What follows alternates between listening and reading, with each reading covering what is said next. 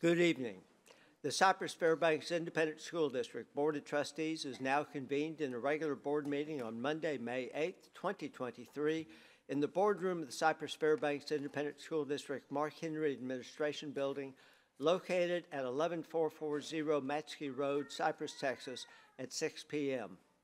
I want to welcome the members of our audience and our television viewers to this meeting of the Board of Trustees. As the Cypress-Fairbanks Board of Trustees, we're here to set goals, listen to reports, approve budgets, contracts, personnel appointments, and make policy for the district. It is not the role of the board to make day-to-day operational decisions. The management and day-to-day operations of the district are the responsibility of the superintendent. We have policies and procedures in place to resolve concerns and issues. This is a public meeting of the Board of Trustees, not a meeting of the public. This meeting is open to all who wish to attend and hear the matters discussed. Audience members may not participate in the meeting outside the designated agenda items for citizen participation or public comment. Disruption of the meeting by any person, including the audience, is inappropriate and will be addressed by the board president or the board's counsel as the meeting parliamentarian. Continued or repeated disruption of any board meeting by words or action may result in removal or loss of the privilege to attend the meeting. Prior to this meeting, board members received information relative to items on tonight's agenda. Agenda items will not necessarily be handled in the order listed on the notice. During the course of this meeting, the board may determine that a closed session is necessary. In that event, the board will meet in closed session to consider matters duly posted for this meeting as permitted by sections 551.071 through 551.084 of the Texas Government Code. These proceedings are airing live on the district website. They will also be available as video on demand on the district website following tonight's meeting. For the video to adequately reflect the proceedings, I respectfully ask that you please refrain from talking while others are speaking and that cell phones are turned off or in silent mode. And I'm going to take care of mine now. Thank you for taking the time to join us this evening and for your interest in the Cypress-Fairbanks Independent School District.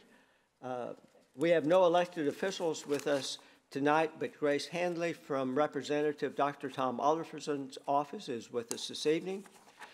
We have Levi Simmons of Boy Scout Troop 533 in the audience. If you would, please stand. Thank you.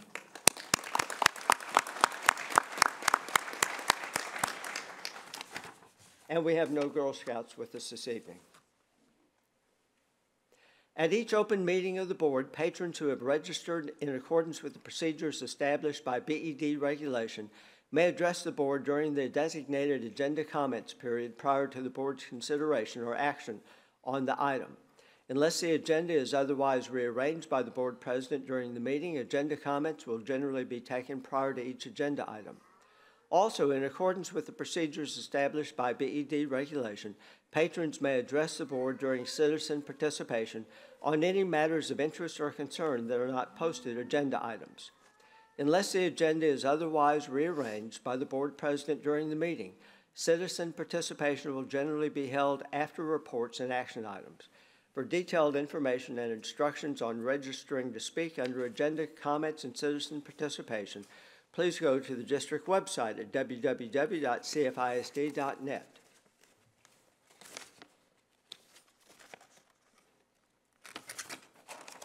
Patrons who have registered to speak this evening may see the order of names listed on the screen behind me. Before your name is called, please move forward and sit in one of the two reserved seats on the front row to my right.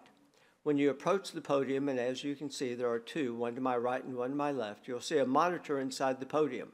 When it is your time to begin speaking, a digital presentation timer will be displayed at the top of the monitor. The timer will be set in accordance with the number of speakers registered this evening. The timer will begin when you start speaking, and when you see a yellow flashing light at the top of the monitor, you will have 15 seconds to wrap up to your comments. Due to technical difficulties with the new timer, we will return to the 30-second warning next month. The invocation for tonight's board meeting will be given by Chris Hall, Associate Missions Pastor, Houston Northwest Church. Chris and his wife, Heather, a CFISD teacher, have two boys, both attending a CFISD school. Chris has served HNW's missions ministry in various roles over the last 6 years and looks forward to continuing to invest in local schools in the years ahead. Chris, we thank you for being here tonight and for the ongoing support you and your church provide to our students in the Cyfair community.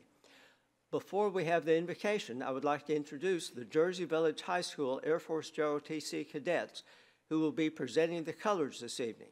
Carrying the U.S. flag is Cadet Captain Edward Mole. On right guard is Cadet Lieutenant Colonel Cody Chang. On right guard is Cadet Airman Ashton Pennegar. These cadets present the colors to you under the direction of Nellie F. Hardy, Senior Master Sergeant, United States Air Force, retired. At this time, I would ask for you to please stand for the invocation and remain standing for the Pledge of Allegiance.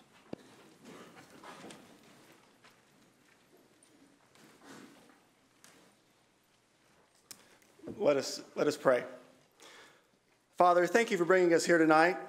As we seek to better serve the students of this community, help us all to be unified in seeking you in all things. For we know that faith, hope, and love are but a prayer away, and you are capable and willing of providing these things to those who call you Lord.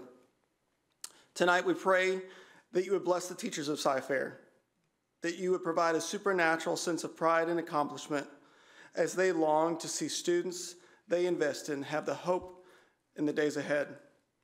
Grant teachers, Lord, the encouragement needed to know that they are more than just a news cycle, a number, or crowd control, but shining examples of our community.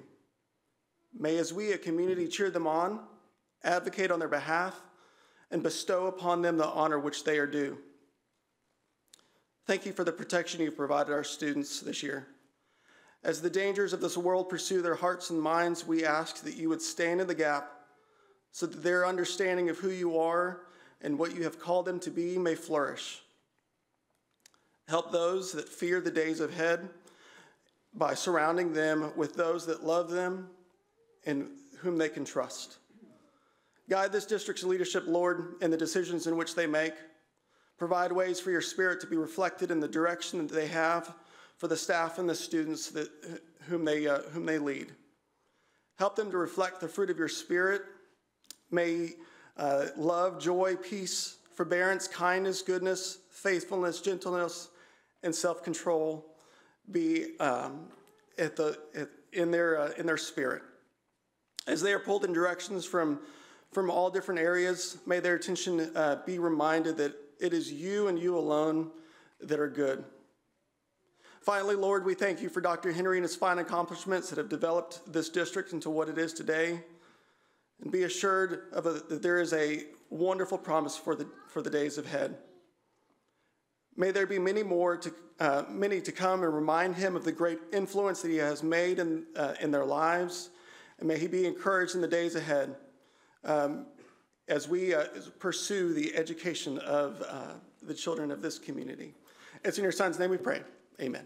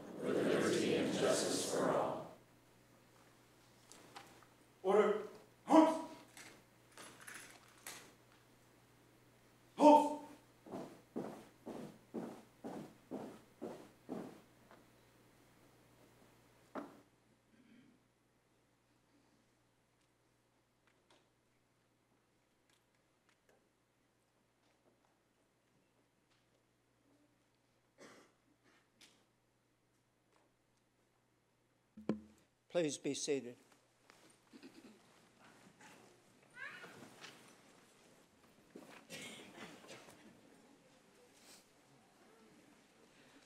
I will now read the district's vision and mission statement. Our vision at CFISD is formed from the acronym LEAD, to learn, empower, achieve, dream, LEAD. Our mission is to maximize every student's potential through rigorous and relevant learning experiences, preparing students to be 21st century global leaders. We will now proceed with the remarks and recognitions portion of the agenda. There are no speakers under this area for this evening. And I would ask forbearance of my colleagues if we can move the items of recognition around a bit. We're going to start with the introduction of the new principal for Cypress Creek High School. So I'm going to turn the microphone over to Roy Garcia, Chief Officer for School Leadership. There you are, Roy. Thank you, President Jackson.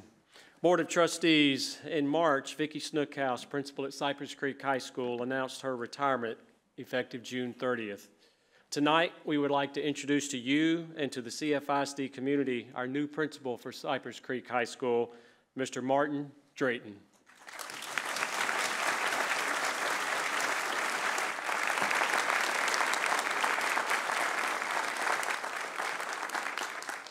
Martin has been in the education profession for 23 years, 17 in Cypress-Fairbanks. He started his educational career as a high school teacher in Fort Bend ISD.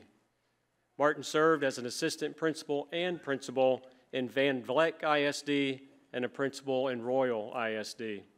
In 2007, he joined Cypress-Fairbanks, where he served as an assistant principal at Cypress Ridge High School for 8 years and the director of instruction for 4 years.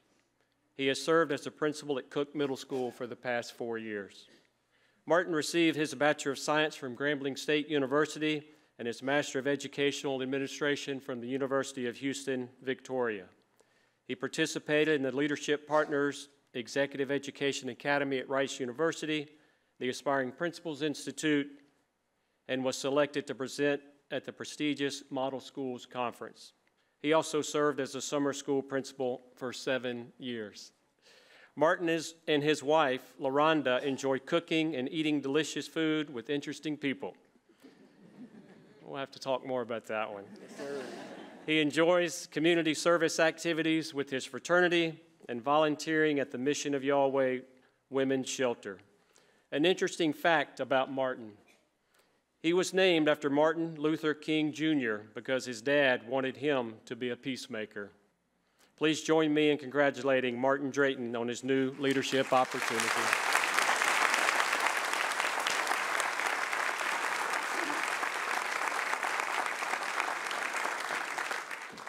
Thank you, Dr. Henry, the CFISD Board of Trustees, for this monumental opportunity. I must first acknowledge God for keeping and extending his grace throughout my career, because without him, none of this would be possible. I sat with my instructional team at Cook the other week, and I got a quote from Carrie Reagan, my science CCIS. She said, "If you want to go somewhere fast, go alone. But if you want to go far, go with the team." I attribute this opportunity to everyone that has poured into me. At this time, I would like to introduce my mother, Claudia Adams Drayton. Stand up, Mama.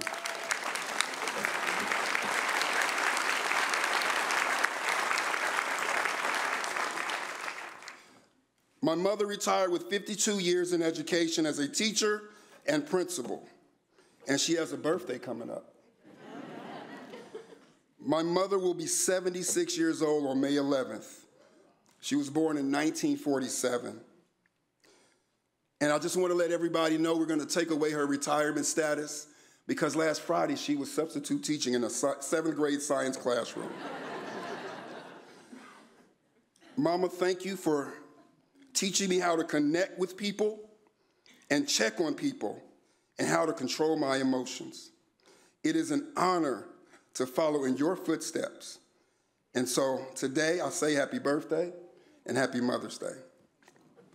Very quickly, I want to mention my dad who folded up his tent and went home in 2005. He owned a seafood restaurant in Gary, Indiana, which means I spent a lot of hot summer days peeling shrimp. He taught me that our customers sign our checks. I kept that with me today. I truly believe that our parents and our guardians pay taxes, and those taxes pay our salaries. And I tell them every time I meet with them, I work for you. I literally work for my community. At this time, I would like to acknowledge all of my colleagues, my family, and my friends that are here. I want to acknowledge my Cook family. Please stand.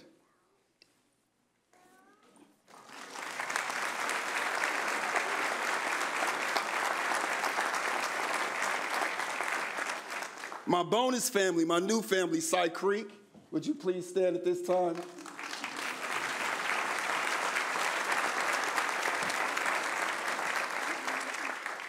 My fraternity brothers of Alpha Phi Alpha Fraternity Incorporated, I appreciate you. Would you please stand and be recognized at this time?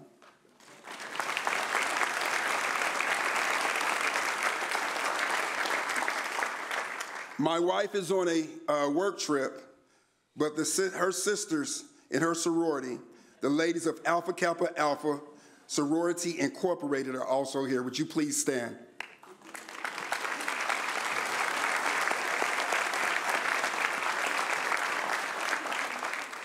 And one last person that I want to acknowledge that just came in, a special friend.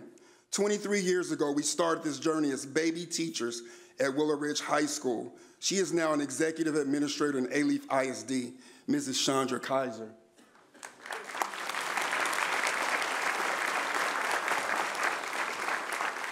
So to Dr. Henry and the CFISD Board of Trustees, I commit to lead and serve with heart. I learned that from a mentor principal. Her name is Stephanie Michelle at Cypress Ridge High School. She told me to lead with heart, and that stands for HRT, high expectations, resiliency, and tough empathy. Thank you.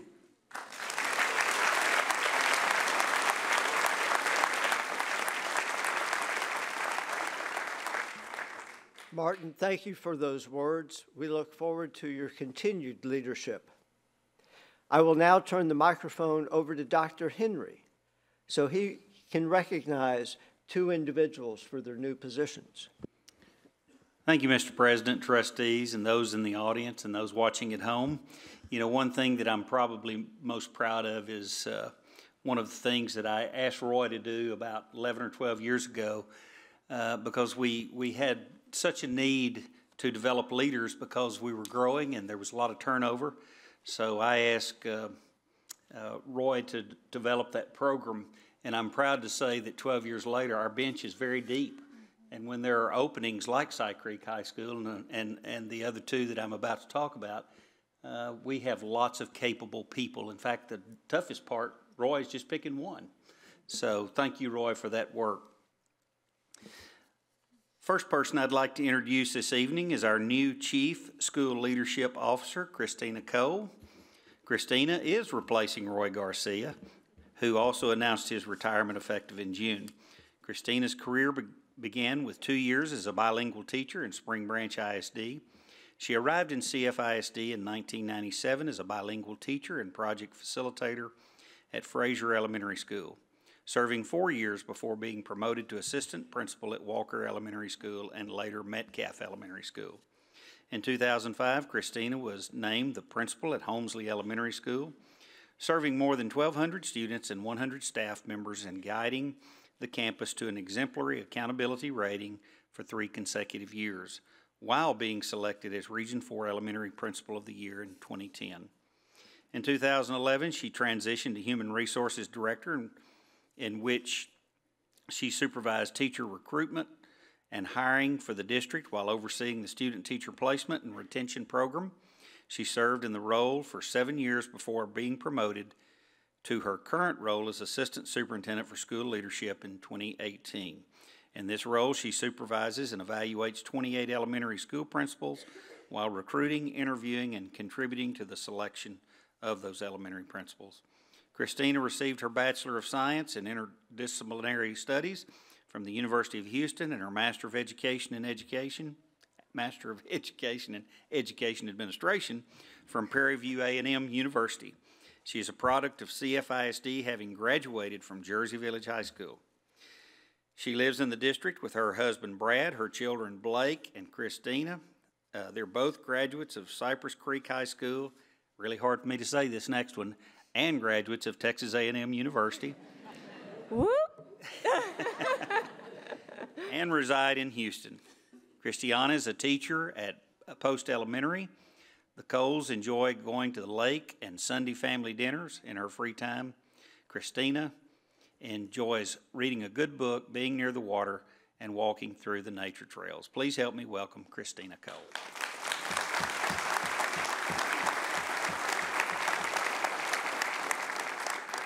Thank you.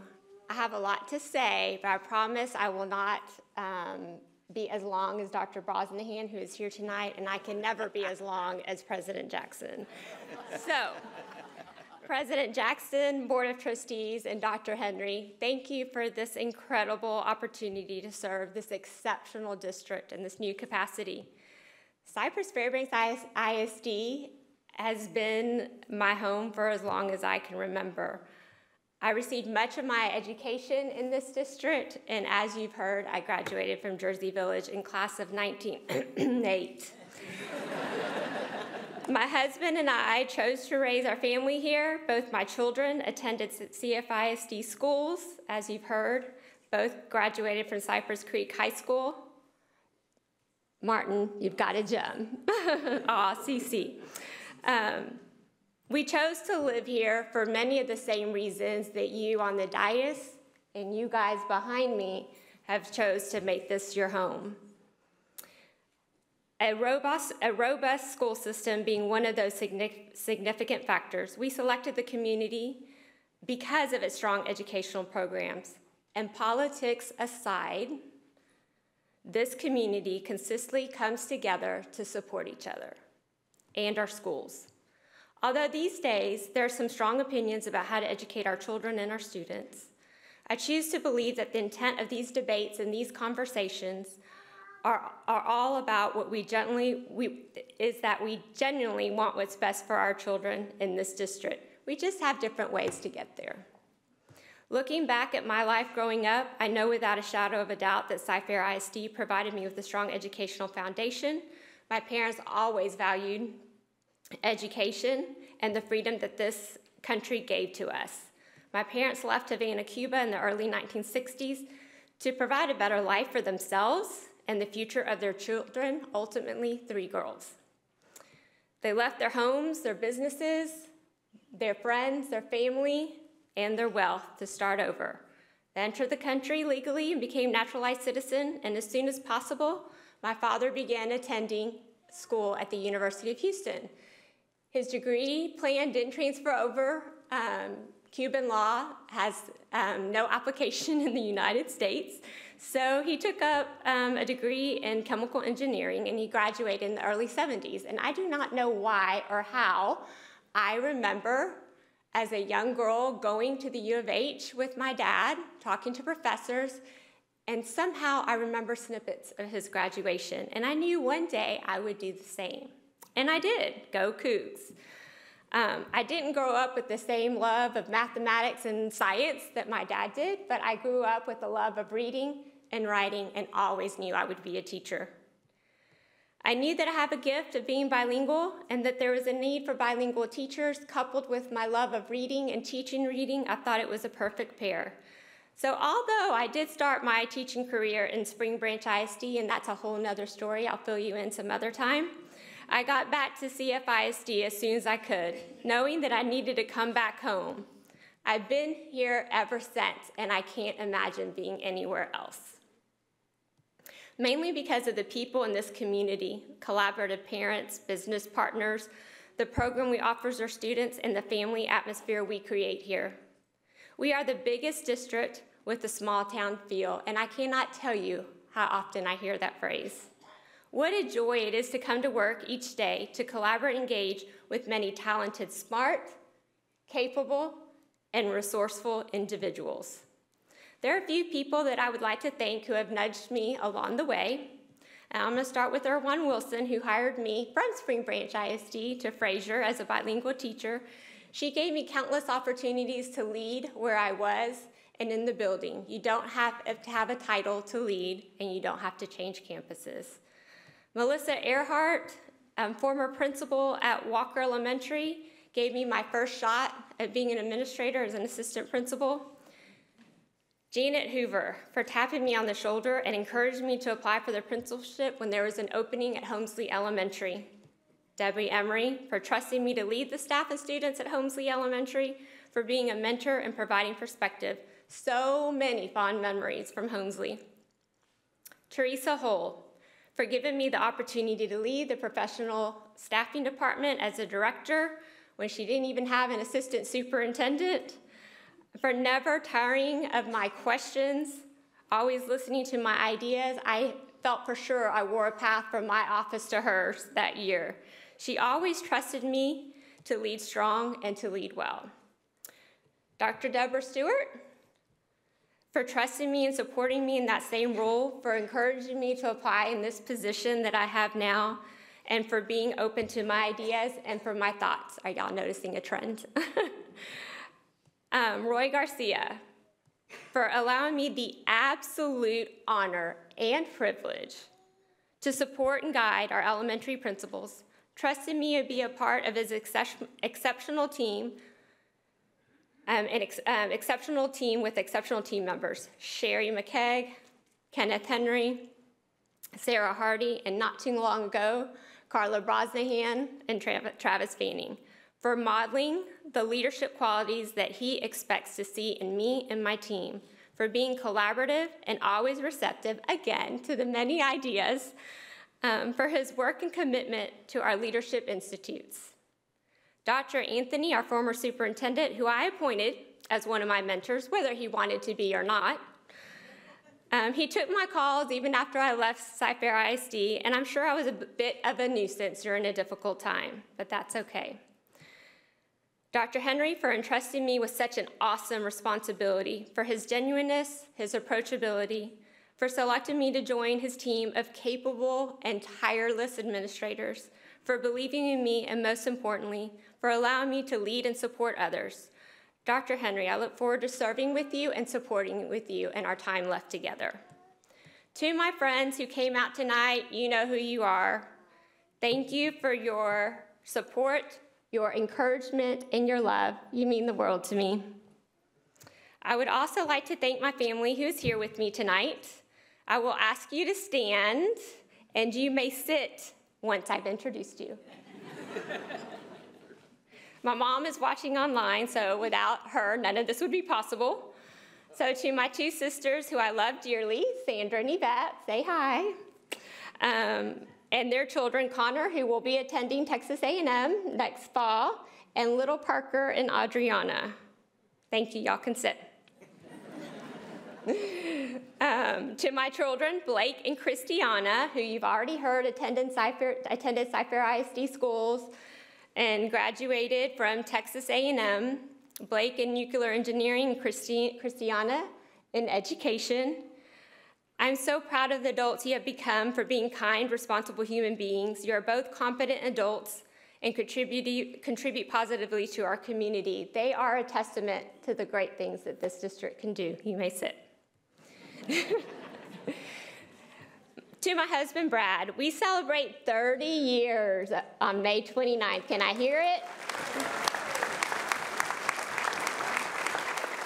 Thank you for supporting every one of my dreams, the small ones, the big ones, the sane ones, the insane ones, without fail, for being my greatest champion, cheerleader, and confidant. Thanks for even waiting for me after 1 a.m., after a very long meeting, for your partnership, and for letting me have my way most of the time. Thank you. To the Board of Trustees, I look forward to getting to know you even better, to being a resource for you when called upon. Thank you for your service to our district. To our parents of Cypher ISD, who entrust us with their most precious and most loved family members, your children, our students. I look forward to continuing to work collaboratively with you and the district leadership to continue to provide a quality education for our students and our children. To my department, counselors, nurses, professional learning staff, and support staff, I look forward to working with you and getting to know you even better. You're each a vital part of this district. Your direct and indirect contributions enrich our campuses and add value to the lives of our students and staff. Thank you for being a champion for our CFISD students. I'm almost done, I promise. Principals, you are second to no other principals in the state. I've said it before, the nation, and yes, even the world. I'll put any one of our principals against any other because they are truly the best. Your ability to serve in a very complex environment, effectively resolving multifaceted problems and leading in this post-pandemic tumultuous world is nothing less than spectacular. I look forward to supporting you, guiding you, and working together to give our students the very best education they so rightly deserve. To my future team, you guys, last but not least, I look forward to serving alongside you and working collaboratively in order to continue to enhance the wonderful things we already do in this district, to be innovative, forward thinkers, resourceful, to be inspirational so that this district that I love so much continues to provide that top-notch education that so many have come to expect. I look forward to serving with you and continuing to lead a district that stands out among all the rest. Thank you for this amazing opportunity. I'm incredibly honored and so blessed. Thank you again.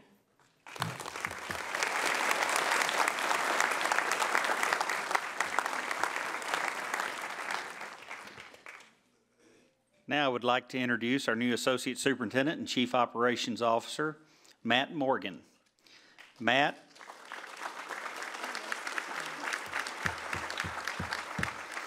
is replacing Roy Sprague, who announced his retirement effective in June. Matt came to CFISD in 2000 as the Director of Food Service, a position he held for 12 years before his promotion to Assistant Superintendent of Support Services. In this role, he oversaw a staff of approximately 3,000, including the Nutrition Services, Operations, Print Center, Distribution, Purchasing, and Transportation departments. He was instrumental in the 2014 bond program, resulting in the addition of a new transportation center, a 15-year bus replacement schedule, and renovations of multiple nutrition services facilities. In 2018, Morgan transitioned to his current role as Assistant Superintendent of Facilities and Construction, where he's responsible for multiple departments providing facility design and construction, custodial, energy management, and maintenance services for the district. In this role, he leads the facility design and construction projects, including the $1.7 billion 2019 bond referendum while developing and implementing facility safety and security standards. Before joining CFISD, he served as Director of Food Service at Victoria ISD and Associate Director of Food Operations at Rice University. He received his Bachelor's of Science from Texas Tech University and Master of Business Administration from the University of Houston, Victoria. Prior to attending college, Morgan served 3 years of active duty with the U.S. Army before earning an honorable discharge. Matt's wife, Cherie, is a PE aide at Pope Elementary. They have a son, Reese, who graduated from Texas Tech and lives with his wife Sasha, in Sugar Land.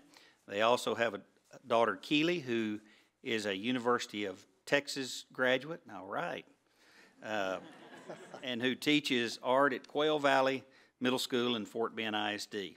In his free time, Matt enjoys golf, sporting clays, playing with dogs, and his newest delegated hobby, babysitting his children's dog. Please help me welcome the very brief spokesman, Matt Morgan.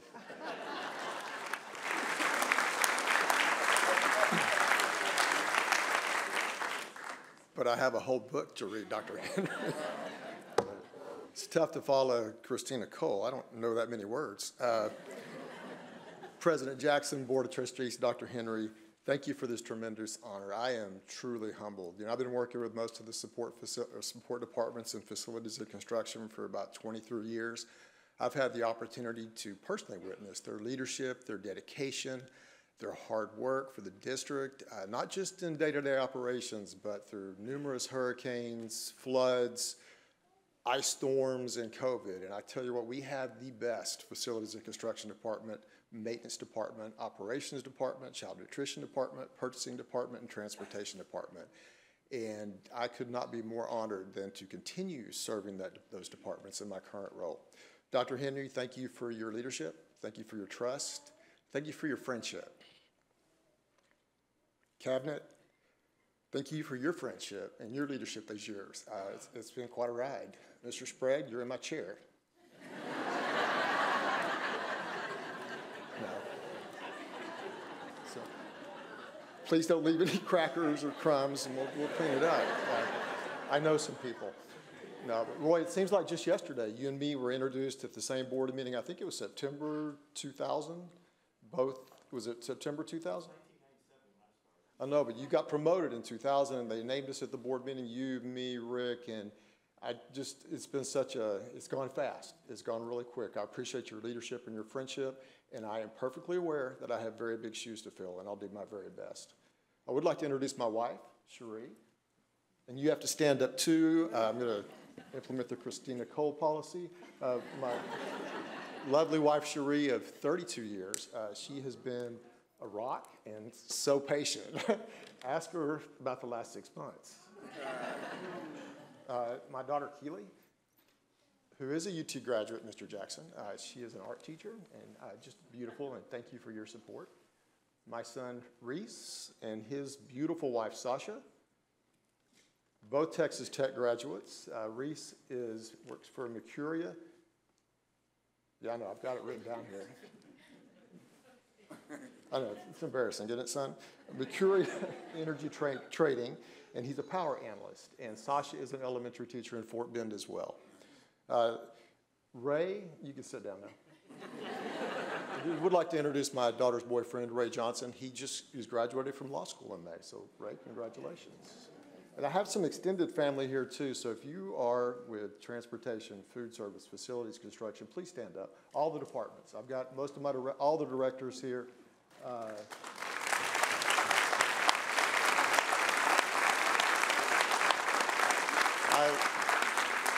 I can't begin to express what a tremendous group this is. Y'all can sit down. They follow instruction relatively well. What a tremendous group this is and how dedicated they are. I sincerely appreciate this opportunity. I'm honored, humbled, and looking forward to serving the district. Thank you.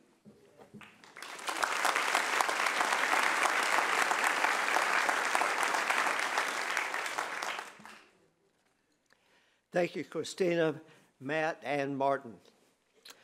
Truly, the future looks bright and continues to be bright. We're going to be recognizing students for their accomplishments. And I'm going to ask the students, after your name is called, please remain in front of the dais. Don't take your seats, don't leave the building, just stay up here. Recognition item 1B. And I would ask Miss Debbie Blackshear to step down to help recognize these students for their accomplishments. 1B, the board will recognize the Grand and Reserve champions named at the 2023 CFISD Livestock Show. The presenter tonight, Denise Quebeca. And I would mention that we have somebody's grandson who will be recognized tonight. Ms. Quebeca. President Jackson, Board of Trustees, and Dr. Henry, it is my pleasure tonight to close out our livestock show season by honoring our district champions. While the 29th annual CFISD Livestock Show was held back in February, we waited until this evening to bring the champions before you to align with the honoring of our volume buyer, which is the next item on this agenda. This is fitting since the buyer we are honoring purchased projects from several of our champion students. Students, as I call your name, please come forward. And again, Mr. Jackson has already asked you to remain here. Okay? Without further delay, I present to you our champions. Jake Edkin, Grand Champion, Ag Mechanics.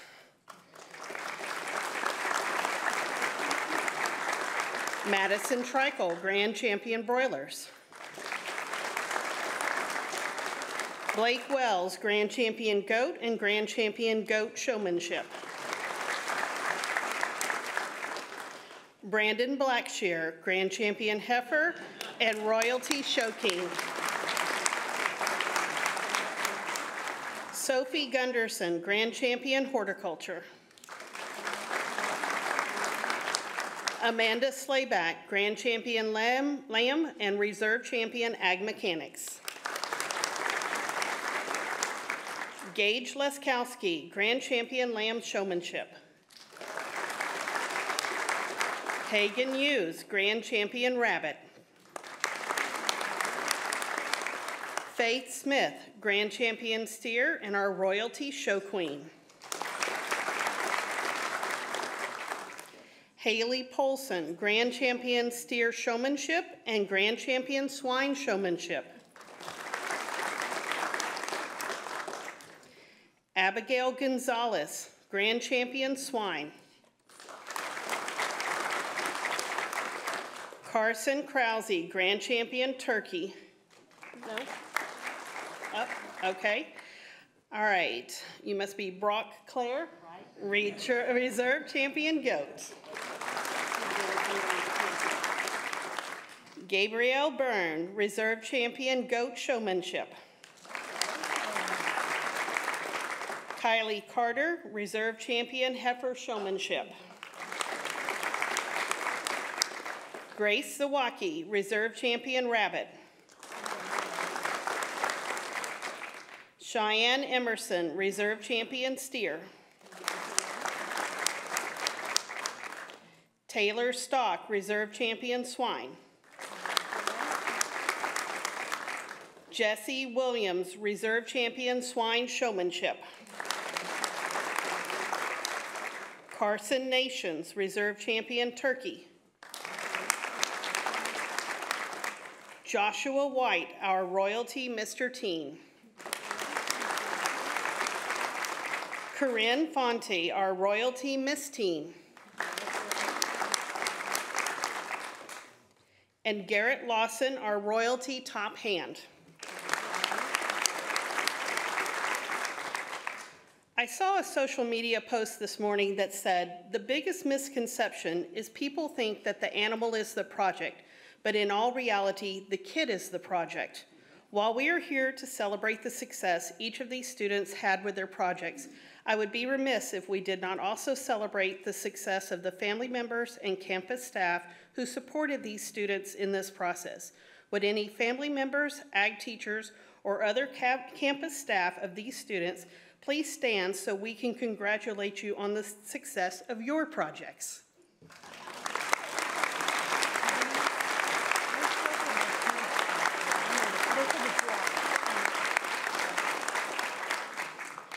Mr. Jackson, with your permission, I would like these students to remain up front for the next agenda item.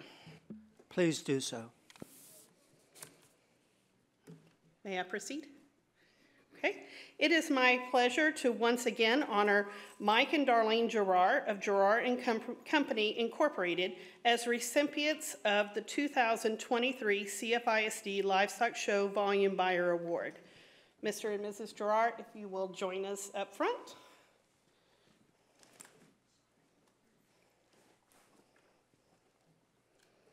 Gerard and Company Incorporated spent $142,900 at the 2023 CFISD Livestock Show. This was the most spent by any buyer, therefore earning Mike and Darlene Gerard the title of Volume Buyer for the 15th time in the 17 years the award has been given. This was also the largest amount spent in any one year by any one buyer since the beginning of our district livestock show. Countless students have benefited directly and indirectly by the generosity of the Gerards over the last 20+ years. Students, raise your hand if one or more of your projects were purchased by the Gerards this year or in the past.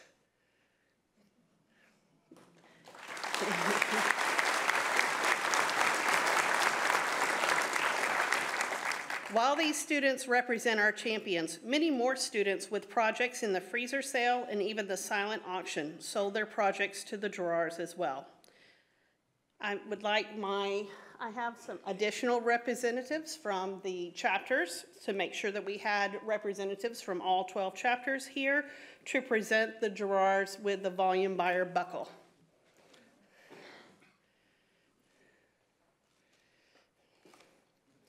Please join me in thanking the drawers for their continued support.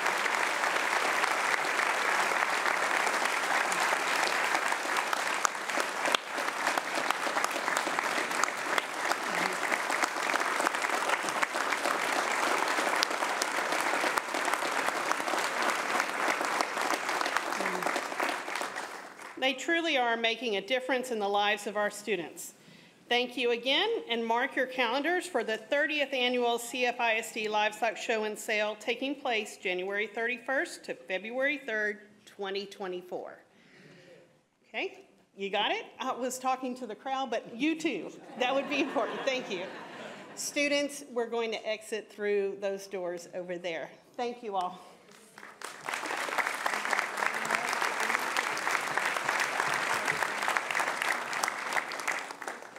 If you all want to come with us, you can.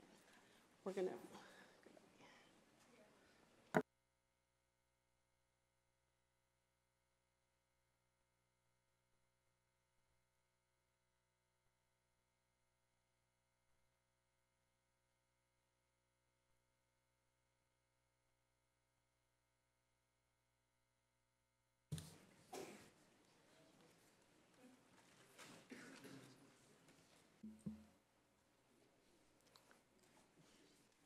Agenda item 1D. The board will recognize audiovisual production students who placed second at the state and national level in recent competitions. To help recognize these students, I would ask Julie Heineman to step down. Our presenter this evening is Vanessa Koch.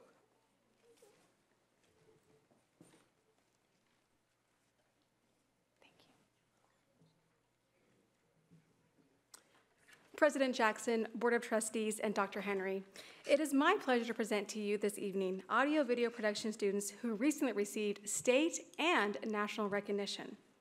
In the UIL State Young Filmmakers Festival, out of the 6 documentary state finalists, CFISD had 2 AVP programs placed in the top 2.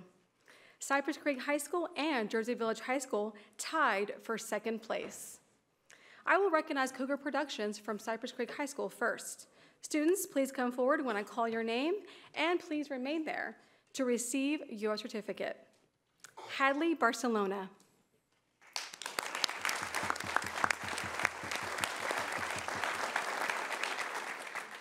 Alicia Perkins.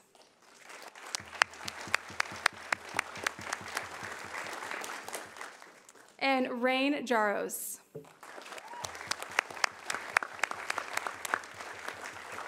If there are any family members, friends, or Cypress Creek High School staff present, please stand so we can recognize you for supporting these students and the amazing AVP program.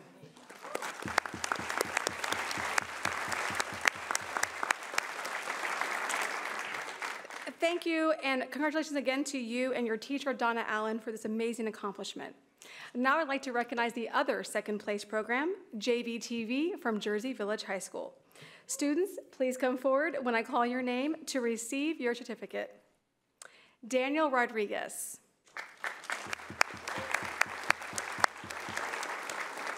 Trevor Bro. And Bo Lewis. Once again, if there are any family members, friends, or Jersey Village High School staff present, please stand so we can recognize you for supporting these awesome students and the AVP program.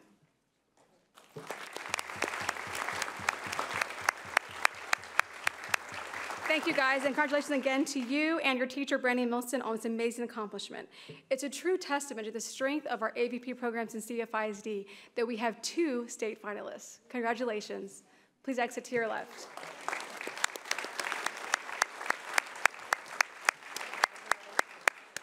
And now, last but certainly not least, C-Dub Media from Cypress Woods High School recently earned a Silver Standard of Excellence in Broadcast Excellence from Student Television Network for their October episode of their monthly school show, C-Dub Today. Students, please come forward when I call your name so you can receive your certificate. Walker Gibbs. Nicole Howard. Nicole Howard.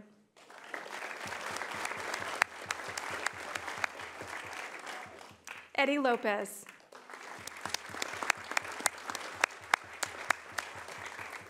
Misty Mutters. And Jaden Red.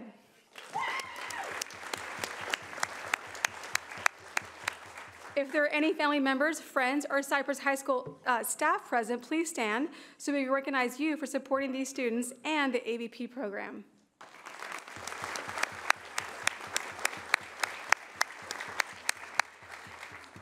Thank you, guys. I'm so proud of you guys and your awesome teacher, Lori Andrade, for representing Cypress Woods High School and CFISD at the national level. Thank you.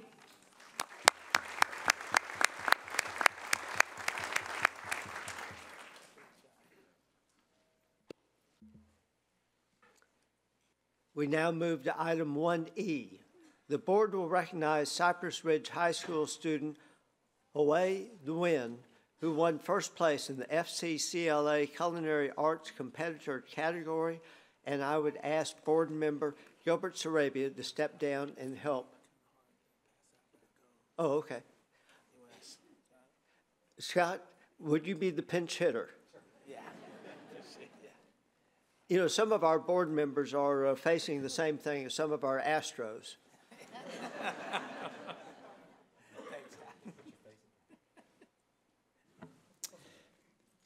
President Jackson, Board of Trustees, and Dr. Henry, it is a great pleasure to present to you this evening a Cy Ridge High School advanced culinary student, Y. Wen, who distinguished himself by placing first in the Culinary Arts Level 3 category at the Family, Career, and Community Leaders of America FCCLA State Leadership Conference, which was held March 31st in Dallas, Texas.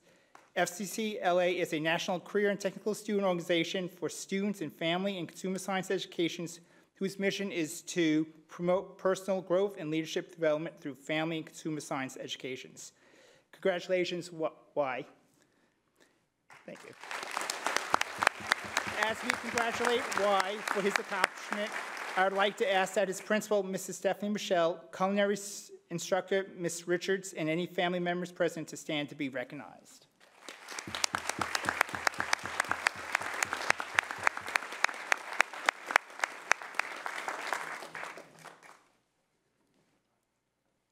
Thank you. And Scott, if you'll stay on the floor. 1F. The board will recognize TAFE students who won first and second place in the TAFE Teach Tomorrow State Competition. Dr. Sharon Hogue will be presenting. Thank you.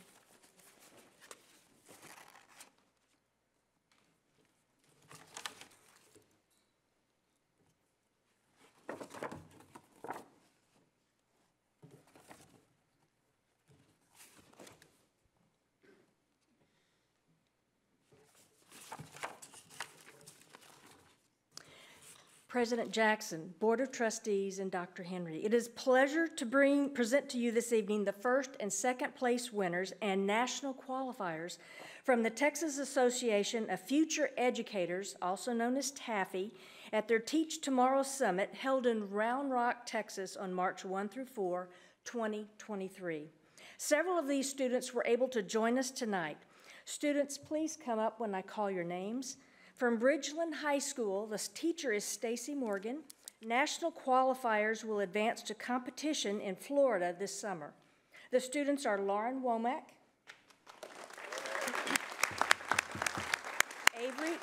Avery Owens,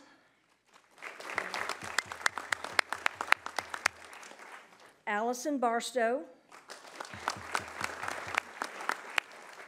Ella Simmons,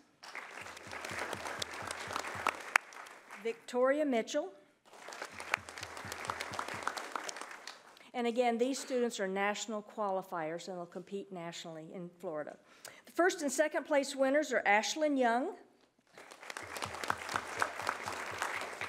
Madeline Smith, Sophie Price, Ellie Horton, and Kinley Thomas. From Cy-Fair High School, the teacher is Crystal Stevens, and they had a stomach bug at Cy-Fair, so she can't make it with us. But the first and second place winners are Isabella Hernandez and Jasmine Jones.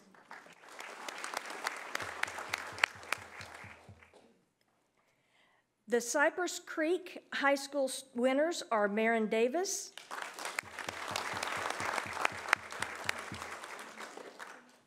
Brianna Meyer, Emma Lee, and Alexandra Carter. Their teacher is Christina Bramwell. We are very proud of these students because they aspire to become educators, and they were competing in events that are directly related to their intended future professions. They are getting experience in excellence. As we congratulate these fine students from Bridgeland High School, Cypress Creek, and Cypress-Fair High School, we would like their parents, friends, administrators, and teachers to please stand and be recognized.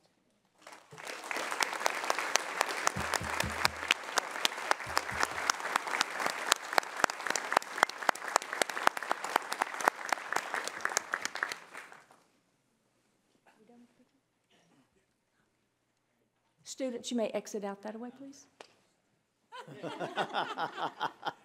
ladies. Congratulations. We are hiring.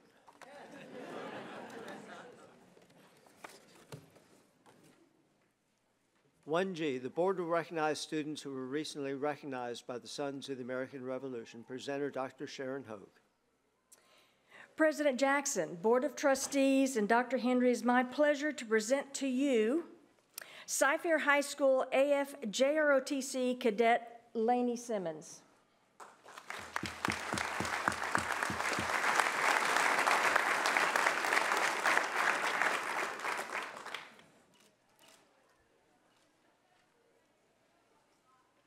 Lainey earned the Texas Society of the Sons of the American Revolution, SAR, Enhanced Junior ROTC Award at the State Society Conference in Houston on April 1st, 2023.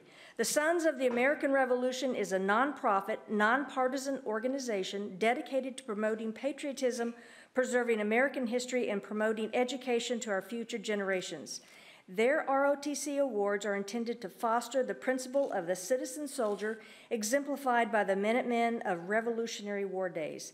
This award is presented to JROTC cadets selected for having a high degree of merit with respect to leadership qualities, military bearing, and general excellence. To reach the state level, Cadet Simmons was required to complete an application documenting her class rank, involvement in JROTC, extracurricular activities, and community service. Additionally, an original essay was also required on the topic, How JROTC Has Prepared Me to Be a Better Citizen of the United States. The Texas Society of the Sons of American Revolution serves hundreds of high schools throughout the state, and each high school may submit one nominee for this competition. Following her nomination, she was selected by the local Robert Rankin chapter of the Texas SAR to compete for and eventually win the State Society Award for her JROTC accomplishments and essay. Cadet Simmons will receive a $100 cash scholarship from the Robert Rankin chapter and a $3,500 tuition scholarship from Texas SAR. Cadet Simmons' application and essay will be submitted in a national competition, and the winner will be announced in Orlando, Florida, later this summer at the National Congress of the SAR. Her instructors are Lieutenant Colonel Hyder Khan and Senior Master Sergeant Michael Claiborne. Would Cadet Simmons' parents, friends, family, and instructors please stand and be recognized?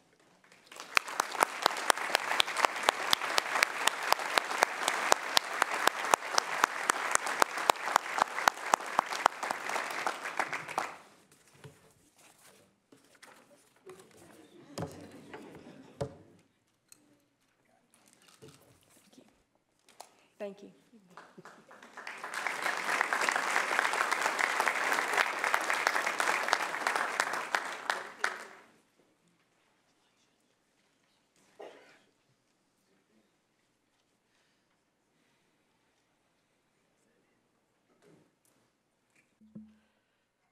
In conclusion of our recognitions this evening, Dr. Henry will make remarks and announcements regarding the honors and achievements earned by staff and students in recent weeks and provide information regarding district and community events or items of interest. Dr. Henry. Thank you, Mr. President, trustees. The month of April was a busy one in CFISD. Please enjoy this April recap video highlighting how our students and staff brought out the best.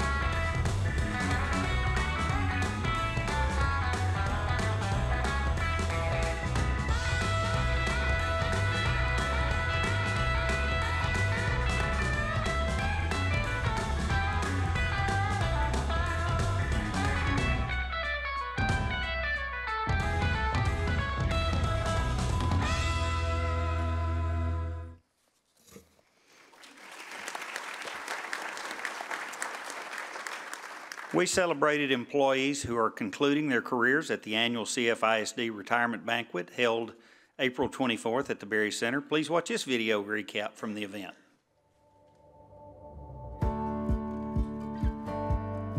To be able to serve, to be able to lead in CFISD has been amazing. You know, start with the 93 principals that we have. Just love them to death, the counselors, the nurses, the professional learning, and that goes with so many different people. And just being able to stay part of the Cy-Fair family, what a blessing. It's been wonderful serving the community and the school district for 26 years, and I never imagined I would get here to this point. But after 26 years, it's been exciting and looking forward to our next chapter. When I chose to switch districts, this was the only district I wanted to come to. The biggest thing that always jumped out for me was when we opened a brand new school or renovated an older campus, is to watch those kids get off the school bus and see that smile on their face, and then they look at it and say, wow, y'all did this for me. And yes, we did. You know, we want them to be welcoming to our buildings and to be able to have a successful career here in Cypher ISD. We had the tools and the materials to reach every single child. Nobody lacked for anything. Every child had an opportunity to succeed.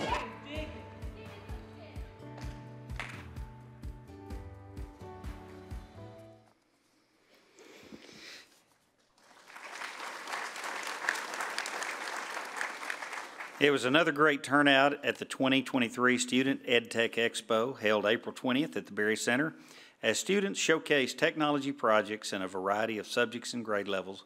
Please enjoy this video recap from the event.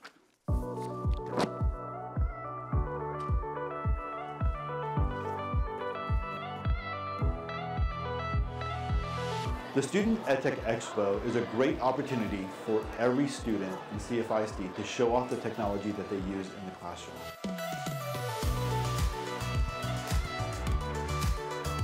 It identifies that we are more than just reading, writing, and arithmetic.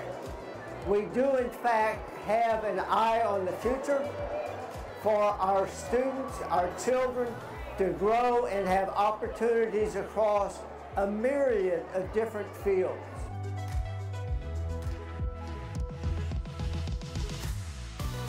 We're very blessed that we're able to put the same type of technology in every single classroom. So regardless of where the campus is in the district, whether you're on one side or the other, every student has the opportunity to access this technology.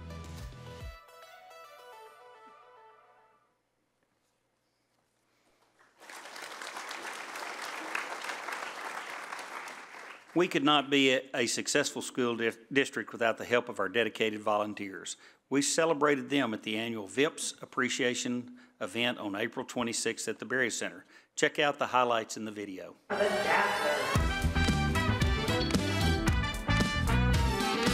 We have the opportunity to recognize all of our volunteers that help support our school district.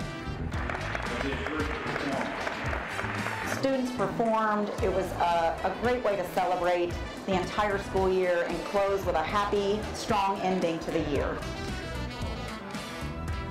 Today is our VIPS celebration where we come together to honor those volunteers who have given at least 1 hour of service for the year.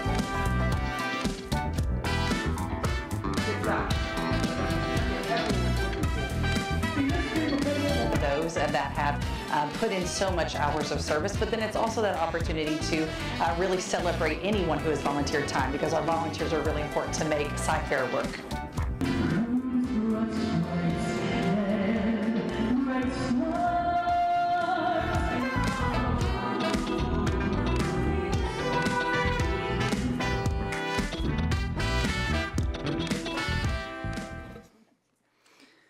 National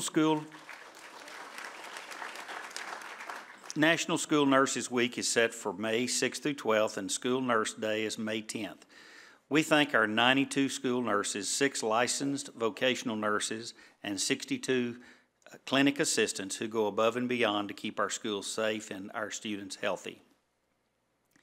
The week of May 14th through 20 is designated as National Police Week, and May 15th is Peace Officers Memorial Day. We thank our local agencies and especially our CFISD Police Department for ensuring the safety and protection of our students and staff. Graduation ceremonies for all 12 high schools will be held at the Berry Center May 23rd through 27th. That's starting 2 weeks from tomorrow, as we plan to recognize 9,000 class of 2023 graduates. The full graduation schedule is available on our website. And just one little hint, I would avoid Barker Cypress that week. And if you forget and get on Barker Cypress, please, no emails or phone calls. From camps to academies to mobile libraries, there are many extracurricular options available for students this summer. Visit the Summer in CFISD block on our website to learn more. Students will be looking forward to this announcement. The last day of school of the 2022-23 school year is set for May 25th.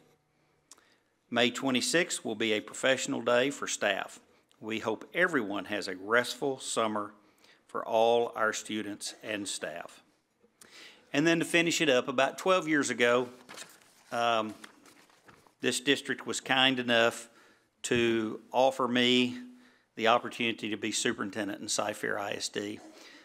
Truly a capstone of any career, because as I always say, no matter what you are, a superintendent, a parent, a business owner, faith-based leader, whoever you are, Cy-Fair ISD is a destination district for all of those. And they offered me that opportunity 12 years ago, something I could never imagine, and I'm so thankful. And the last 12 years have been just really great. You know, when I was growing up, my father, everybody always thought I'd be a minister, you know, like a preacher, because my dad was and his dad was, and we all have the same haircut. So everybody always thought that would be my path. Well, you know, it was my path. I just had a different congregation, and my congregation was school districts that I've been able to work with the last 32 years as superintendent. And I do view Cy-Fair ISD as my mission field. And it's my job to improve the lives of children and families and employees and make this the kind of place that's good for everyone. And not everybody agrees with me, but I think that public education is the backbone of democracy. When we lose our commitment to educating all children, no matter what zip code they come from, no matter their ethnicity, no matter their sexual orientation, no matter what their background is. When we lose that commitment, we will lose our democracy. But, you know, as the scripture says, there's a time for everything. And it's my time to step down and let someone else lead this district. So I let the board know last Thursday, and I let our district leadership team know today that I've submitted my, I'm going to submit my retirement papers for December 31 of 2023. That'll be 12 years, 42 years for me in public education. And people say, well, what are you going to do? Because you've been kind of in the center of attention for the last 3 decades.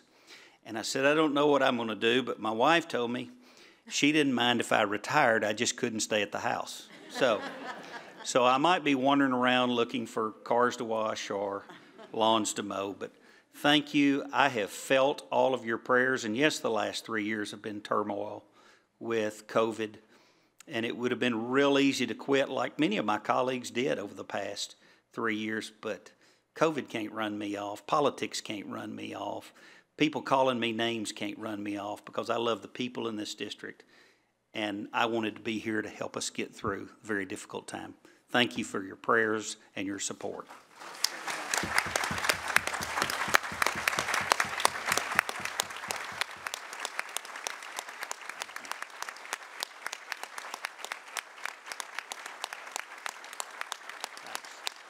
Thank you.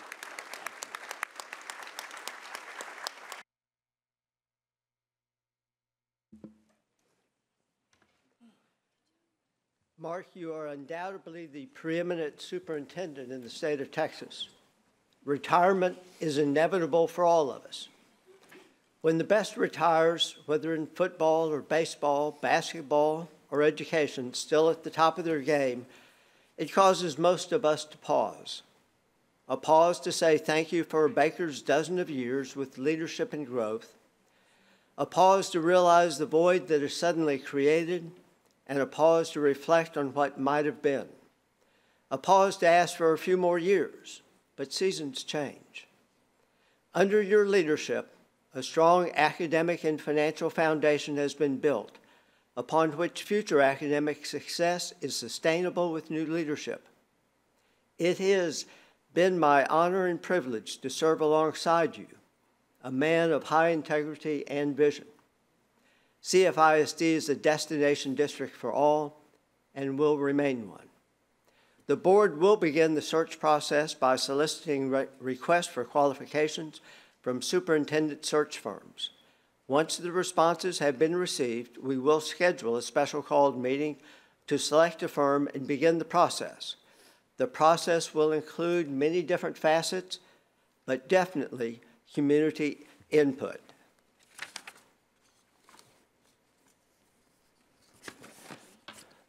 Council Marnie, do you have comments to make at this time, or will you save your comments?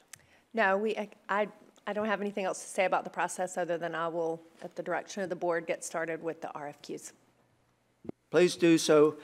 You are hereby directed, and colleagues, I did discuss with council that it does not require board motion for her to proceed with the RFQs.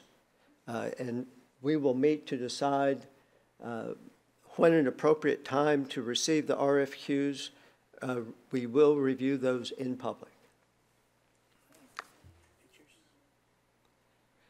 We will take a brief break at this point in time for people to congratulate those who remain here, who have been honored and recognized, and for those who do not wish to stay for the scintillating portion of the board agenda, you may opt to leave. 5-minute break, please.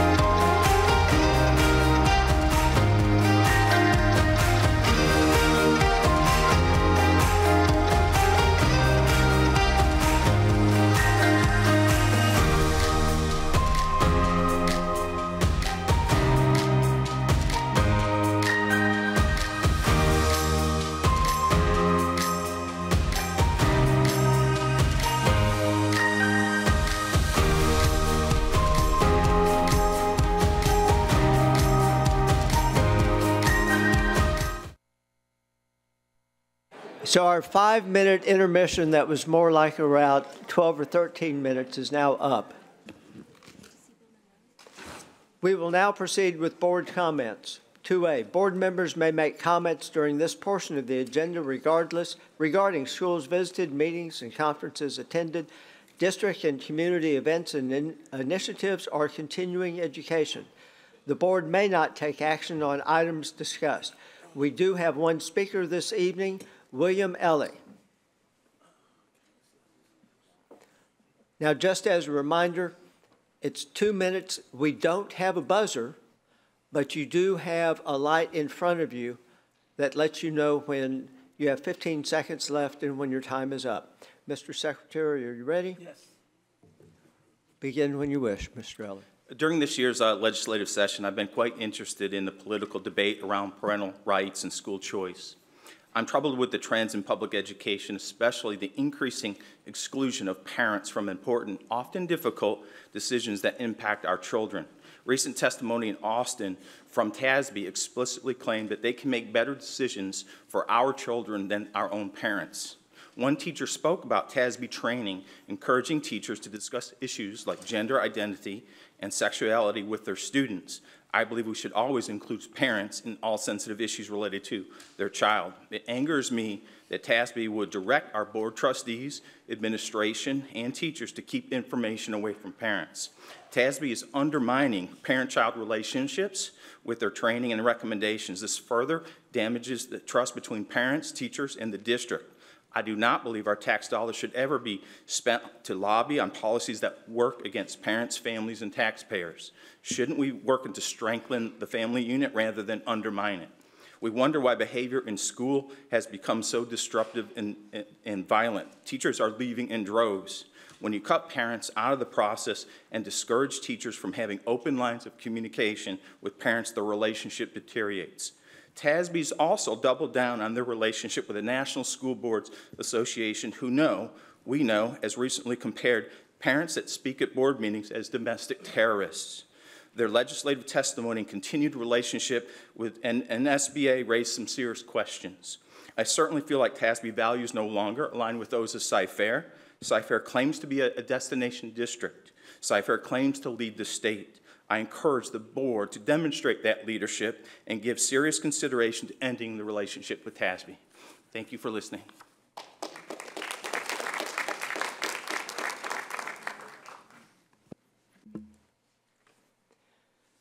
Board comments now. I'll turn to my right. Scott Henry. Thank you, Mr. President. Good evening and welcome. Thank you for everyone attending both in person and online. I want to first start off by thanking all those involved in the new building, especially those who have helped make the last two meetings, including this one, a great success. The countless hours of everyone involved is well noted and appreciated. It's Teacher Appreciation Week, and it's a very special time to celebrate and show gratitude for the hard work and dedication of our teachers. Teachers play a critical role in shaping the future of our society by educating and inspiring the next generation. They not only impart knowledge and skills, but also serve as mentors. Teachers devote countless hours to planning lessons, grading assignments, and creating a wonderful learning environment for our students. Their tireless efforts often go unnoticed, but Teacher Appreciation Week is an opportunity to recognize their contributions and express heartfelt gratitude. We love our teachers because they are passionate, patient, and committed to making a positive impact on the lives of our students. And also, my mom's coming up for Mother's Day. Just a side note, happy Mother's Day, Mom. And she was a teacher as well, retired teacher, so thank you. One of the highlights of this past month, attending the retirement celebration, as illustrated in the video we saw earlier. Retiring teachers are an integral part of our education system who dedicate their lives to shaping the minds of countless students over the years. As we prepare to move on to the next chapter in the lives of this graduation, it's important to move on and express our thanks for their service. Retiring teachers have left a lasting impact on the lives of our students, inspiring them to achieve their dreams and become the best versions of themselves. They made a positive impact in the world by sharing their knowledge and experience. I'd also like to talk about the graduation that's coming up. And soon our graduates will approach this academic journey. I want to encourage you to finish strong. The last leg of the race is often the hardest, but it's also the most important. This is your chance to showcase your hard work, your dedication, and your presence brought to you at this moment. Don't let the fatigue or complacency hold you back. Instead, summon your inner strength and focus on your goals. Remember that you have come this far, and you have what it takes to finish line. Celebrate your achievements, but don't lose sight of the task at hand. With determination, grit, a positive attitude, you can come over any obstacle and achieve your dreams. Pushing forward, stay motivated, and finish strong. The future is yours, and I can't wait to see the amazing things that you will accomplish. Thank you, and have a good night. Gilbert Sarabia. Welcome, everybody, and congratulations to the recipients. Tonight's awards, well-deserved and splendidly handled as usual. Congratulations to Christina and Matt on their new titles. Roy's chair and everything was really nice punch there. That was really good. And to the retirees, much deserving, and hope you find that pot of gold there on the end that you're looking for, especially, of course, with your grandkids and stuff. I'm with Matt, where I just babysit our kids' dogs, so that's about it. I also want to touch on the random, seems like threats we get. And it could be every day depending on the month at our different schools. There's a lot of social media going on and a lot of what's happening at that school. Is it really going on? And for the parents, as a father of 4 kids, I can't imagine going through that constant fear of what might be, especially with the tidings around our state and the country with the senseless violence, put it that way. So today, another high school got how did you call it, Mark? A SWAT call. Yeah, not in Cypher, but SWAT. They got swatted. I'm not sure what the preferred term is. And it's the high school where my son teaches at Lamar High School in River Oaks there in the city of Houston, their flagship. And Ginger tells me, hey, did you see that just happen? And I kindly, thinking for the better, as always, kind of relate to her. We have had instances like this ourselves in our district, and it's been looked into over and over. We are fortunate in our district that we have the police force that we have and the people who run it and the staff that maintains throughout the district that every time we see it, of course, you're going to feel that. But with the confidence that we have, that we are better equipped to handle those, and I relayed that to my wife for my son Jared, and then a few minutes later he texted because it was in the news and they were in the hallways checking things out, and then he texted, "Mom and Dad were okay," as false alarm, and as a father, much less a parent of a student, I don't understand the swatting and what they get out of it, because it's going around. They even have the technology now to put false high schools in front of a video declaring that it's at this place, when in actuality it's not even in this place, just false alarms. As trustees, I encourage us to let the district and the staff do their job and relay to us, as they always have, the information needed. we get constant updates of the going on throughout the district. And yes, the governance part of our job is to govern and not to get in the everyday handling of the district's job, which this district, we are a district of destination. We are a very good district. I don't understand some of the accusations that go on to the district. I wish we could respond, but we're not supposed to. So,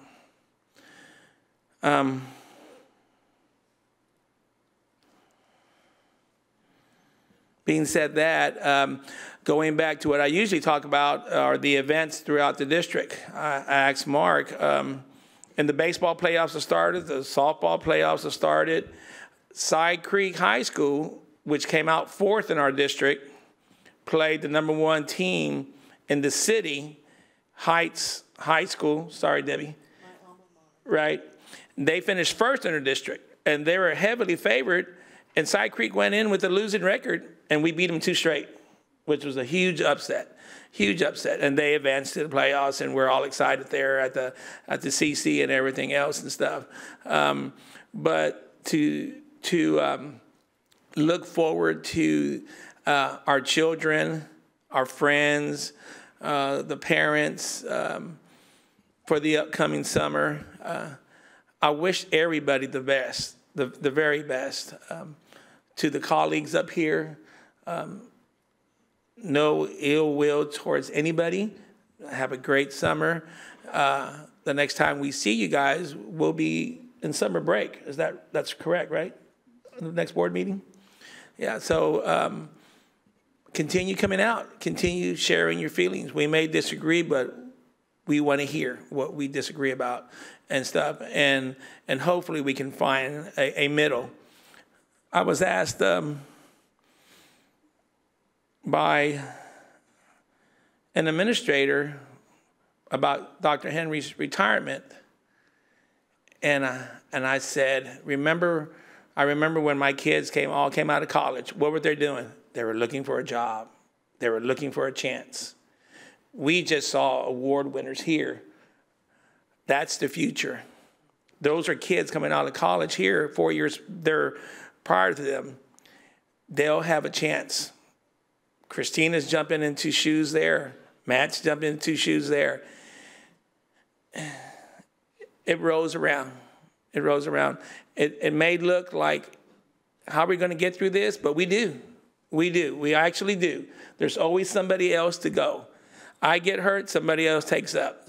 And it's next guy up, next person up. And that's what's strong about this district, because there's always going to be somebody there because of the training and mentorship that's in place in this district. Just give us a chance to show you, and this district usually comes through. Thank you, Tom.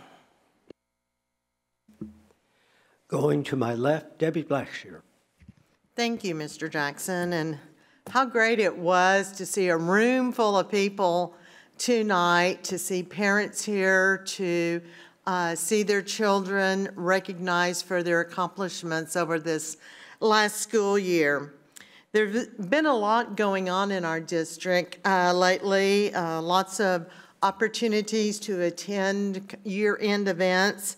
The retiree banquet, let me mention that first. That was really a great evening, and I enjoyed so much circulating among the retiring teachers to find out what their plans were after retirement. And I also wished them good luck, because I told them 3 of the top things on my list after retirement are still not done. So pictures are still not organized, and all the closets aren't cleaned out yet. But, you know, there's always tomorrow when you're retired. But I do want to mention one teacher in particular, and she wasn't at the event that night because she's a behind-the-scenes type of person. and I hope I can get through this without tears, and if I can, I know you'll understand. But tonight you saw my grandson, Brandon, recognize the almost 6-foot-tall, handsome young man.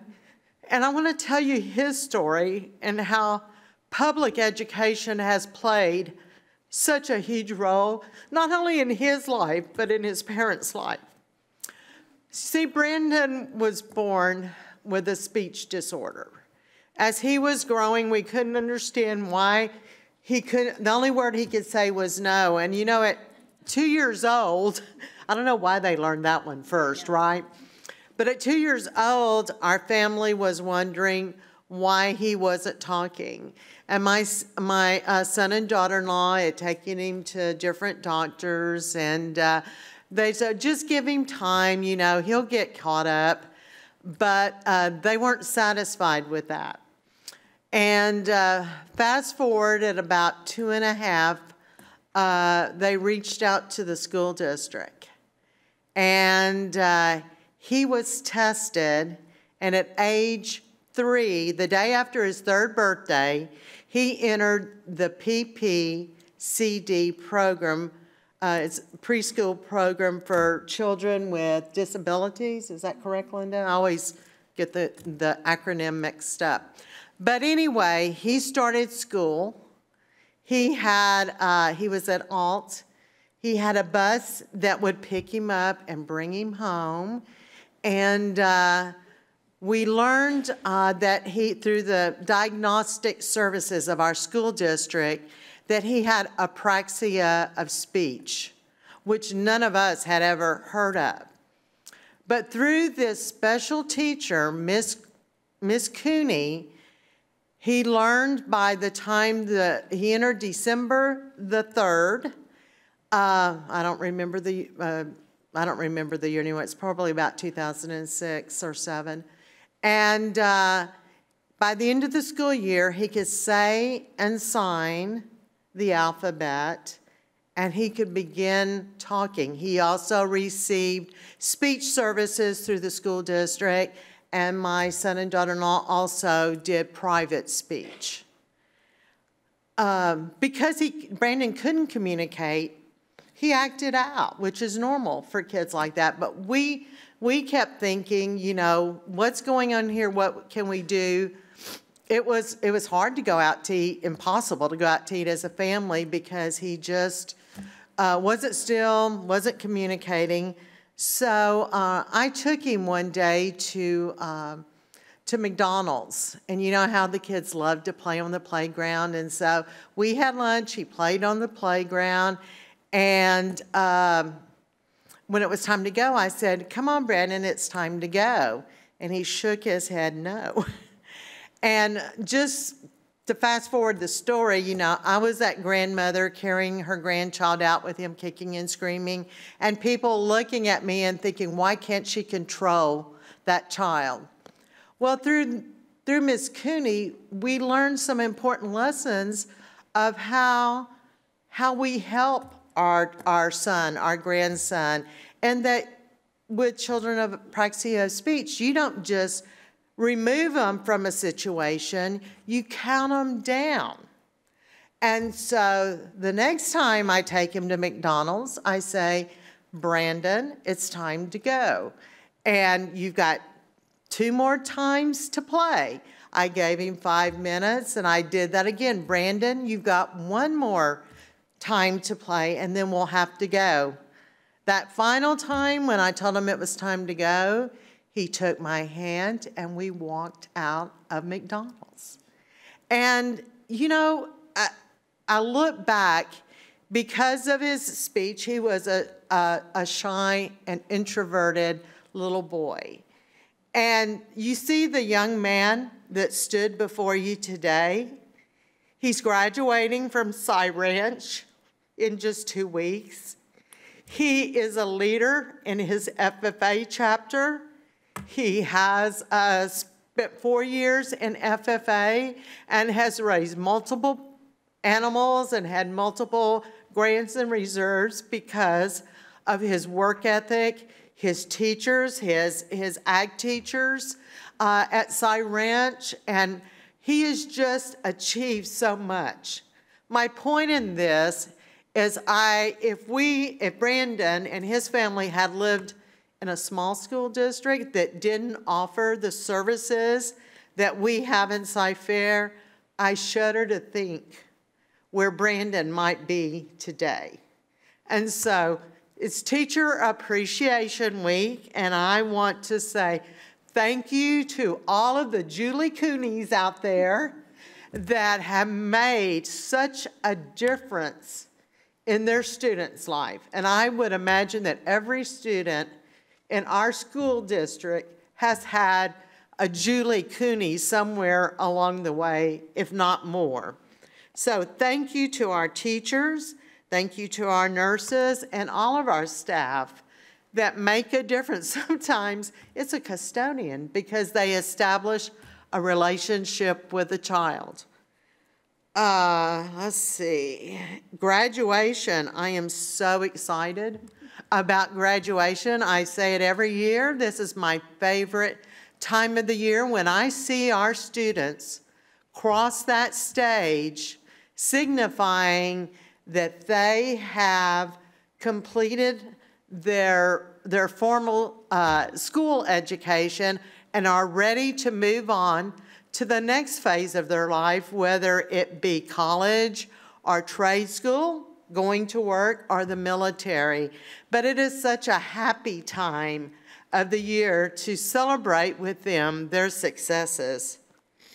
And let's see, shout out to, last week I attended the CLC committee, and I want to thank that committee for all the work that they do on behalf of our school district, whether it's advocating in Austin for public ed or the many other things that they do. Thank you so much for your service on this committee. Let's see. And baseball, I went to the Cy Falls game on Saturday. Unfortunately, they lost, but they really played their hearts out. And congratulations to all of our baseball and softball teams that are in the playoffs. And then finally, I just want to say to our teachers and our staff and our students to have a great summer. Please take time to relax and have fun and do the things you don't have time to do during the school year. But make it a great summer, be safe, and I can't wait to see you back here in August. Thank you. Julie Heinerman. Thank you, Mr. President. So normally I start with since the last meeting and all the activities, and it's been a very busy month because just the end of the school year is always busy. So since the last meeting, I went to Austin again to meet with our state legislators, this time along with about 75 other locally elected trustees from across Texas.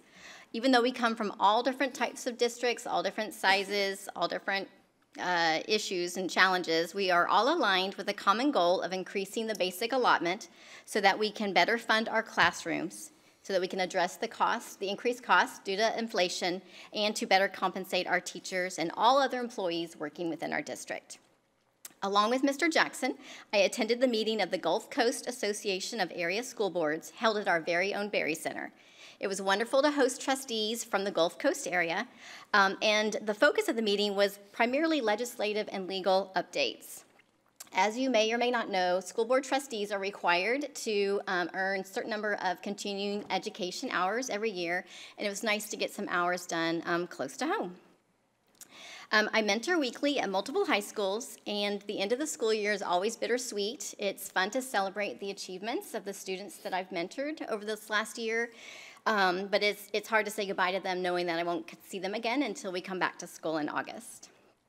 I had the opportunity to visit Truett Middle School, my first time there, and was able to record a segment with their students for their morning announcements, and that was very fun. They're very cool, smart, and talented students who lead the morning announcements every day on campus.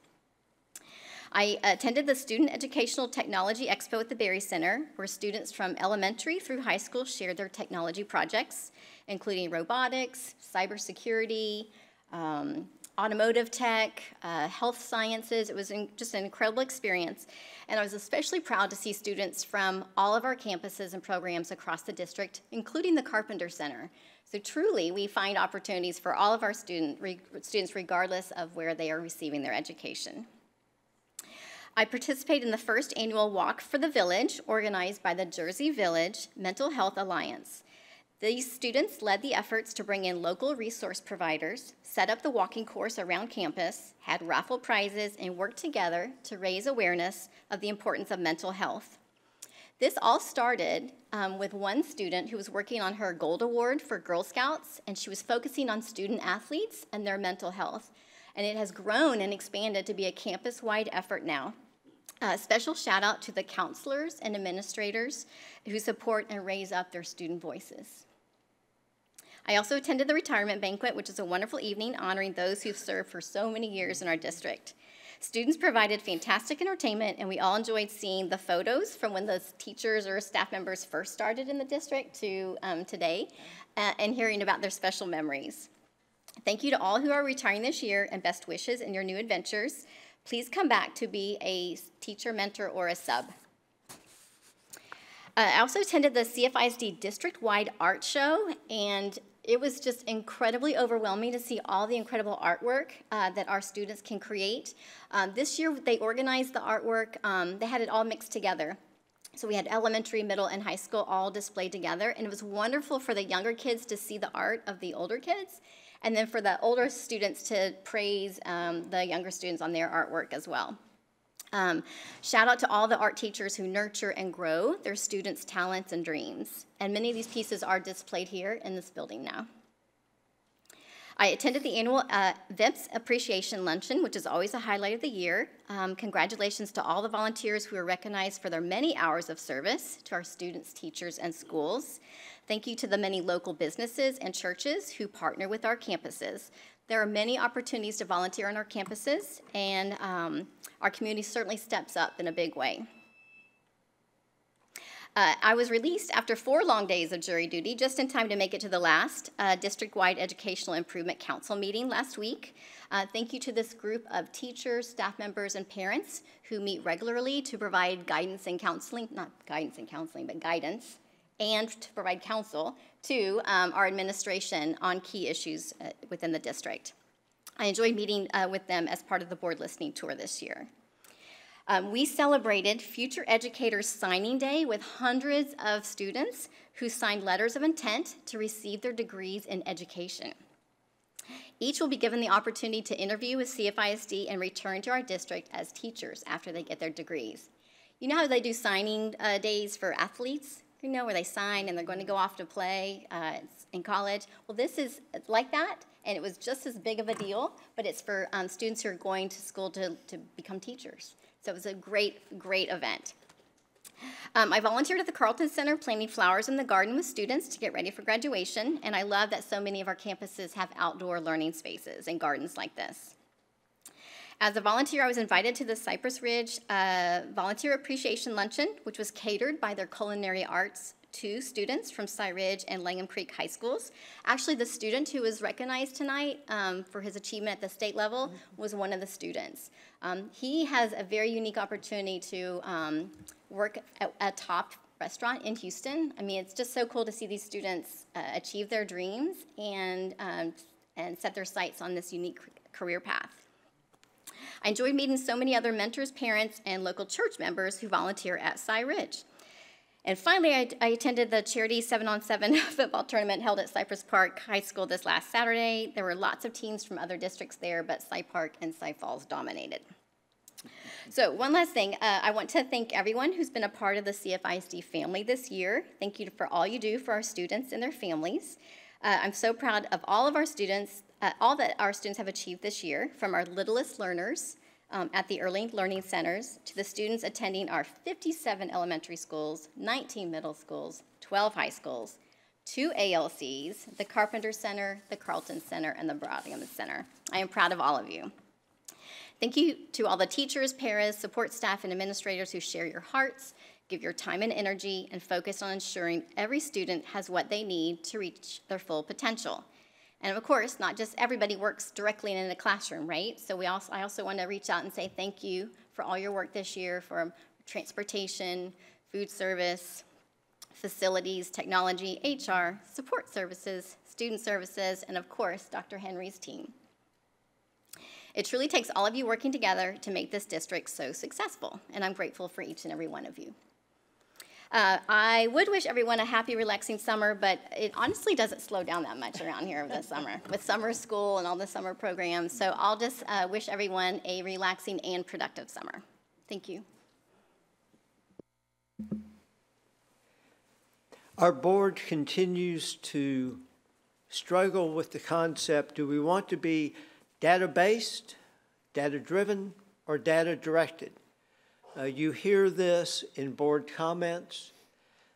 These aren't so much disagreements, but we all have to find our own way as to how much data means to us and how to interpret that data.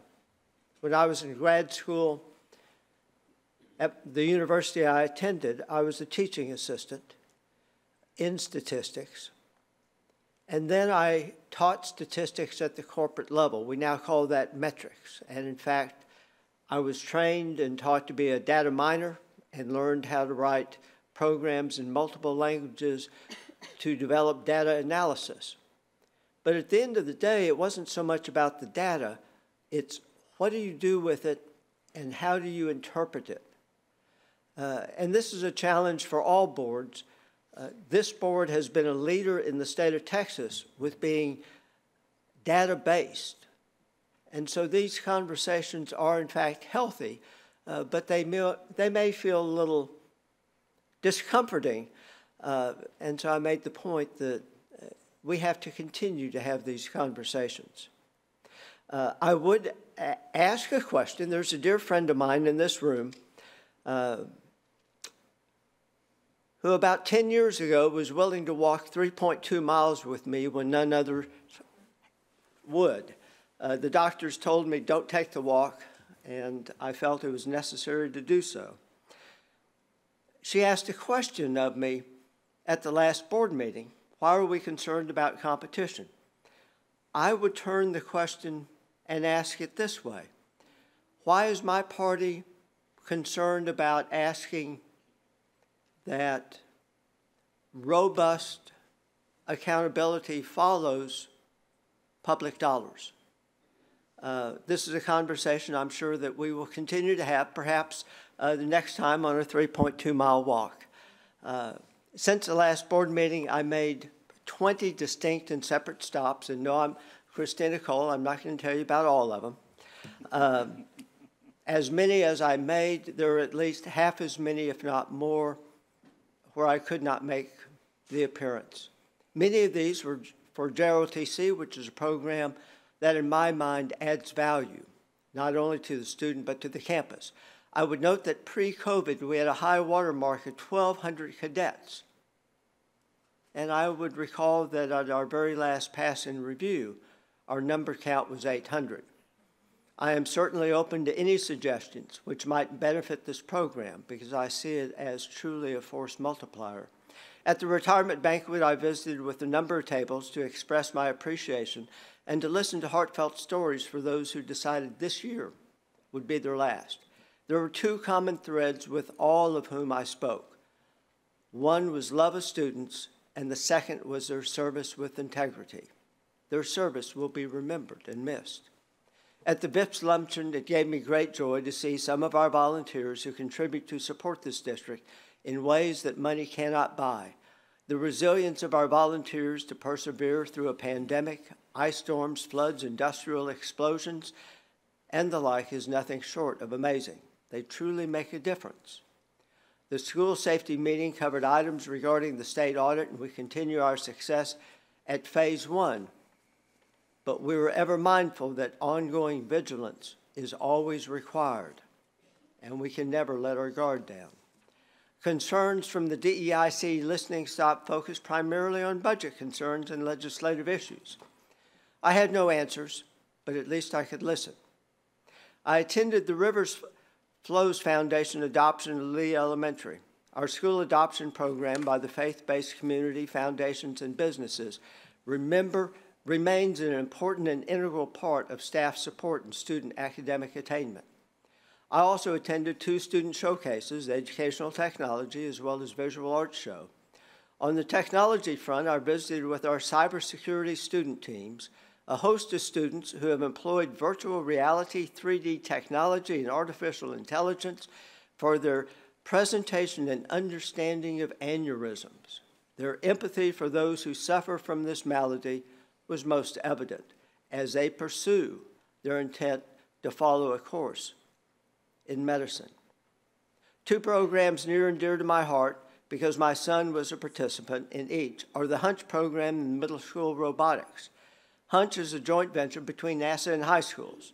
Different products by our students have been at the International Space Station for many years now. I smiled as I watched the dancing robots of the middle school competition. It's certainly more complicated than those constructed by my son. I certainly saw curiosity on the faces of the students, but also those who were watching what these students were able to make their dancing robots do. In the budget cutbacks of 20%, we lost this program, but I am pleased that we have it back, and it is more robust now than ever before.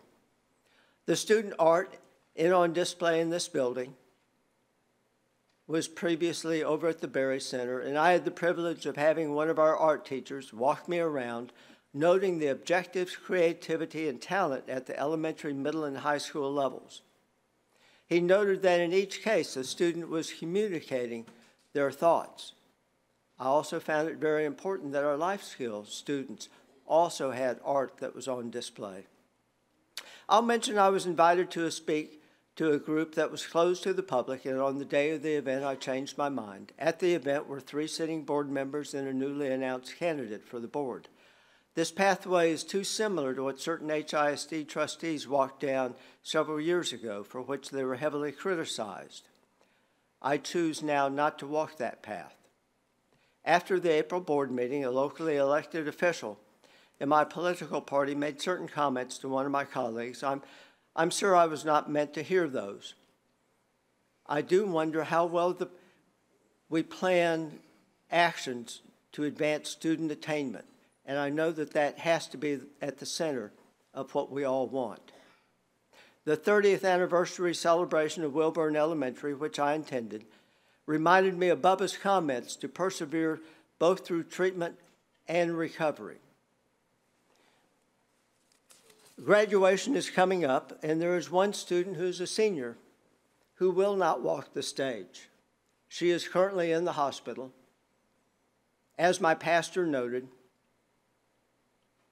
her brain signal ceased, and the physician did come out to talk to the parents to advise them of what had happened. And amazingly, a short while later, brain function reoccurred.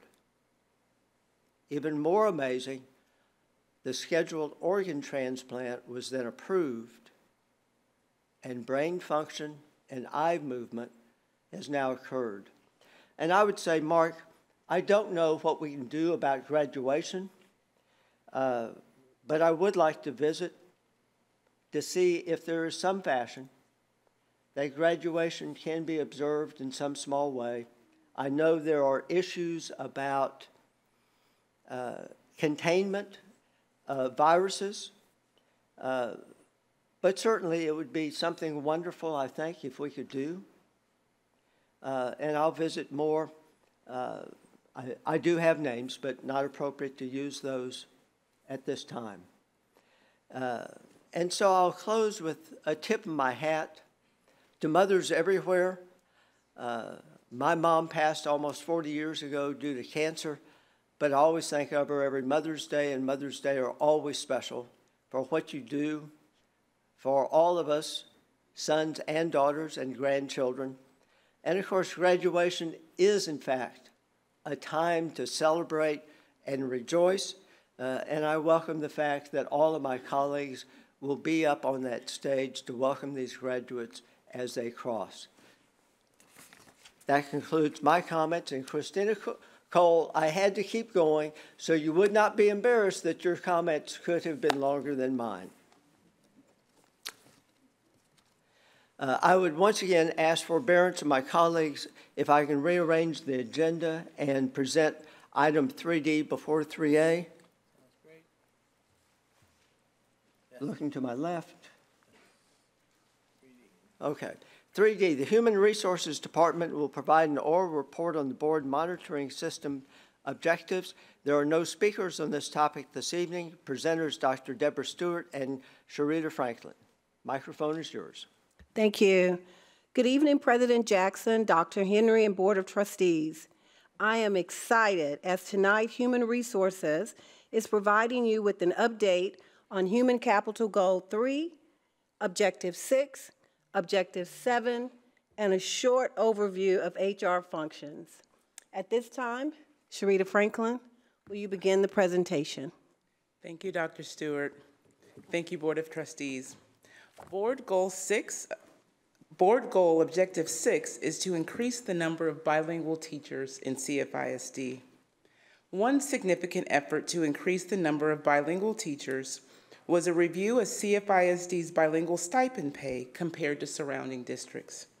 In the spring of '22, Human Resources and Curriculum and Instruction submitted a proposal to the superintendent and cabinet to increase the bilingual stipend from $3,500 to $5,000. This past June, the board approved the stipend increase as a part of the 22-23 budget. CFISD now ranks second amongst surrounding districts for bilingual stipend pay.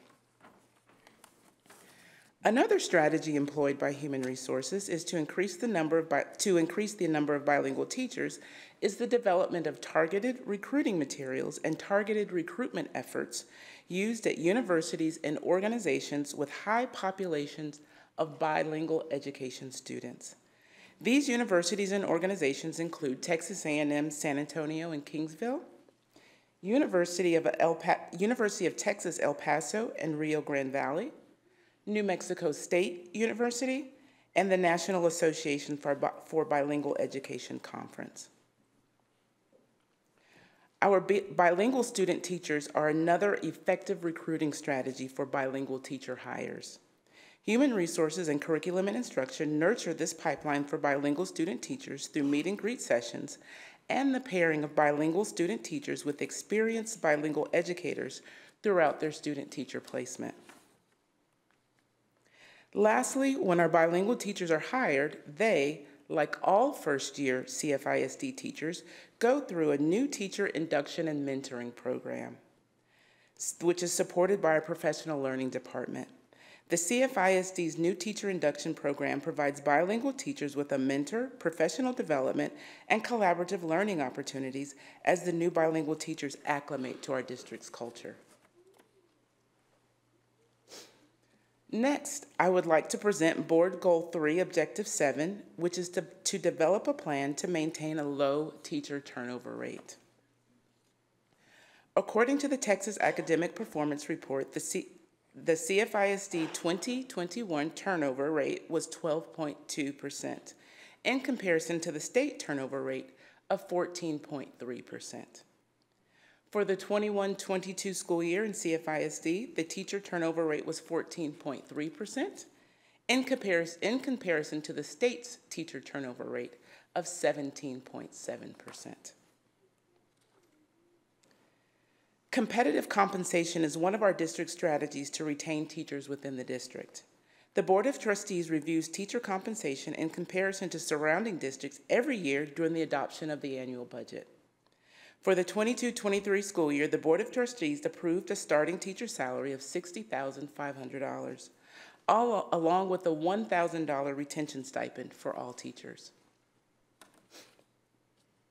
Other retention strategies include Human Resources recognition of all first-year campus teachers and paraprofessional hires, special education focus groups that captured feedback about why special education teachers leave SPED classrooms, and a review of our district's teacher mobility. Based on the review of the teacher mobility data, Human Resources has identified the need to capture detailed data via an exit survey about why teachers are leaving CFISD. Other retention strategies for our teachers include mentor teachers and extensive staff development offerings. Another retention strategy implemented this year is our employer-sponsored Employee Assistance Program. The Employee Assistance Program is a work-based intervention program designed to assist employees in resolving personal problems that may be adversely affecting their performance. The Employee Assistance Program gives employees access to solution-focused counseling services at no cost to them. And lastly, I would like to highlight the implementation of the Teacher Incentive Allotment, which compensates teachers based on student growth measures, and the National Board Certification Cohort supported by Curriculum and Instruction. Both measures are additional means of professional development and compensation for our teachers. That concludes Human Resources Board Monitoring Update. I now would like to take a moment to share a video that shows a brief look into the work that Human Resources does daily to support student learning. This next video shows a student's journey into becoming a CFISD teacher using the services that Human Resources provides our CFISD community. I present to you Human Resources Connection to Student Learning. Human Resources knows teachers have a profound impact on the future of their students. Teachers fan the flames of interest and passion developing in their young minds. This energetic spark forges a connection, builds, and ultimately comes full circle. For each teacher hired within Cyfair ISD was once a student themselves who received that same spark from their own teacher. As our students grow in their K-12 learning environment, Human Resources collaborates with school leadership and curriculum and instruction to support Cyfair ISD's High School Teacher Preparation Program. Through multiple campus visits, students engage with our recruiters to learn about educational pathways and potential career opportunities within the district. In April of 22, Human Resources implemented Future Educator Signing Day. 163 high school seniors signed a letter of intent guaranteeing them a future teacher interview with Cyfair ISD. It's very fun to have the experience of being with kids and finding out if you actually want to be a teacher or not. And then also, you get to field trip out at the end of the year and you get to hang out with your kids all day long. Upon high school graduation, our teacher prep graduates are recruited to serve as paraeducators on our campuses. Through outreach efforts such as our virtual information sessions, HR received over 15,000 para applications. From those, we hired 947 paraprofessionals for the 21-22 school year. In addition to recruiting and hiring paraeducators, Human Resources facilitated the placement of 248 student teachers from local colleges and universities. 91 of those students ultimately became classroom teachers in Cyfair ISD. This year, the Cyfair ISD Special Education Department partnered with HR to host our Special Education Showcase. During this event, student teachers from surrounding colleges and universities visited A. Robinson, Spillane, and Cy Woods. Human Resources actively recruits college graduates and applicants with a minimum of 48 college hours to serve as substitute teachers, ensuring continuity of education for our students. Substitute teachers are very important to our campus. They work hard to ensure that learning continues in the absence of a teacher. They are warm, caring, and are genuinely invested in helping our students succeed. We love ourselves. A key aspect of Cyfair's talent management strategy is our university recruiting program. HR representatives and campus principals actively recruit teacher applicants from universities within Texas and many other states. Alternative certification programs provide a growing teacher pipeline for our district. Human Resources works closely with ACP candidates as they progress through their certification process. Each year, the HR team plans and hosts a career fair at the Berry Center. This highly anticipated event gives over 1,000 visitors the chance to meet campus and department representatives and explore district-wide career opportunities. Cyfair receives over 55,000 applications for positions throughout the district every year. Of those, over 16,000 are for campus positions. Promising candidates are invited to the campus so principals can see firsthand how they will support and nurture our students. HR and campus staff extend a warm welcome throughout this interview process. We recognize each potential employee has an opportunity to work anywhere in the surrounding area. Candidates are choosing us just like we are choosing them. Once principals identify their top candidates, recommendations for hire are submitted electronically. Human Resources processes over 5,000 district-wide recommendations throughout the year, with 1,400 being for teaching positions. Technology plays a pivotal role in how Human Resources supports its stakeholders. HR leverages technology to conduct criminal history reviews for prospective and current employees, I-9 employment authorizations, paperless onboarding, and campus transfers for teachers and paras. Human Resources is responsible for ensuring that all 8,000 teachers meet the appropriate certification requirements for their teaching or work assignments. HR also ensures all eligible employees receive the board-approved general rate increase and the recruitment and retention stipends issued during the fall and spring semesters. HR also facilitates the federal and state entitlements of family medical and temporary disability leave. At this point in time, teachers and paraprofessionals, you have a choice in terms of where you go, what district you serve in. And so we want to, on behalf of our superintendent, Dr. Mark Henry, our associate superintendent, Dr. Stewart, and our assistant superintendent, Sharita Franklin, we really want to thank all of the new staff members to our district for choosing Cyfair ISD. Whether we are identifying creative solutions to recruit special education teachers, hiring bus drivers, custodians, principals, paras, or substitutes, checking backgrounds, processing family medical leave, or the general rate increase, our Human Resources team recognizes and is motivated by our connection to student learning. Through this connection, we are honored to support the cycle of that energetic spark as it ignites every day in our classrooms.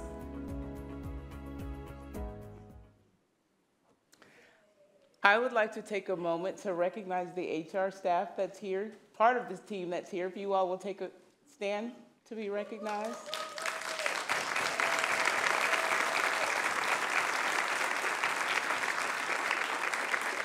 And we have two of our little actresses that are here, Charlotte and Maya. You guys want to come and say hi? Come here. These are our future Cypress students. These are ELT students. You say hi so they can see you. Maya, did you see yourself in the video? Yes, you say hi. Okay, thank you, girls. They're the daughter, Charlotte is the daughter of Melissa Lester, who is on our team, and Maya is the daughter of Jose Munoz, that's on our team. So thank you for that opportunity to share what we do to support students. So any questions for me? Let me start to the right. Scott. No questions. Just two things. I guess some comments and thanks as well. I liked how you're going to do this search on retention. I think retention is important, and thank you for doing that. The second thing is I want to offer my appreciation to both y'all, to your team, for going to schools and showing appreciation to teachers. I see it on Facebook a lot, and I'm sure they appreciate it as well. So thank you for doing that. Gilbert. Outstanding job. Appreciate you and Deborah and your team out there, and the brave two little girls coming up here at that age. Brave. If you could offer some advice to the college sophomores and juniors who are trying to get their stuff in order, what are two of the things that you would say, have this ready and done, and that way, that's some of the things that you look at immediately upon looking at all the multitude of resumes? Well, I would probably say anyone that's looking to be hired here, pass your test if you can. So once you're graduating from your college or your university, really focus on getting your certification. Because when the principals are looking at applicants, they're looking at applicants that have at least started that process to be certified, because all of our classroom teachers need to be on some sort of certification in the classroom. So that's what I would say. Go on and finish that degree and then head right in there to get your certification. Well, thank you very much. I'm sure that for those who are listening can spread the word and make sure that they're certified, ready to come here. Thank you again, your team, Deborah. To my left, Debbie. Just a few comments. First of all, I want to thank the entire HR department for all their efforts. I know in these pandemic years, the recruiting effort has become even more difficult. So I applaud you for all you are doing. And I love the fact that we have created a signing day for teachers to promise them at least an interview with Cy-Fair ISD. And it's so gratifying. So often when I visit campuses, to hear that these teachers went to high school. And just as we heard, I mean, Christina Cole graduated from Jersey Village High School, and you know, so many that come back, and they come back because they value and appreciate the education that they received here in Cy-Fair. And I think they're probably some of our biggest cheerleaders. Sharita, I look at the board goal objective about turnover, and I know how hard we have been working on that, and that it's really not necessarily just education that has experienced turnover over the last 3 years. It's any business you speak with. And I truly appreciate the fact that our turnover rate is lower than the state average. So what would you attribute our turnover rate to? Is there any one thing that you could say when y'all meet with a teacher that's leaving the district? Is there any one thing that seems to be more of a common thread?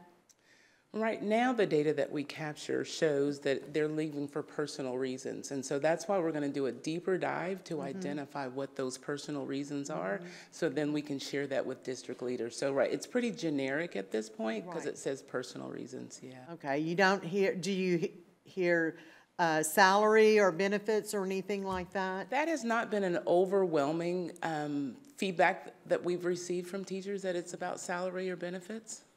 Because typically when it is, do we not lose them to private industries? So that was kind of a phenomenon for education in general during the COVID time, that people were exiting the exiting education for industry. That is happening. I mean, that is very common across the board in all school districts. Yes. We're all competing for the same people. Yes. Again, great report, and thank you to your team for all your efforts. Thank you, Dr. Stewart. Thank you. Julie. Thank you for an update on the board monitoring goals that HR has responsibility for. I always look forward to updates for each of our different goals, and I'm pleased that we are addressing human resources this month. I think what I would ask is that you continue to keep us updated on trends that you see in order for us to continue to stay competitive. When I'm looking at, I mean, I know we say it's not just salary, but salary is obviously very important. And when we're looking at how we compare with neighboring districts, not just for first year, but 5-year, 10-year, 15, I just want to make sure that we continue to stay competitive in those areas. I would like to understand if the increase in our efforts to maintain our SPED teachers and to continue to recruit, if we're seeing some results from that. I mean, not tonight, but just as we move forward. because it's such a critical area. My understanding is our number of special education, or students receiving special education services has increased greatly. Is that correct, Dr. Macias? So we have an increased need for special education teachers. So I want to make sure that we're staying on top of that. If there's anything else we need to know when we enter our budget discussions next month, if there's anything we need to be aware of that that could make a difference for filling those special education teachers' positions, we probably need to know that by then. Is that fair? Okay.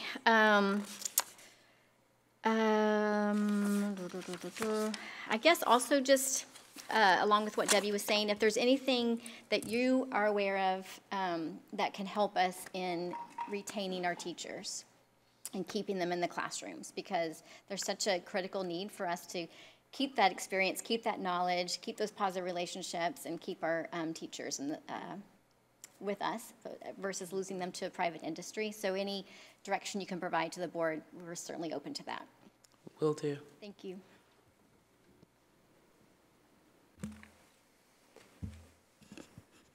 Thank you for your presentation. You know, I feel like by the time it gets around to me, I need to say, do you want to sit down in the front row? Thank you also for the support that you give to our teachers throughout the district. Scott, you made an excellent point on that. We can never stress that enough. My colleague Natalie always asks the same question, and since she's not here this evening, I will ask her question. Let us know if we think that raising the stipend for our bilingual teachers had a benefit. And the benefit question really goes into two categories. One, were we successful in attracting more bilingual teachers? And there's always been a shortage of certified bilingual teachers. And the other part of the equation is there in fact a benefit for student attainment? One of our neighboring school districts that twice was the winner of the Broad Foundation Award, which is a significant award, their approach was to say that every teacher in that district had to be ESL certified. And they took that approach because there was such a shortage of bilingual teachers. From time to time, we talk about, is that a strategy of value? And I don't know that we've ever decided that for us, if that makes sense. But I bring that up because that's an alternative. And then the question I have for you, I hear from teachers every year I've been a trustee, the same question, that, and I have difficulty phrasing this politely, but that the stipend that we give to our bilingual teachers might be better served if the stipend perhaps was not as big and we could give some of that money to monolingual teachers.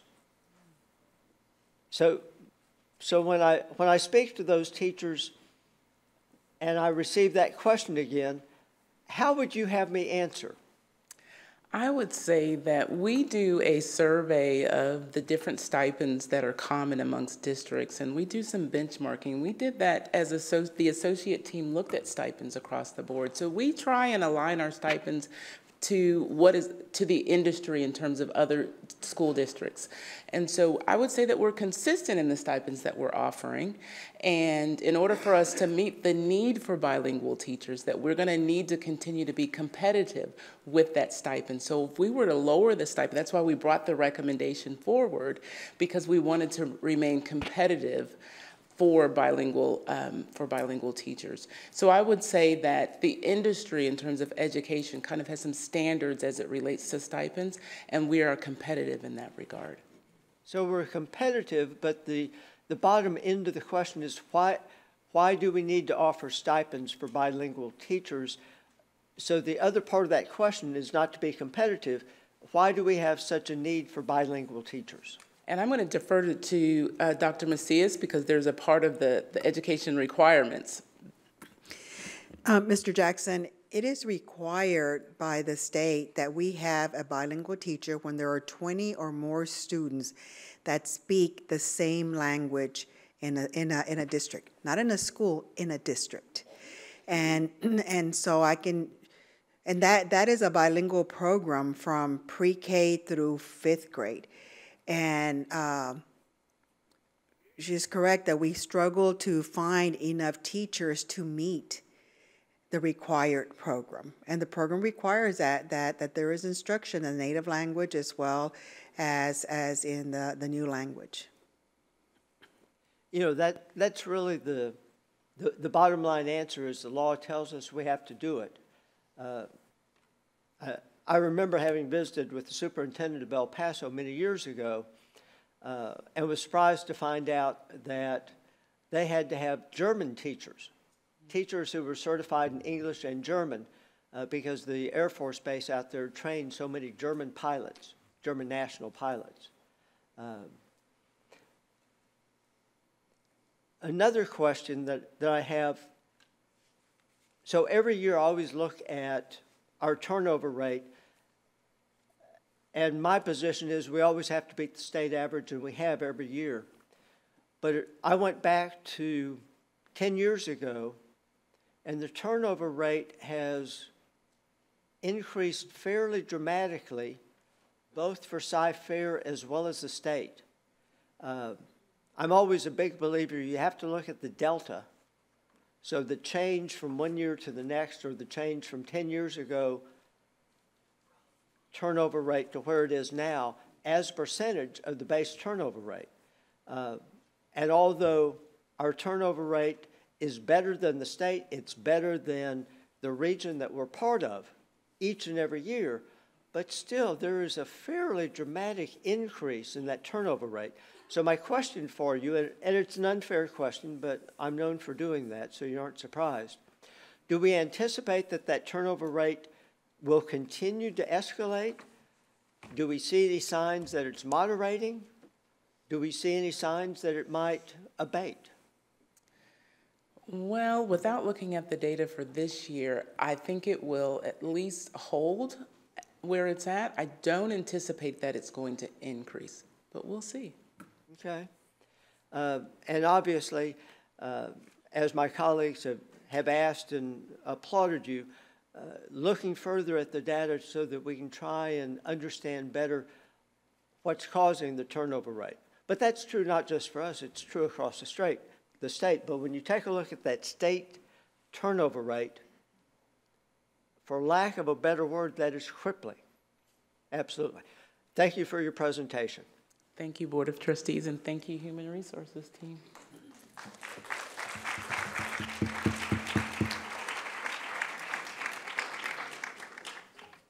Item 3A, the administration will present an oral report on the preliminary budget for the 2023-2024 school year. We have 3 speakers who have signed up on this agenda item tonight. Speaker number 1, Asa Indemayo.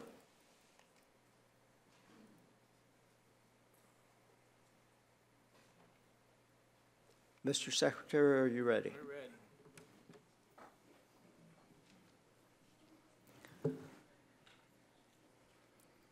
Last summer, the Director of Guidance and Counseling, Assistant Director, and the Coordinator of Middle School Guidance Counseling attended the ASCA Counselor Training Conference. Legal confirmed this to me in November.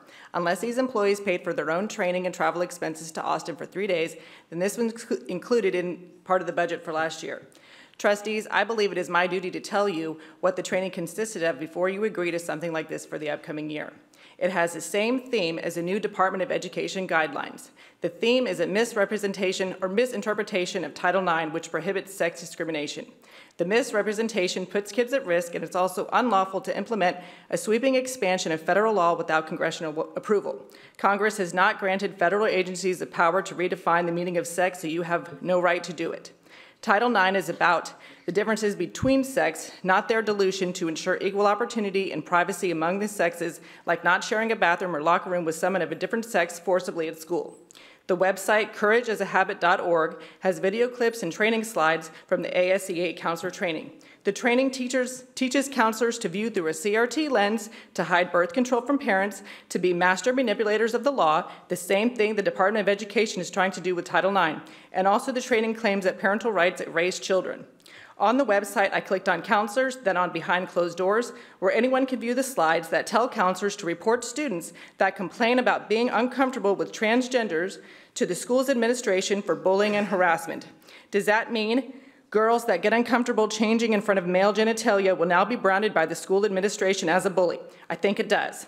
The training was in the same year that TEA had our schools send out a counselor needs assessment survey that told, not asked, parents that their kids were going to get one-on-one group counseling and monthly counseling lessons that parents can only view if they take off of work and go view it at the school. Why didn't you inform the parents the counselor leads went to this training, and why didn't you tell the parents they can opt out of this kind of counseling? I think this needs to happen. Your time is up. I ask the board to let the community know publicly if you plan on adopting these unlawful guidelines that were in the budget like you did last year. Your time is up.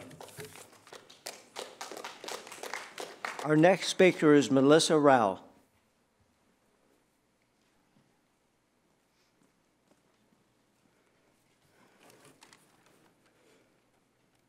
President Jackson, Dr. Henry, and board. Last summer, I saw lots of CFISD ads on social media for months, pushing registering for school. Was that expense necessary? If a family moves to CFISD, I think they will find their way to the neighborhood school. I drive by Hamilton Elementary often, and I see a school sign that looks like it hasn't been updated since the 1990s, with all the peeling paint. CFISD spends money on Taj Mahals and has spent money redoing a school parking lot twice in 2 years because the bond money was earmarked for it. So unnecessary. This room looks nice, but practically speaking, I can't see all of your faces from my seat, so you probably can't see us. Someone should fix that. Board, take a close look at how and where our money is being spent, and be sure our tax dollars are being spent wisely and practically. Our students aren't going to say their success is due to the most beautiful stadiums, schools, or admin building. Their success will be because of the best teachers and getting the best education. And P.S., since it's Teacher Appreciation Week, may I add, please consider finding a new way to discipline students that fail to do their work and deserve a 0, instead of forcing teachers to stay after for a student that doesn't care. You are punishing the teacher. There you go, Ms. Blackshear and Mr. Jackson. There's a turnover thing. So look in the budget, find the money, let's invest in our teachers and our students.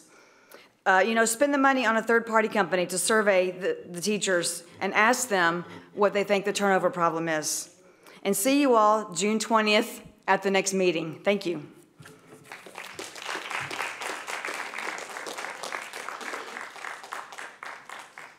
Our next speaker is Danielle Cockrell.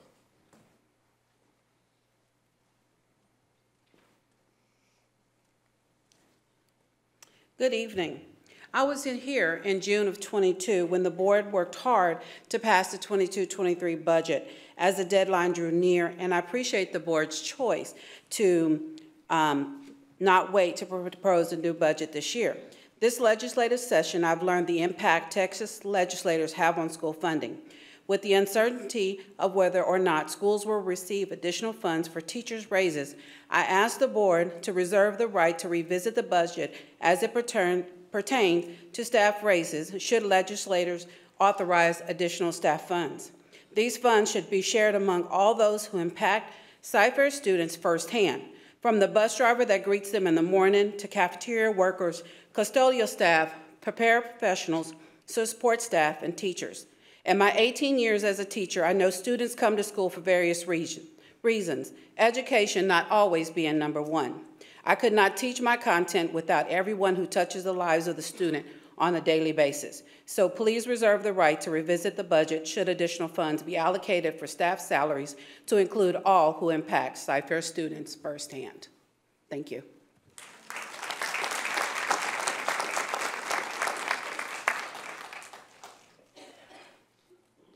Karen Smith, it's hard to find you. I think the presentation is yours. Here we go. Thank you, President Jackson. Board Trustees, today I will be presenting the 23-24 preliminary general operating budget developed by administration based on current law. Of course, we'll be bringing the final proposed budget to you in June.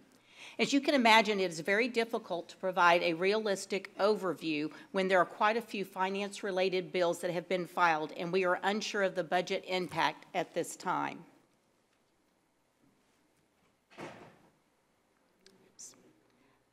Excuse me. Some of the factors influencing the budget process this current year, of course, as you know, the legislative session will impact many areas, especially the budget. In fact, the impact could be the equivalent of that of House Bill 3 in 2019. Also, student enrollment affects the need for new teachers in the current budget because we staff based on enrollment. Also, we are funded based on average daily attendance, and average daily attendance has been down. For each 1% decrease in average daily attendance, the district receives about $7.3 million less in funding. Also, we still have some available stimulus funding available, which will help the budget for the 23-24 school year. We believe we'll have approximately $45 to $60 million remaining in ESSER funds that could be available to offset the 23-24 deficit. As was mentioned just in the recent presentation, one of the important things to the district is recruiting and retaining quality staff. As you know, CFISD will be opening Sprague Middle School as well as Brosnahan Elementary School in August 2023. Although the bond funds pay for the construction of these new schools, the general fund pays for the operating cost of these schools. This includes the principal, associate and assistant principals, counselors, and other core staff, as well as utilities, property insurance, etc. We all have been impacted by record inflation, and that has impacted the district too. It has increased by 14.5% since the last time the state provided additional funding to the school district. Also, property values affect the property tax collections that the district will have, and also affects the compressed tax rate that the district would have. So as property values go up, the state compresses the tax rate if it's more than 2.5%. Unfilled positions have been higher than normal since COVID, and so that impacts, it's a good side of the budget, but that's not necessarily always good that we have these unfilled positions. So school districts are funded by two major funding sources. It's the property taxes and state aid. And these two items make up, if you will, I discussed this previously, our cup. And our cup stays the same size unless there is additional funding provided to the school district through the basic allotment. All that happens is either there may be a difference in the makeup of that cup between property taxes and state aid. Property values are determined by the Harris Central Appraisal District. And you're probably used to hearing Harris County Appraisal District, and the name was changed, and I've had a hard time remembering that. The tax rate is composed of the maintenance and operations tax rate, which is for the general operations of the school district, as well as the interest and sinking tax rate, which is to pay our debt service associated with bond payments. The maintenance and operations tax rate is capped at a certain amount, which is it's the compressed rate plus no more than 5 enrichment pennies without a voter election. And our district is at the maximum of that, of the maximum compressed rate plus the 5 pennies. Therefore, in order to increase the tax rate, it would require a voter approval tax rate election. As you know, the district offers an optional homestead exemption of 20%. While that's very beneficial to our residents, what that does mean is we don't collect property taxes on that 20%. The current state funding formulas, they are set up in statute, and the values are determined by the comptroller. They are influenced by items such as enrollment, average daily attendance, special populations, that would be funding for career and technology, special education, and bilingual and similar programs, as well as the number of enrichment penny schools we would have, and then our property wealth. The current state funding formula is not adjusted for the cost of living or inflation. As you know, the inflation is at its highest in decades, and districts receive $6,160 per average daily attendance, which is also referred to as the basic allotment. Although House Bill 3 in 2019 increased the basic allotment $1,020, CFISD only received $436, and the reason that is the old funding used to have a cost of education index, realizing that in certain areas of the state, it cost more for the school districts. So for us, we only got $436 more. As I mentioned in April, the only way to provide meaningful raises to our employees and address the rising costs is for the legislature to provide a significant increase in the basic allotment. This chart shows the increase in property values over the last 5 years. The 2023 tax values are the Harris Central Appraisal District. See, I told you I'd have trouble remembering that. Preliminary certified property values of $74.7 billion. And this is prior to any tax relief proposed by the Senate or House, such as the Senate version of increasing the state homestead exemption from $40,000 to $70,000, and then over 65 disabled from $10,000 to $30,000. And then the House version of capping the increase in the taxable value of real property at 5% versus the current 10% of homeowners with a homestead exemption. And the thing to notice here is it's real property. And real property includes commercial, it's land, timber, minerals, and improvements, whereas it has been just residential. The district is about 62% residential.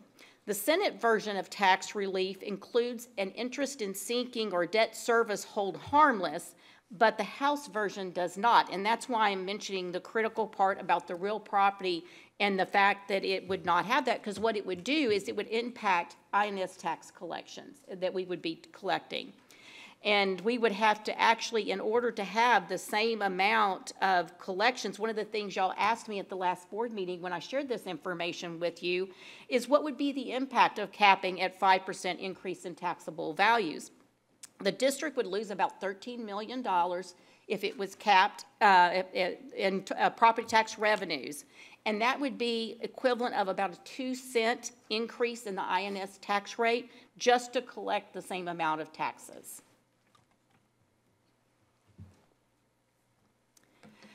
Now I'll review student enrollment, which affects state funding based on average daily attendance. This chart reflects the district's changes in enrollment over the last 5 years. You can see the decline in enrollment that was there in 2020-21 due to the pandemic. And although our enrollment has recovered, as I mentioned earlier, average daily attendance is down. It has not increased and is still averaging a little below or around 93%. Our typical average daily attendance prior to COVID was 95.5% to 96%. Enrollment is expected to be approximately 118,732 for the 2023-24 school year. The district was very conservative in our initial estimates.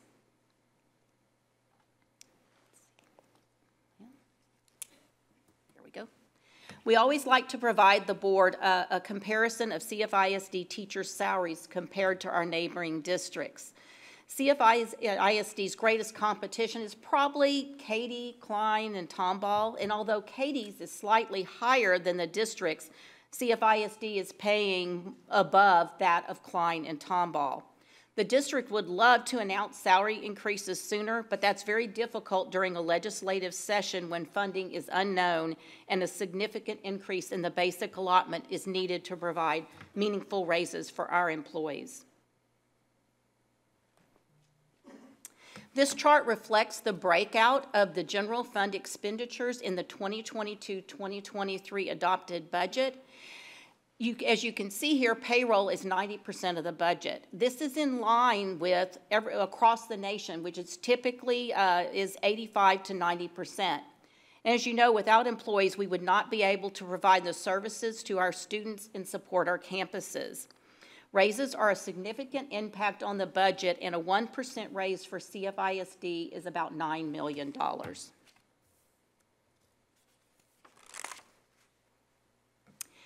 In the April board meeting, Teresa Hall and I went over some of the various bills that affect funding as well as others that affect the school district. I'm not going to go into detail on those this time, but I will discuss the committee substitute House Bill 100 by King, because this is one of the main avenues, or the only avenue actually, of increasing the basic allotment. It was voted out of the House on April 27th, 2023, and then referred to the Senate Ed Committee on May the 2nd. The items in this House Bill 100 are more than what has been allocated in House Bill 1. They add up to about $5.6 billion, and the amount that was allocated in House Bill 1 was $5 billion. That's the Senate, it's also more than the Senate has appropriated. So the Senate will probably start off by trying to reduce costs. We're hearing maybe down to about $3.5 billion from the $5 billion. So some of the questions we have is, well, how will the Senate approach scaling back? And also, will the legislature be willing to increase the funding that's set out in House Bill 1 and provide more towards school districts than the $5 billion? The basic allotment in House Bill 100 will increase 140 over the biennium as it's currently written. That is $90 in 23-24, and then another $50 in 24-25. And the amount of money that would provide the district over the biennium is about $20.4 million. And you can see that is much less. We have up here on the screen that in order to just recover from 14.5% inflation, they would need to increase the basic allotment $90. So this is considerably less. I'm sorry, 900. This is considerably less than the amount they are allocating of 140, and then less than what the district has said we need, as well as other school districts, of $1,000. Also, a part of House Bill 3 was a requirement to use 30% of the increase in the basic allotment towards salaries, of which 75% of that 30% had to go towards teachers, counselors, nurses, and librarians, and the other 25% towards non-administrative staff. House Bill 100 changes that to 50% of the increase. Also included in the bill is an inflation factor for the basic allotment based on a 10-year average inflation rate, as well as a 6th golden penny or enrichment penny without voter approval. And an additional golden penny for the school district, if we decided to access it, is $16.6 million. It also includes the Special Education Committee recommendations, as well as enrollment-based funding for most of the allotments in the second year of the biennium, so that would be in 2024-2025. It also creates allotment for schools that provide an advanced math pathway, an allotment for fine arts, and an allotment for book safety. It also includes increasing the transportation allotment from $1 to $1.54 per mile for regular routes, and increasing it from $1.08 to $1.67 per mile for special education services, as well as a small increase in the compensatory education allotment. And then it also removes the cap for the fast growth allotment. So what I'll go over today are just those budget considerations that really, if you will need to happen. And those are an increase in campus staff, which is primarily due to the requirements of what the services we need to provide for special education and bilingual services of $14.6 million. And along with that would be the benefits associated of $4.3 million. Also, an increase in general supplies of $1 million because of inflation. And then inflation has also affected utility costs for $1.6 million. The budget also includes the operating cost to open new facilities. As I already discussed, we'll be opening 2 campuses next year, as well as several expansions that will be happening and repurposing of the Instructional Support Center. That is $9 million. And then net increases in property insurance, of which that went up $2.6 million. software licenses, contracted services, and other operating. And these are all really related to inflation with the exception of property insurance. Property insurance is primarily because of the different disasters that have happened, as well as we're required to insure what it would cost to replace the items. And so, as you well know, property values have gone way up. Therefore, that's why the cost has gone up with property insurance. Therefore, as of now, the preliminary budget discussed tonight is based, I want to stress, on current law. The increase in the golden penny yield, which is current law. According to current law with the golden penny yield, now that could change, but in House Bill 3, the golden penny yield would yield us about $18.5 million. And the cost discussed in the previous slide for an estimated budget deficit of $110.1 million. And this is prior to accessing any of the remaining federal stimulus funding available to the district. I want to remind you that the deficit assumes that all positions will be filled, all budgeted funds will be spent by the campuses and the departments, and it has a real conservative estimate for average daily attendance. Another thing is the budget removes the 3 disaster pennies that we had in the budget for the 22-23 school year. If you recall, we were allowed to adopt disaster pennies in the year after a disaster, which was the Winter Storm Uri. However, they're only allowed for 1 year. It also does not include raises or the retention stipend at this point in time, since we are unsure of the funding impact of the legislative session. We need to all reach out, I've stressed, to our legislators to ask for a $1,000 increase in the basic allotment and an adjustment for each year for inflation to properly fund the cost of education.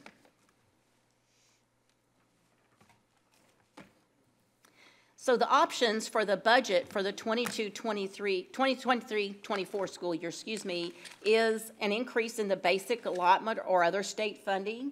As you know, this would require legislative action.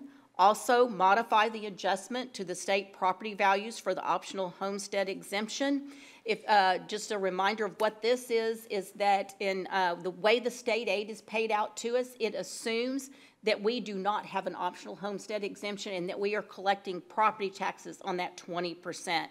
So if they modified that, it would require legislative action. At the beginning of the session, we were hearing a little about this, that there was they might be considering it, but lately what I'm hearing is that's not on the table. Also, we have the option where we could remove a portion or all of the optional homestead exemption. If that happened, it would require board approval and notification to the appraisal district prior to July 1st, 2023. There's also the option to increase the maintenance and operations tax rate above the amount of the cap, but if we did that, that would require a voter approval tax rate election. We also can utilize remaining federal stimulus funds to help offset the deficit, utilize fund balance, or cut expenditures, all of that which would be part of what the board would vote on as far as adopting the budget in June if that was the case. So basically the messages that we still need to be providing to our legislators is that the basic allotment is critical for all school districts. The 6th golden penny helps many school districts, those that have not had a tax rate election. Also, we've had costs outside of the classroom that are also increasing, and many of the bills are only kind of considering what's in the classroom, but we've had costs outside of the classroom increasing. And as we all know, budgets are being built now, and teachers are making employment decisions now. So we want our legislators to go ahead and let us know what type of funding bill will be out there and the money that will be available to school districts so we know what type of a budget to adopt. And then without increased funding, unfortunately, cuts could possibly be on the horizon.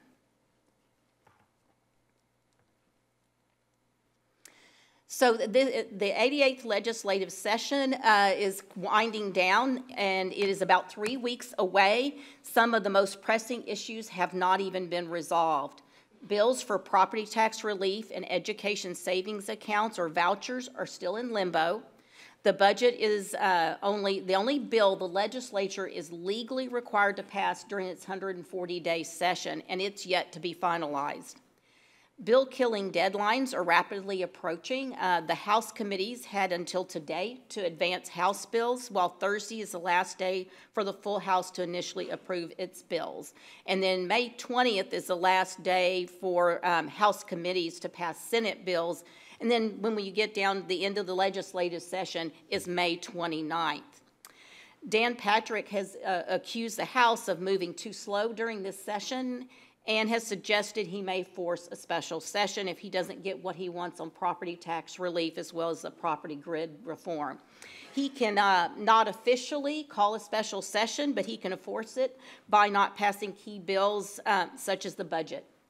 The Senate moved the House's property tax bill into committee on Tuesday, but the Senate's bill, which was sent over in early April, remains tied up in the House committees. So now I will entertain any questions that you may have at this time. I'll start to the left this time. Debbie. Karen, I'm going to make a statement, and if I'm not expressing it correctly, please correct me.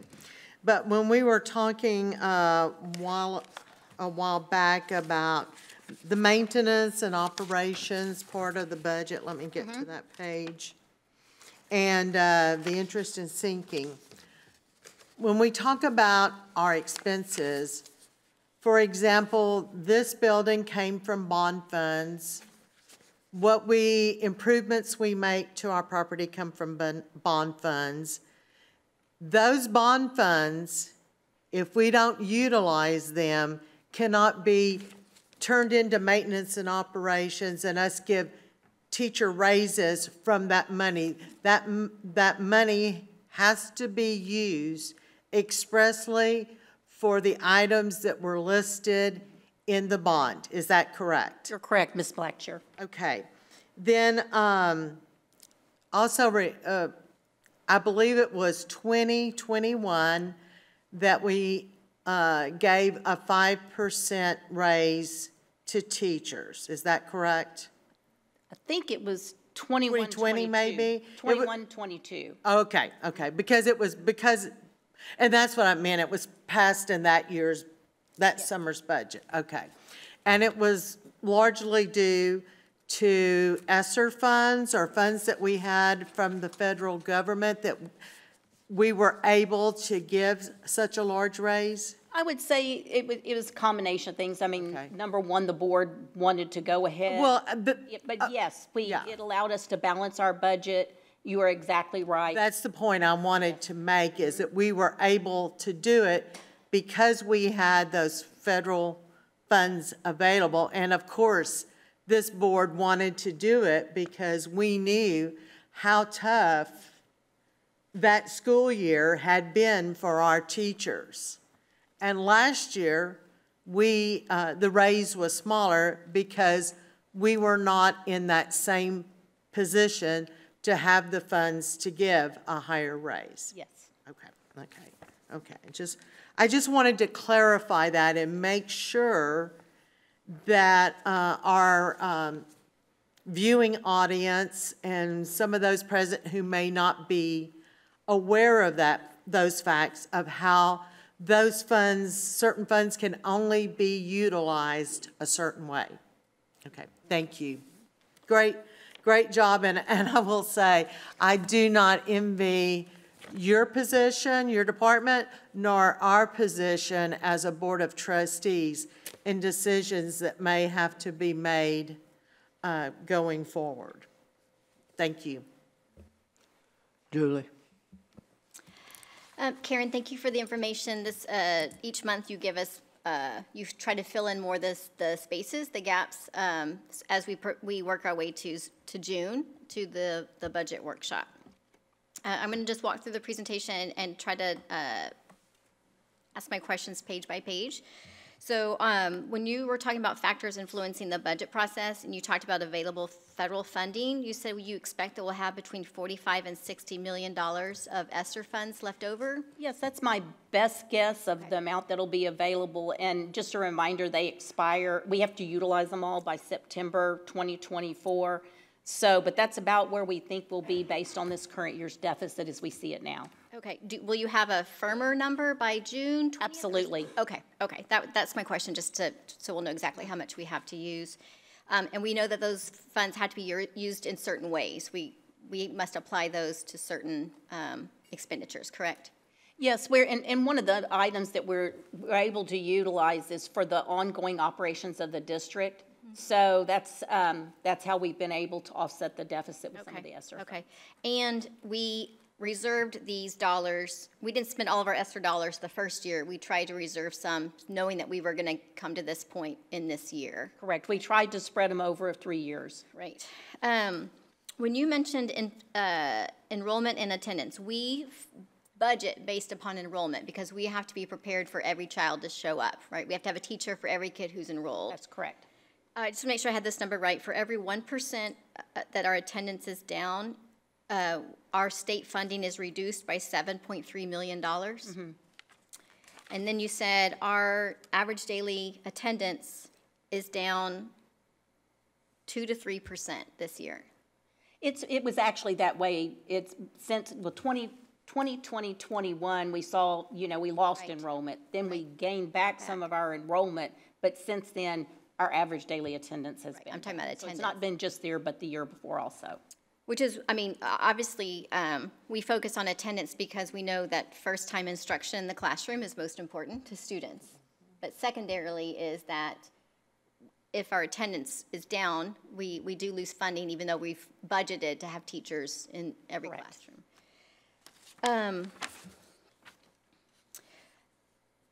On the third slide, when you're talking about how we receive funding from property taxes as well as state aid, you didn't include the percentage there. Do you have the percentage, how much of our district our revenue is from property taxes versus state aid?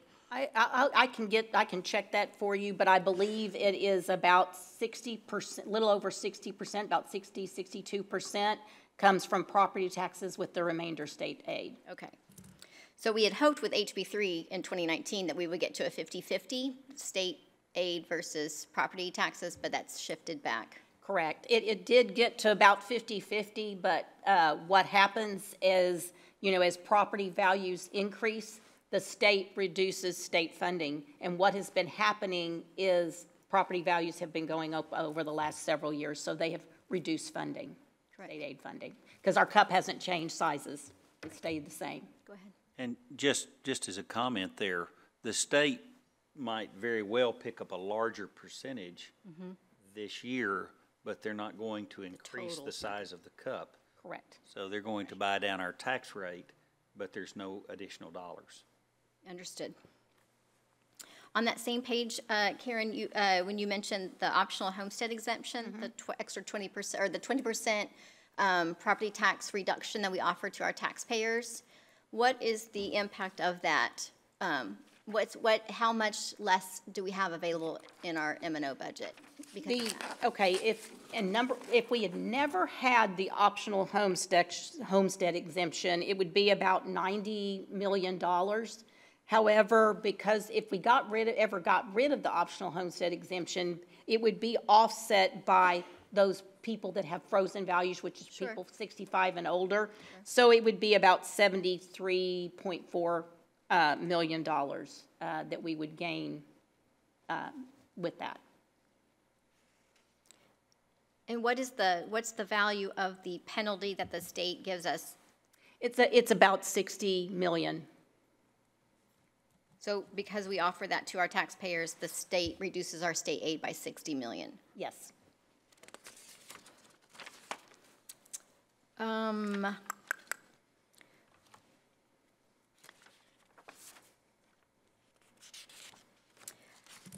So I had just some general comments I had written down about the different House and the Senate budget proposals.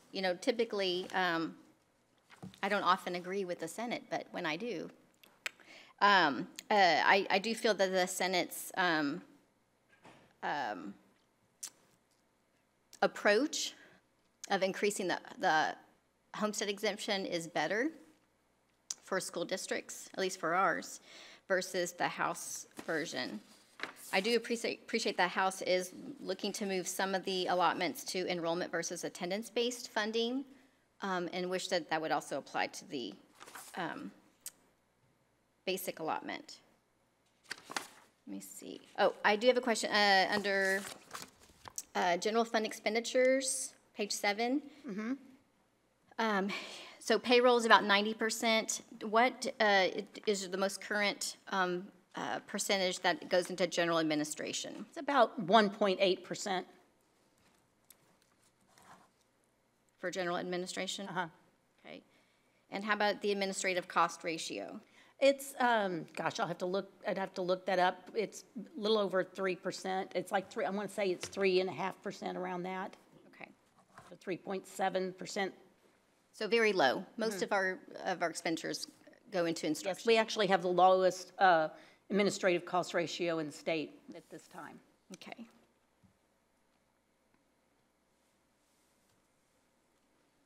You said that the 6th golden penny is worth about $16.6 million to us? Yes, for Cypress-Fairbanks, yes, based on current law. Based upon current law. But we don't know if we're going to get that 6th penny yet or not until... Right, because that's part of the House Bill 100. And I did check to see the amount with state is, you know, the percentages it is about what I told you about a little over 60% is local, and the rest is state. So I will say, you know, House Bill 100 has some good things in it. It has, you know, increasing the transportation allotments, an allotment for fine arts. That's amazing. The challenge is that it has some things in it that are, you know, the extremely low increase to the basic allotment is insufficient. So I think when we're communicating with our state legislators, we need to say thank you for focusing on public education, and thank you for the good parts, but just continue asking for additional increase in the basic allotment. One thing I want to mention on page 11, which was the when you presented the preliminary budget, I remember when I was sitting in the audience for those years before I became a trustee, whenever I saw a deficit, it gave me heartburn. It bothered me. But as I watched throughout the year, when we do budget adjustments throughout the year, that deficit goes away. So for as long as I can remember, we've never ended with a deficit. We've always had a balanced budget. Is that correct? We did have a year with a small deficit within the last several years, but it was very small, less than $2 million. And but once again, we would have realized the deficits had we not had the ESSER stimulus funding. Right. So the key is, well, and let me just also make sure I ask a question about this page. When you this preliminary budget, I just want to make sure I heard you say, this includes no raises? Yes, no raises at this point in time because we don't know what the available funding will be. So it's just currently where we are now. Okay. So then I guess to your page of messages to legislators is that we do need an increase in the basic allotment, and we absolutely need them to pass a budget, including public ed funding, before, at the end of the session, May 29th.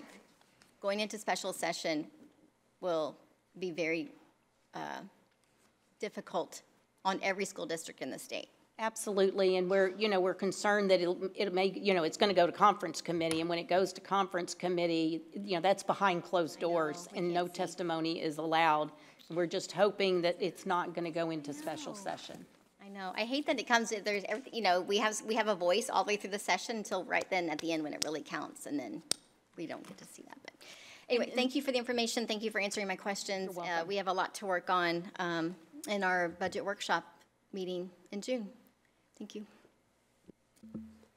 Going to my right, Scott. Thank you, Karen. A lot of my questions have already been answered, but I will ask, I know this, when talking to the senators, they talked about increasing the special ed budget. Is that in the Senate bill, House bill, or both? It's actually in the House Bill 100 about, well, I say it's in there as far as going with what the recommendations were of the committee. Basically, a committee was formed to review special education cost as part of House Bill 3 in the 2019 legislative session. And so they've reviewed, what those, and made recommendations, but we're unsure exactly how much additional funding that would really be yet. But it appears there is a little bit additional funding associated with it based on the models that have been run thus far. And you said right now we're looking at 14.6 million additional dollars just for next year. As it sits now, we need, is that correct? That's the increase in spending? That number there, 14.6 in campus staff? Oh, yes, that's based on staff, special education as well as bilingual to provide services. Okay. And my last question is on the fund balance. What is currently the fund balance today? It's about $520 million. Thank you very much. Gilbert. As usual, the colleagues ask great questions.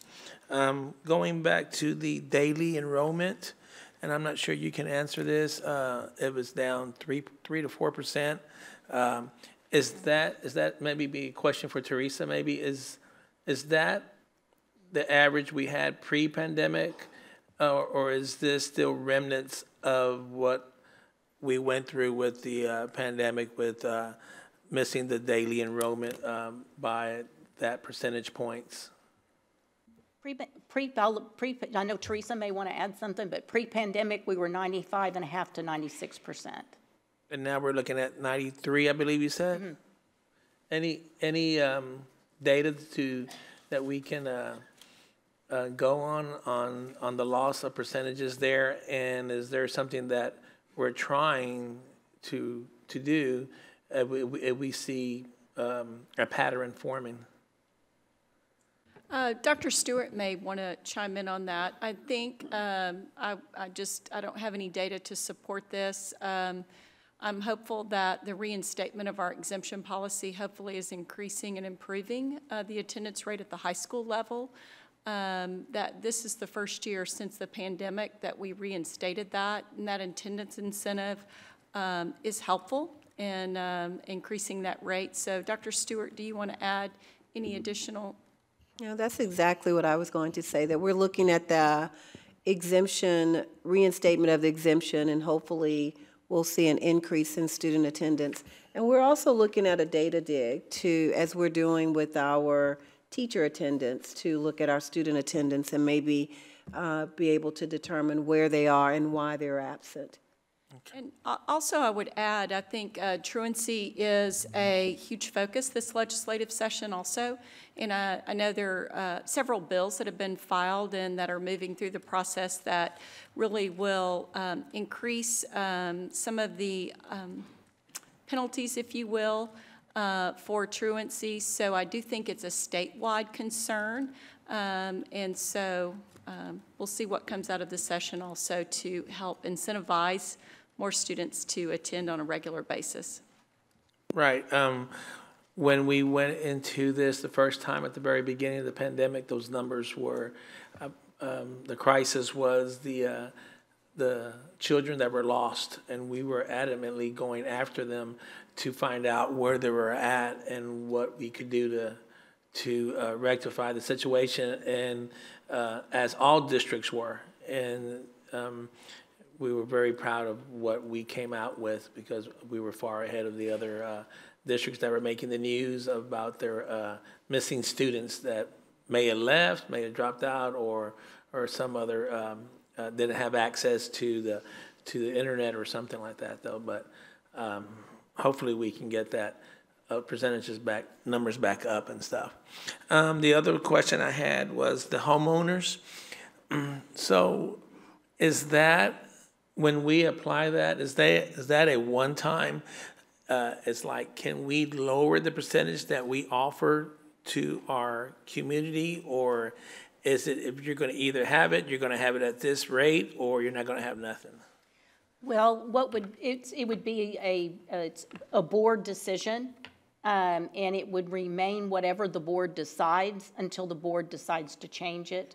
So, for example, we've maintained the 20% optional homestead exemption, and so it has stayed that way because the board has chosen to maintain it.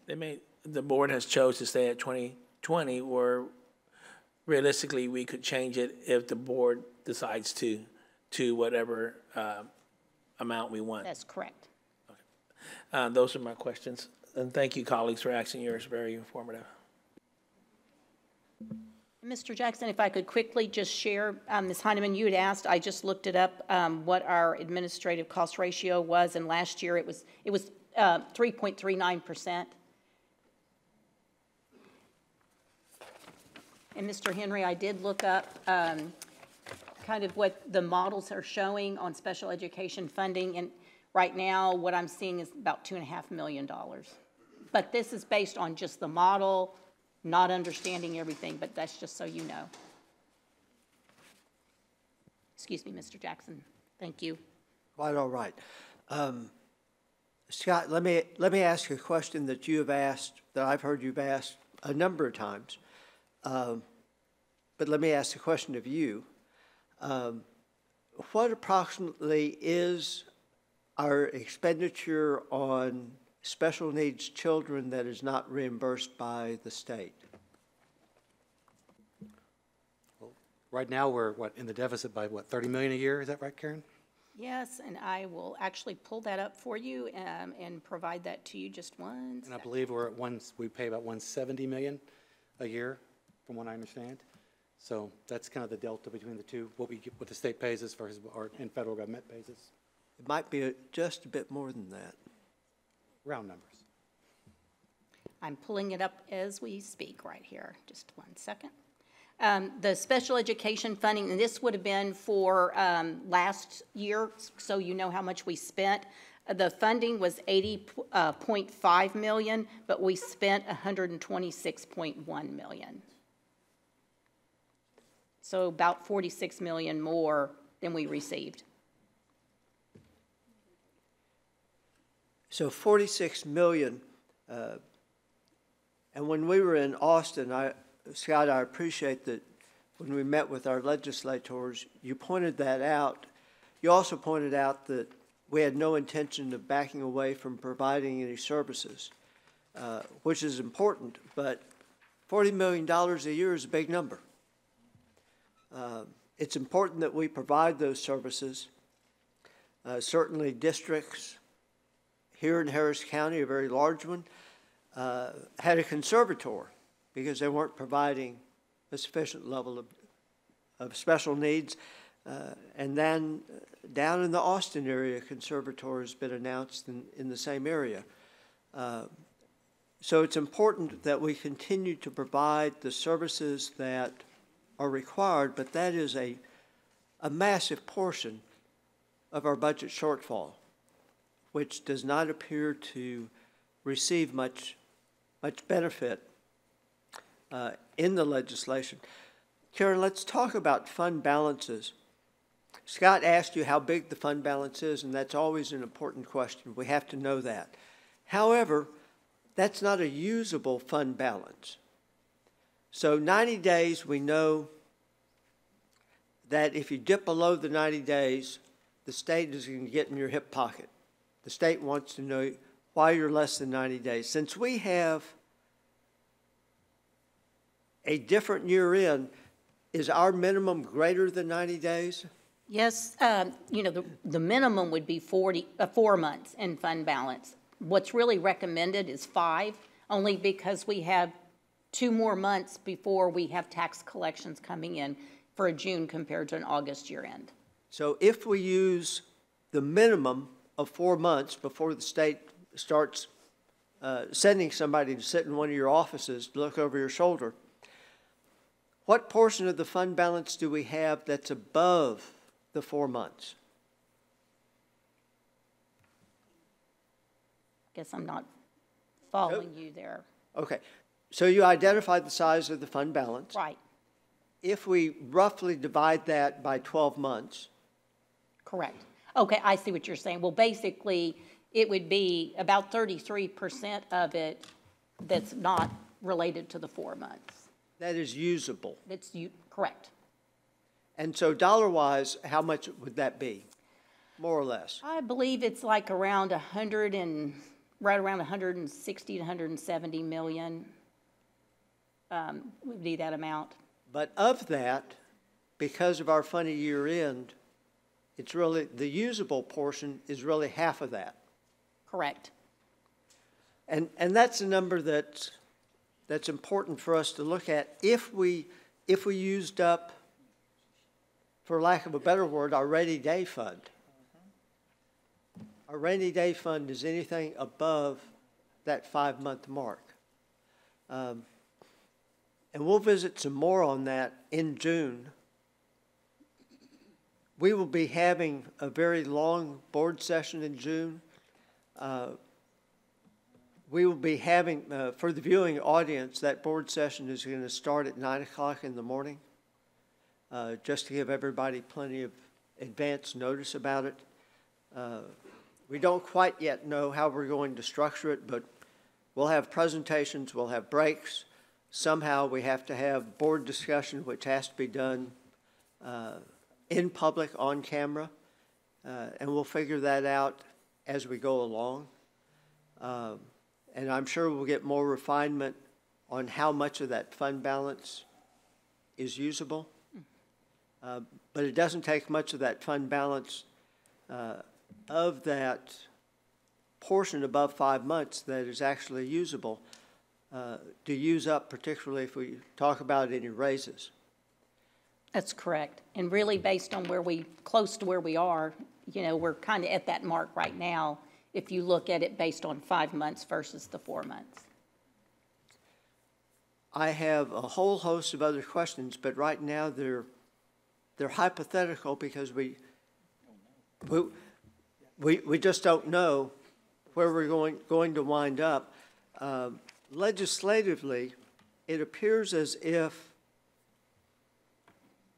salaries are, some of the legislation requires salary raises to be given, but it doesn't appear that there's a funding mechanism for it past 1 year. So would that mean that those recommended salary raises would be more like bonuses if we don't have an ongoing funding mechanism? Yes, and that's one on the Senate side, Mr. Jackson. It's $2,000, but it's only for the 23-24 school year. So it's almost like a retention stipend as opposed to salary. Very good. Thank you for the early analysis. I know we would have loved to have started looking at this all the way back in February, but we just don't have that ability without having some idea as to what the revenues is going to look at. Since this is so important, I'm going to go back around to see if there's any follow-up questions. I'll start to my left again. Anything from my left? Julie? President Jackson, I just want to confirm what you said, that our board meeting, we only have one meeting in June. It's Correct. June 20th. We're going to start at 9 o'clock, and our intention is to pass the budget by the end of that meeting, correct? We have no choice. Just clarifying. Back to the right. Any additional follow-up questions? Very good. Thank you, Karen. Appreciate it.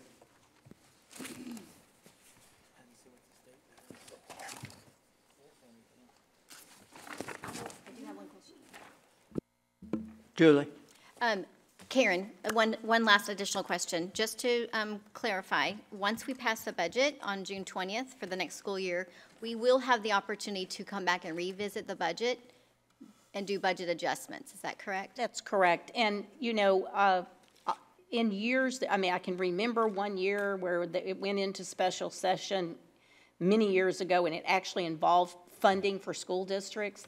And districts adopted a budget based on what they knew at the time, put provisions in there with their staff compensation plan to where once they got additional information, if it went into special session, that would allow them to do something once they knew what the funding would be. So we could do that if necessary? Yes, ma'am. Thank you. We'll now move to item 3B. The administration will provide an update on the high school health course for local credit.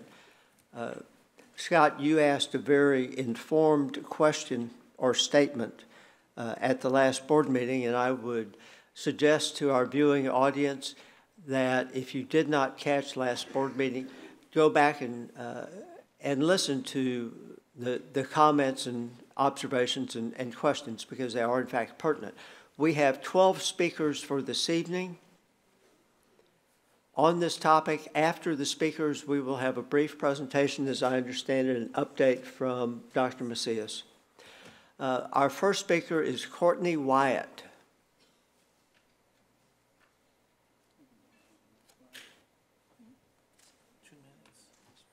Mm-hmm.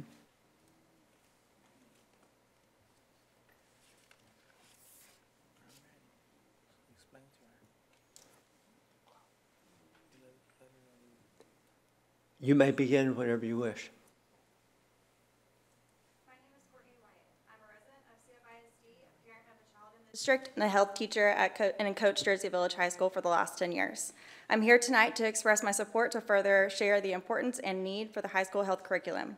The positive impact of this course has on their students cannot be replicated, replaced, or taught by any other course.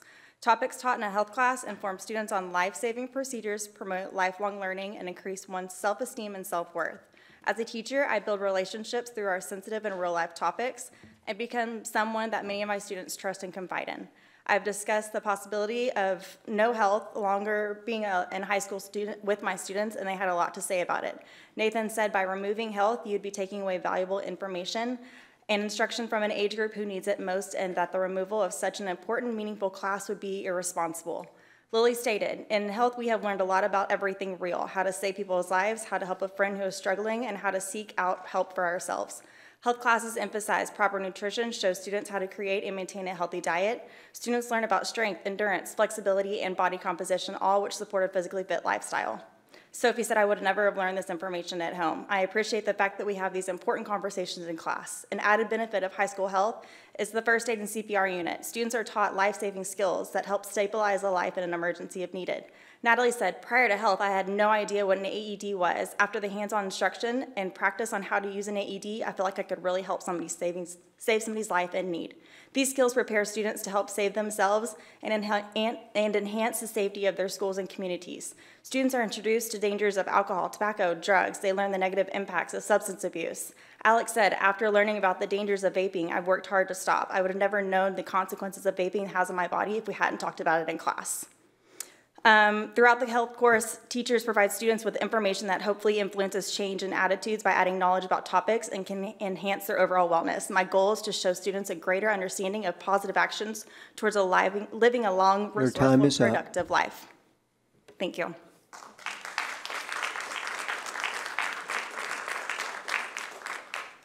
The next speaker is Brad Beerwinkle. I'm Brad Beerwinkle. I'm the department chair for health and PE at Bridgeland High School. I spoke to you guys last Thursday and had a couple of other points that I wanted to make from listening to the board meeting last week. After our presentation, we were talking about the portrait of a CFISD graduate and what are some of the new words that are coming out. And I heard resiliency, I heard empathy, I heard integrity, I heard communicator, communication. Those are all not only words we use in our health class, those are lessons that we teach in our health class, and they come up over and over and over again, whether it's the integrity of being a great friend, integrity of doing what's right, the integrity of being in a great relationship, the empathy to understand other people, whether they're overweight, whether they're addicted to something. We talk about communicating, how do you non-verbally, how your body posture, nonverbal cues, verbal cues, all make the message more so that everybody can understand. And these are all things that if that's the portrait of a Cypress-Fairbanks ISD graduate, this is a class that is teaching that at the right point in time when they're freshmen in high school, that they can grow with it. I also heard that we were talking about Cypress-Fairbanks being a leader in this district or in this state. Well, what I don't understand is, I know we are a leader in this state, but we're asking about what are other districts doing? Are they doing this? Or are they taking away health? Are they putting as credit? Why don't we take the lead? Why don't we take the lead and say that our kids' mental, physical, and social health are very important for us, and we're going to take the lead and require health to be taught in Cypress-Fairbanks ISD. Thank you.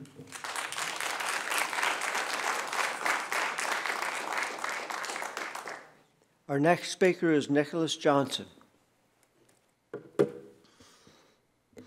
Thank you for the opportunity to speak tonight. I come to you not only as a CFISD employee, but also a CFISD parent. I am a health teacher at Southwoods High School. I'm also the head wrestling coach as well. I would like to speak for a moment on the importance of health in the CFISD curriculum. I believe that at our best, a good health teacher is a supplement to our amazing parents that we have here in this district. But unfortunately, there are some students that aren't as lucky as others. For whatever reason, they don't get that supplementation to where that they need. Like our health class is more than supplemental. It's all they get, is my point. And whatever I can do to help these students to learn whatever they need from my class, that's what I want to be. This is, this is where the educators come in. I have a wholehearted belief that health class is something that stays with our students as long after finals and state tests have been completed. From a personal viewpoint, there are aspects of health class that I still use to this day, not because I teach the subject, but because it's something that we all use every day. The importance of the human sexuality unit is a small part of what we teach. But it's important, things from the importance of daily grooming and personal hygiene to nutrition, fitness, the dangers of alcohol, tobacco, and drugs, and the life-saving basics of first aid and CPR. I ask the board to please recognize the importance of the subject and also take into account, the educators and coaches. I believe 61 is the number. 61. Your time is up. 61 educators and coaches from the district that are certified in health. Your time is up, sir. Yes, sir.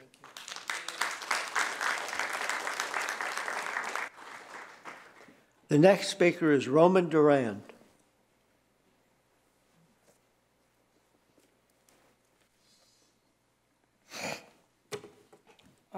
Hello, members of the school board. Today I would like to talk about why 9th grade health should remain as a core class and not become a local credit class. First, let me clarify what local credit means. According to the Texas Education Agency, it's a course not recognized by the TEA as a requirement for graduation. In other words, it's an optional course that you don't need in order to get your diploma. However, I believe that health education is not something that should be optional or ignored. Let's think about it logically. Would you like to ignore your own health? In the last few months, I've taken health and I've learned a lot. I learned about healthy habits, bad habits, calorie intake, nutrition, and most importantly, how to do CPR. Although I am not officially certified, I feel confident that I could potentially save someone's life if the need arises. This is a crucial skill that everyone should learn, regardless of their career aspirations or interests.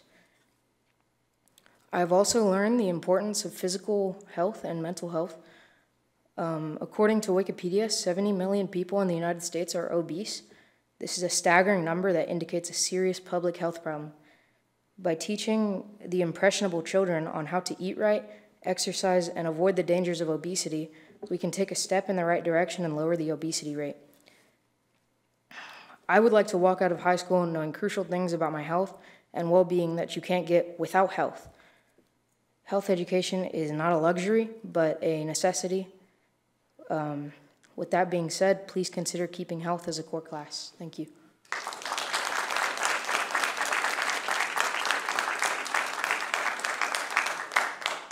Our next speaker is Francis Romero.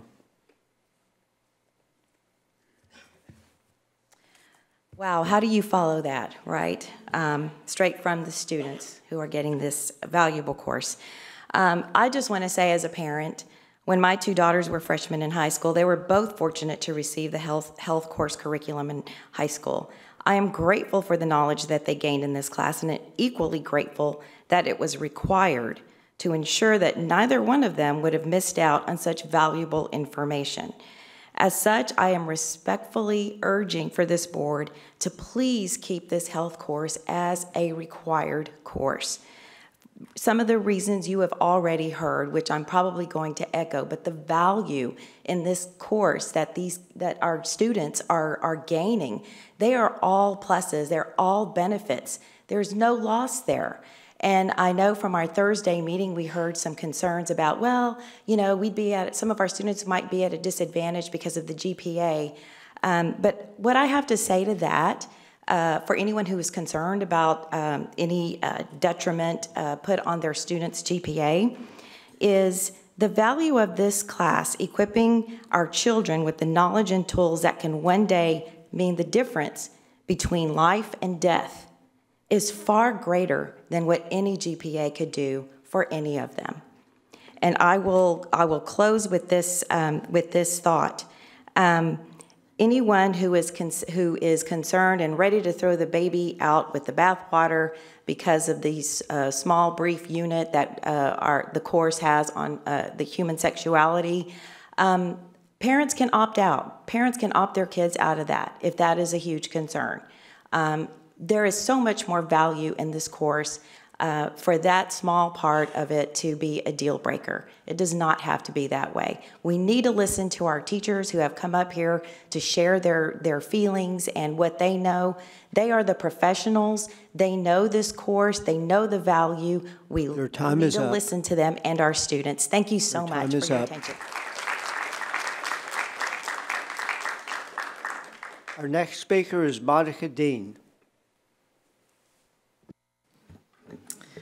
Early last year, I voiced my concern about the health class being a requirement to graduate, so I'm glad to finally see it's on the agenda.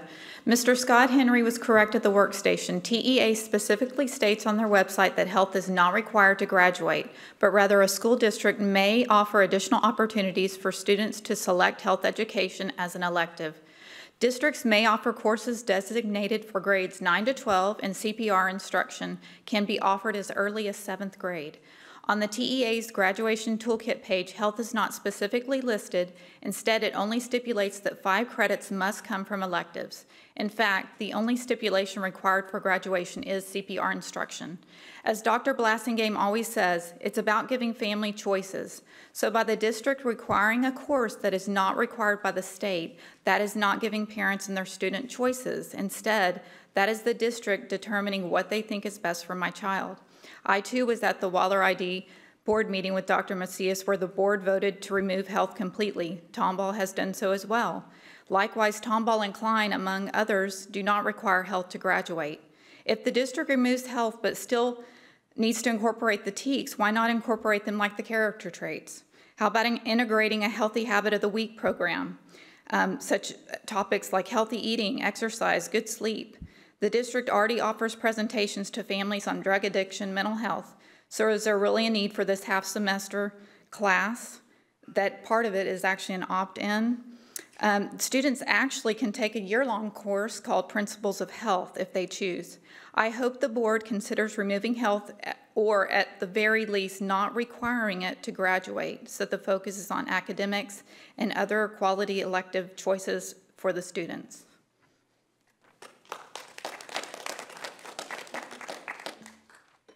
Our next speaker is Stacy McDaniel.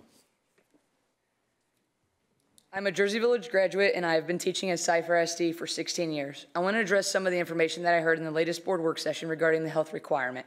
713 of our 911 seniors at Cypress Ranch High School have opted to not take an elective and instead have early release or late arrival. Of the 198 students remaining, I'm quite positive that there are a number of students who remain taking classes because they need the credits to graduate.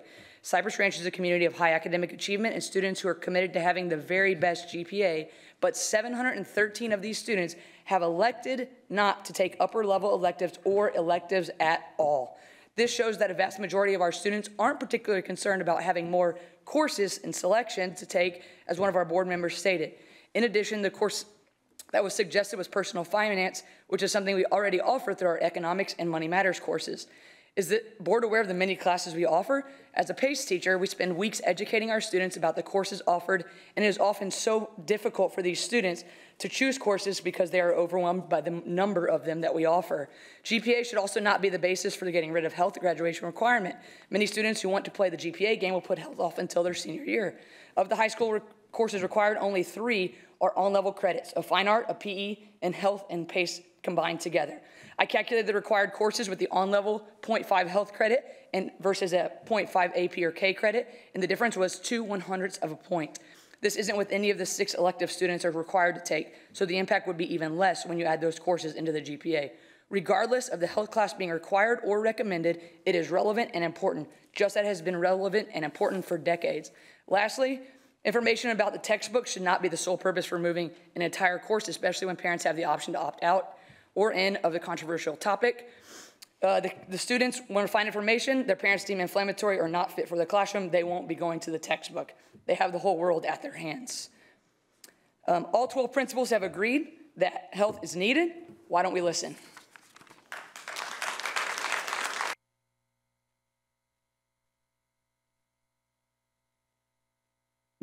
The next speaker is Clark Denson. Good evening, Board. What a nice Taj Mahal this is. Beautiful building. I want to remind the Board and the administration that certain agreements regarding the health curriculum were made in committee, and we would like some ironclad assurance that those assertions will indeed be addressed and brought back before some subcommittees for final review. Ultimately, we're being asked to trust this administration will indeed effectuate the changes agreed upon. Some of our faith in this is rather low. Who is ultimately responsible and accountable that agreed upon changes in committee will indeed be fully addressed? It's been asserted in various PowerPoint presentations and so forth during board work sessions by the curriculum director that the health curriculum was required for graduation. So, if the health curriculum is not required by the state of Texas, my assertion is let's make it an elective. There's just no need to have perceived Trojan horses that can bring in other curriculum that many parents do not advocate for. So thank you for your time.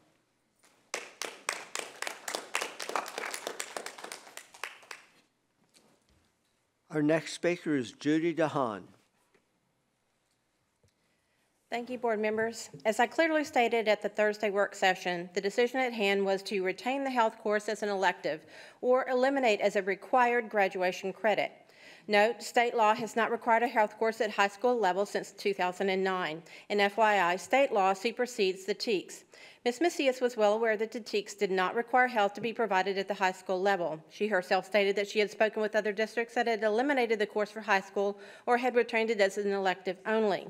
This report is also confusing to me because Ms. Macias and I sat in the same boardroom in Waller ISD, as I had mentioned, when the board voted to have health as an elective course. We had both heard SBOE Audrey Young advise against using the Goodhart-Wilcox text, and the health course was not required for graduation. Yet, I was shocked to hear and see and hear Ms. Macias say it was a requirement being broadcast as such to the entire district. Then fear was instilled in our teachers that they would lose their jobs. When we are having difficult times recruiting and retaining our teachers, why was this misinformation and fear tactics utilized? Many of the topics can and are provided in other courses such as biology and health, as we just heard. The Coordinated School Health Program, according to TEC 38.013, has been required since 2001. This health program is only required for elementary, middle school, and junior high students. It covers the major topics of obesity, CPR, mental health education, substance abuse, and requires parental involvement. What better way for CFISD to partner with parents than following the law? Even though it is required for middle school, parents still have to opt in for the human sexuality portion. To the one teacher who testified on Thursday she was the parent for 300 students, you are not their parent. That's why the Texas legislature is providing a new law on parental rights. Even TEA recognizes parental rights. Why doesn't Cypher administration let parents make the decision with their child whether to take this course? And I ask that you please not make this a requirement for graduation. Thank you.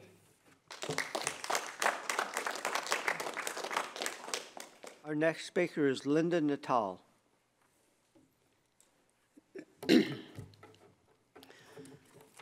I'm against making the health course mandatory for a number of reasons. Primary is that there shouldn't be near nothing beyond reading, writing, and math that should be mandatory for every child. With all their vast differences in abilities and interests, their parents know them and have a stake in their life success that you do not. It appears to me that the board is trying to make a decision based on TEKS requirements that do not exist. Before Thursday's meeting, it was brought to the attention of the presenter that TEKS no longer has health requirements at a SHAC meeting, at a Waller ISD meeting, and again at Thursday's meeting. When asked to cite what requirements she was claiming to reference, she said she'd have to go look that up. She'd had plenty of opportunity to look it up. It is not there. Since it is not a requirement, then we can certainly feel good about not requiring this course of students who would prefer to take advanced math or foreign language or music or sports or any number of other learning pursuits in their preparation for college or life. Your concern that this might be the only way to get certain information to students whose homes don't provide it is misguided. The essential information is already taught in middle school. Schools are not families. When a teacher says they are parents to 300 students, to children, that is not correct. They are the hired teacher. While it's a plus to have caring teachers, schools do not know what's best for all students. It's offensive to have the vast majority of parents who actually have the right to the care and upbringing of those children. We have reason not to trust on this issue for students whose parents would not opt in for the sex ed part of the health course. There should be no testing on that knowledge, but they were tested anyway. Parents were pressured to opt in, being told that their students' grades could be on the line if they failed in the testing. The TEA head is adamant that these students not be tested. How can parents and other community members trust the administration when this is being done?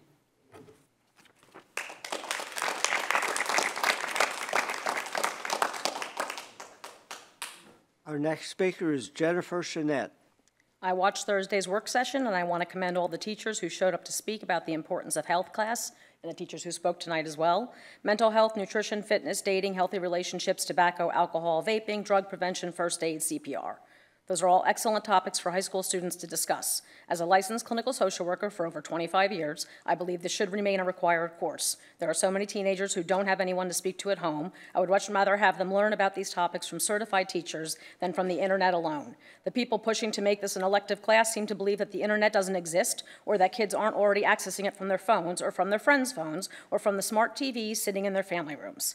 People like to talk about the good old days. Well, guess what? Everyone in this room who went to public school took health class. They also probably had gym class every day. Emotional and physical health should be priorities for everyone. They talk about flexibility of course selection. That's just smoke and mirrors for power and control. They think that their evangelical beliefs and values are the only ones that matter. They want to bubble wrap their children, which doesn't prepare them for the real world at all. If health class becomes optional, what will happen to all of our wonderful health teachers? Will they lose their jobs? Maybe down the line they, along with art teachers, may just be paid less, since they don't produce any measurable outcomes or any concrete data. By the way, the art teacher comment came from one of our board members at a recent community meeting, implying that art teachers aren't as important as math and English teachers. It was an atrocious statement. Our society needs well-rounded citizens. Public schools play a big part in that. It is education for all, regardless of gender, race, religion, or socioeconomic status. Every child walking into a CFISD school can access the same education as the kid walking in next to them. We need health class, we need gym class, we need art, we need music, we need science, we need history, we need common sense. Unfortunately, that's not so common anymore. Thank you.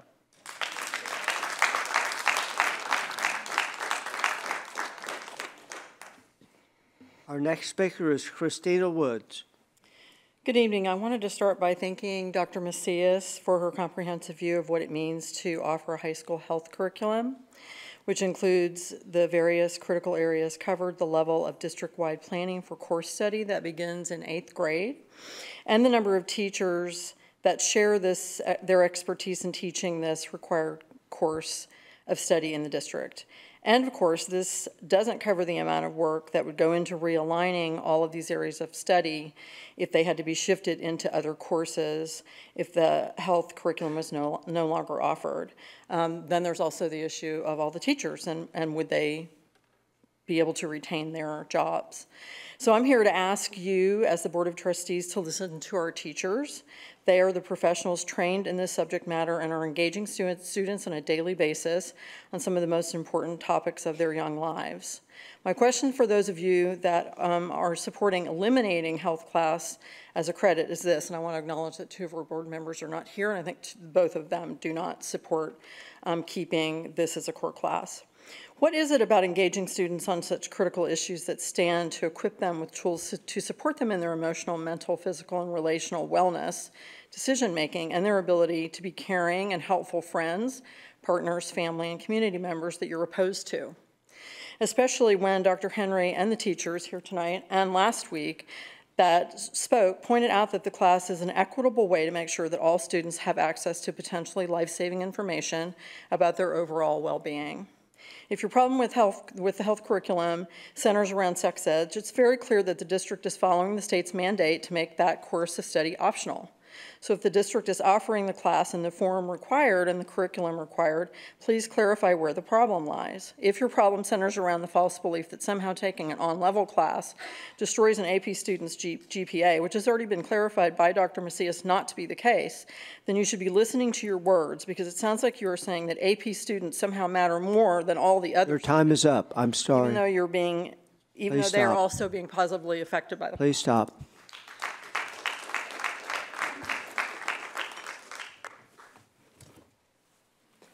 We now have a brief presentation from Dr. Macias. Good evening, President Jackson. Thank you for the opportunity to clarify some of the information that I shared on Thursday. First of all, let me start with the mention of the Waller ISD meeting, the June 2022 meeting that was said I attended. I was not there. I did not attend that meeting.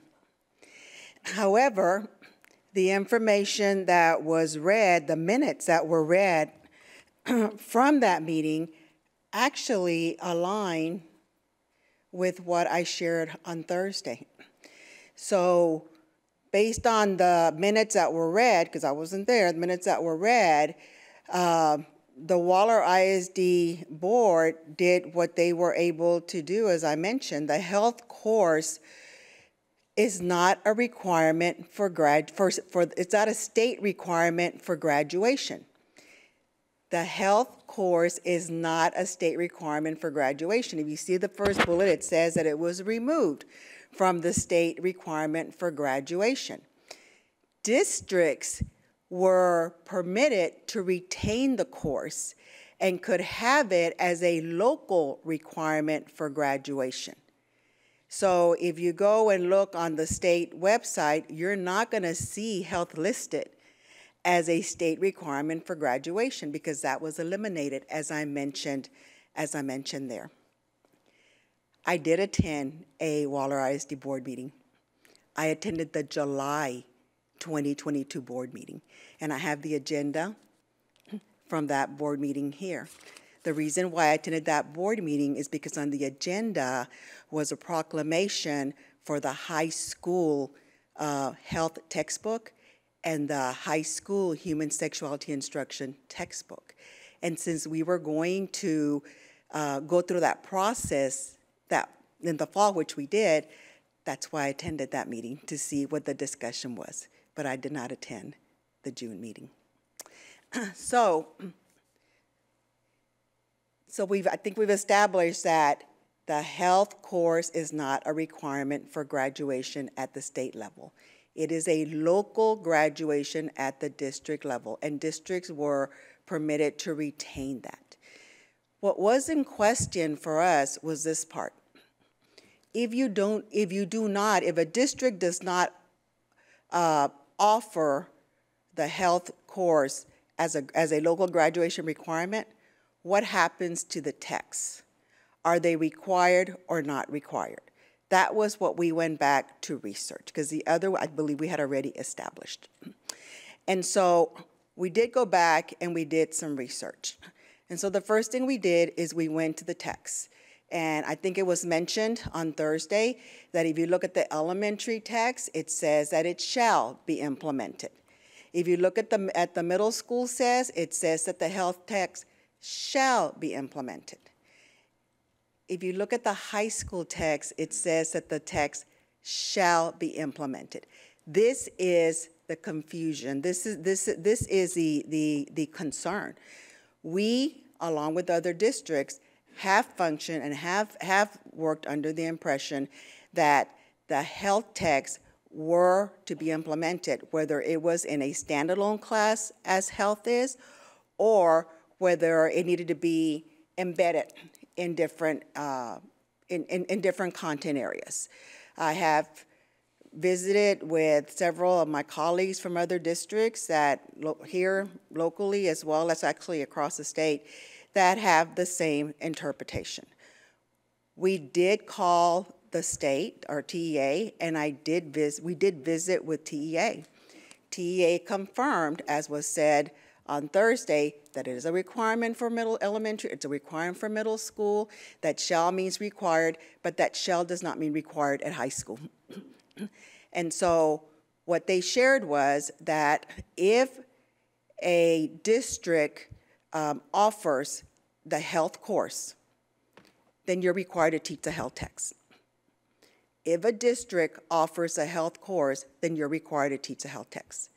But if a district does not offer the health course, then according to our RTA representative, then you do not have to embed the text anywhere else. So that was a clarification that we got for ourselves. The other thing that was mentioned on Thursday was this piece, that if you look at the health text, it says recommended for students in grades 9 through 12. And that is exactly what it says. And it means just that, recommended for students in 9 through 12 for that grade level.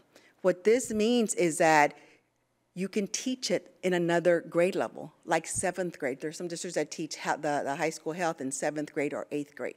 That's what this comment means. And I'm gonna give you an example. Whoops, I just went backwards. This is a course, Principles of Business, Marketing, and Finance. And look what it says, recommended for students in grades 9 through 11. We offer that course as a high school option in middle school because it says recommended. That pertains to that level. It doesn't say that it's just required for that, but recommended. I just wanted to, just as you're looking at the text, that you have that knowledge, that's when it says recommended in the text, it's for that grade level, and but it can be taught in another grade level as well. So to just quickly recap. So at this point, Cypress-ISD has chosen to have the high school health one as a requirement, as a local requirement for graduation. The state does not require health one for graduation, as a graduation requirement at the state level. Cypress-ISD has chosen to retain it, as was allowed by the law, as a local graduation. Because we have this course right now as a local graduation requirement, we are required to teach the texts that are assigned to the health curriculum. And again, I just want to reiterate that for human sexuality instruction, you heard several mention that is a small component of the actual course, and it is, but the human sexuality instruction is opt-in. Parents can choose for their students to not participate in any of the classes, or participate in one session or 2 sessions. And then finally, what we clarified is that if the course is not taught, so if the high school health course is not taught, is not required, then the texts are not mandated to be covered in another area. I'm happy to answer any questions that you may, any further questions that you may have. Before I ask the board for questions and comments, I'm going to make a point of clarification. I was requested to place this on the agenda. I did not have it posted as an action item for tonight, and that's because two of the board members are not able to be here this evening. I think this is an important enough topic that the entire board should be present to vote on it. So it's not posted as an action item. It is posted as an agenda item, but it means we will not have a vote on it tonight. But we will, I expect to post it as an action item in June because we'll have a full board at that time. With that point of clarification, I'll now ask the board if they have further comments or questions. Let me go to my right to start. Scott. Just a clarification, Linda. I want to make sure I hear this right because I've heard two ways, and I'll make sure it's very crystal clear. You said if a health class is offered, we must teach the text. And then you kind of came back and said, if it's required, we must teach it. I just want to make sure I understand it completely so I have that basis. If we offer it as a class, which I'm not saying we get rid of it, if we offer it as a class, do we still have to teach it to every kid in the school, or only if they take the class? I'm trying to make sure I understand that. That depends, Mr. Hendry. So if the high school health class stays as it is right now, which is a local requirement for Cypress-Fairbanks for graduation, a local requirement, not the state requires it, the local, and the state allows districts to add additional requirements if they wish for graduation.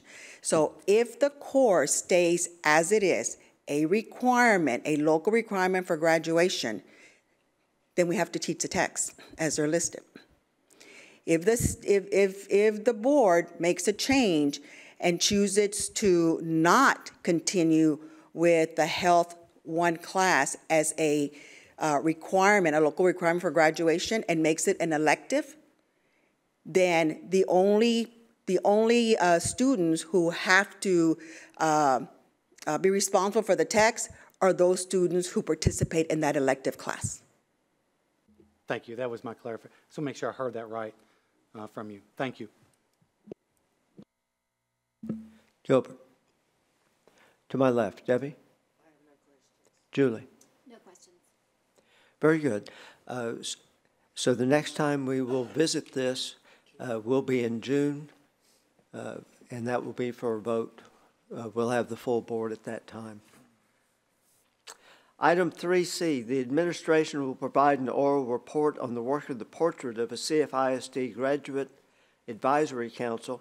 We have 7, let me turn the page, 7 speakers on this topic tonight. First speaker is George Edwards.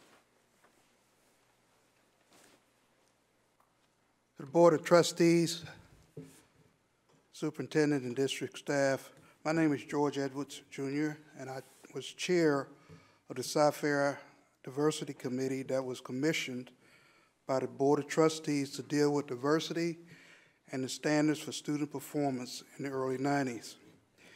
The original portrait of the Cypress-Fairbanks graduate came from that committee and was a pledge from the school district to the community regarding the skills and traits that all Cypress-Fairbanks graduates would possess.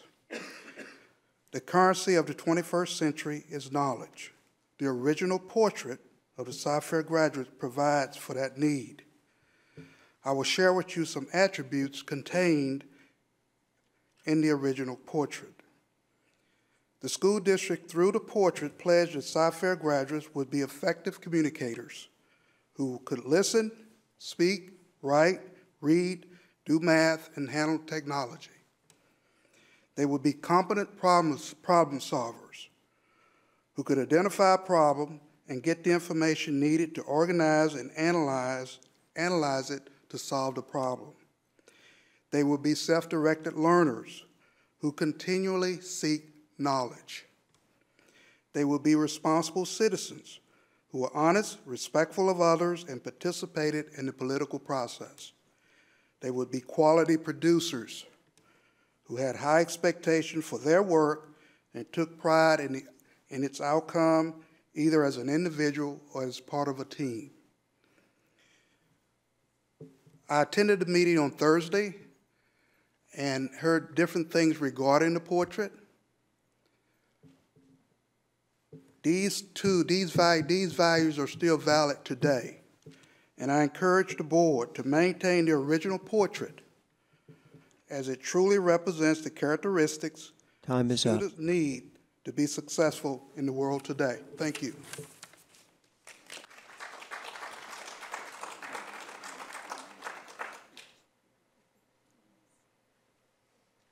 Are you ready, Gilbert? Our next speaker is Deborah Edwards. To the Board of Trustees, my name is Deborah Edwards, and I was a member of the Portrait of the Cy-Fair Graduate Advisory Committee, and the only person in my feeder pattern not to vote no on adopting the proposed version.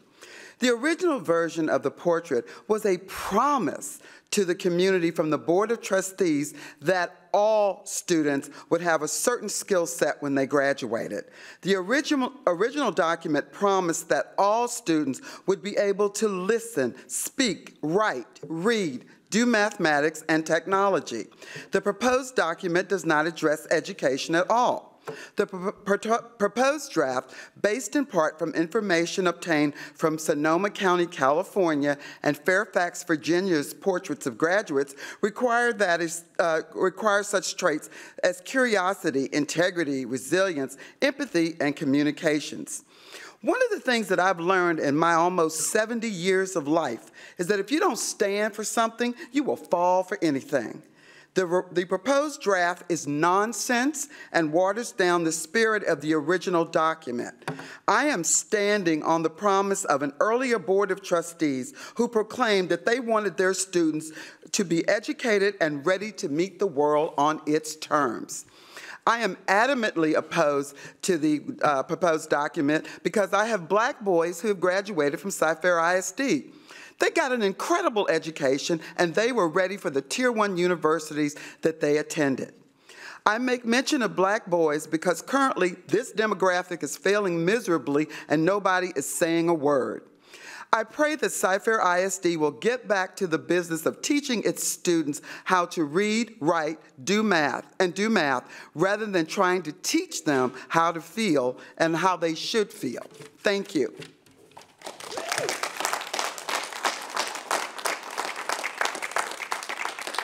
Our next speaker is Julie Ricks.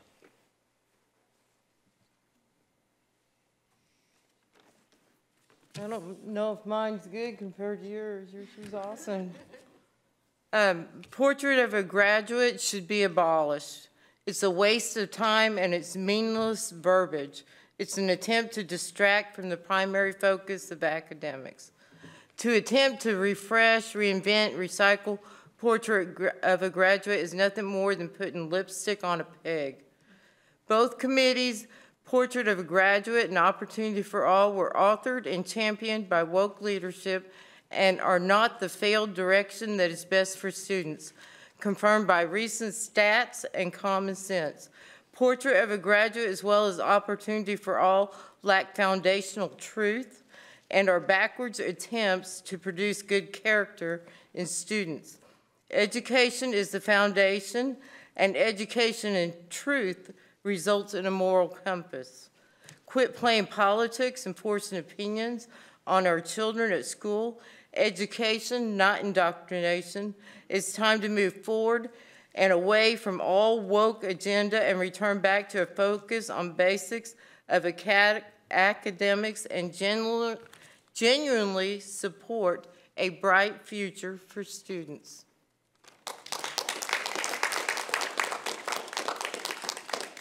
Our next speaker is Todd LeCompte. Good evening. My name is Todd LeCompte. I'm a proud father of two boys that attend Cy-Fair. I wanted to talk today about the agenda item 3C, Portrait of a Graduate. I wanted to share some information real quick. 99.9% of businesses across the United States are small businesses. That represents 33,200,000 businesses across America. Nearly half of all U.S. employees are employed by small business, which comes out to 61,700,000 people. And this, I'm pulling this information from a Forbes publication from December of 2022. At the last work session, the board president and Mr. Scanlon had a discussion concerning this. The words problem solvers, content mastery, high processors of information, and critical thinking were discussed at that work session.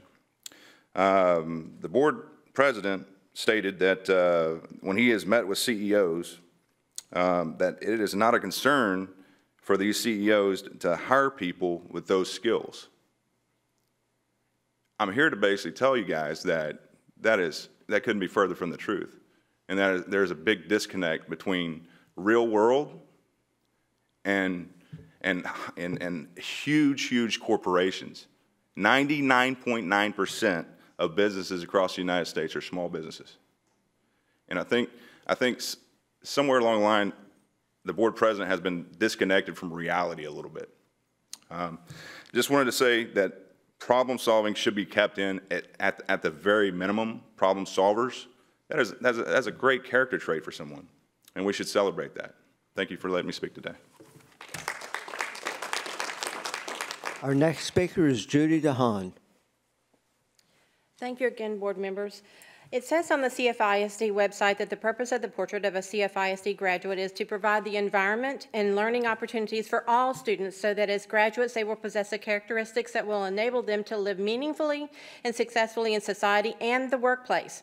How can we know this after the fact? How can we measure the learning opportunities are indeed being provided prior to graduation? The committee gathered and reviewed a great deal of data in a short time. What any $1.2 billion corporation would want to do is measure and ensure they are spending the dollars wisely. So how can we provide even greater guidance to our students and know that CFISD is the leader in setting our students up for success? How can we know that this wasn't just a project or a task and hope our students excel in the future regardless of whether they go to a technical business school, college, or enter the workforce immediately? I have a couple of suggestions from my performance management and behavioral interviewing experience I can share.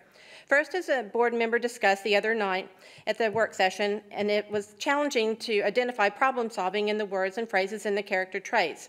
If others had difficulty, as I, with my experience in dealing with metrics and competencies, did as well, how will our students and parents? It was presented that you used several out-of-state programs as a model. What widely used business-oriented vendors did you consider? If our focus is on the future success of our students to be global leaders, I offer we are missing a huge opportunity to take this program to the next step. Schools and businesses are interviewing and asking their applicants to show results or outcomes they were able to achieve in a given situation or task. These skills, knowledge, and behaviors are put into big buckets called competencies. Therefore, the cloud words identified could be mapped to competency definitions already utilized by well-known vendors such as DDI. How could this help our students and CFISD? Advisors are already meeting with students about their work portfolios. Discussions about what to take, why complete work, and preparation for the future have immediate relevancy. As mentioned, competencies are also used in behavioral interviewing for future or current jobs in high schools. CFISD could use this in tying to coursework and ISD goals. Let's continue this conversation and soar to greater heights. Your time is up.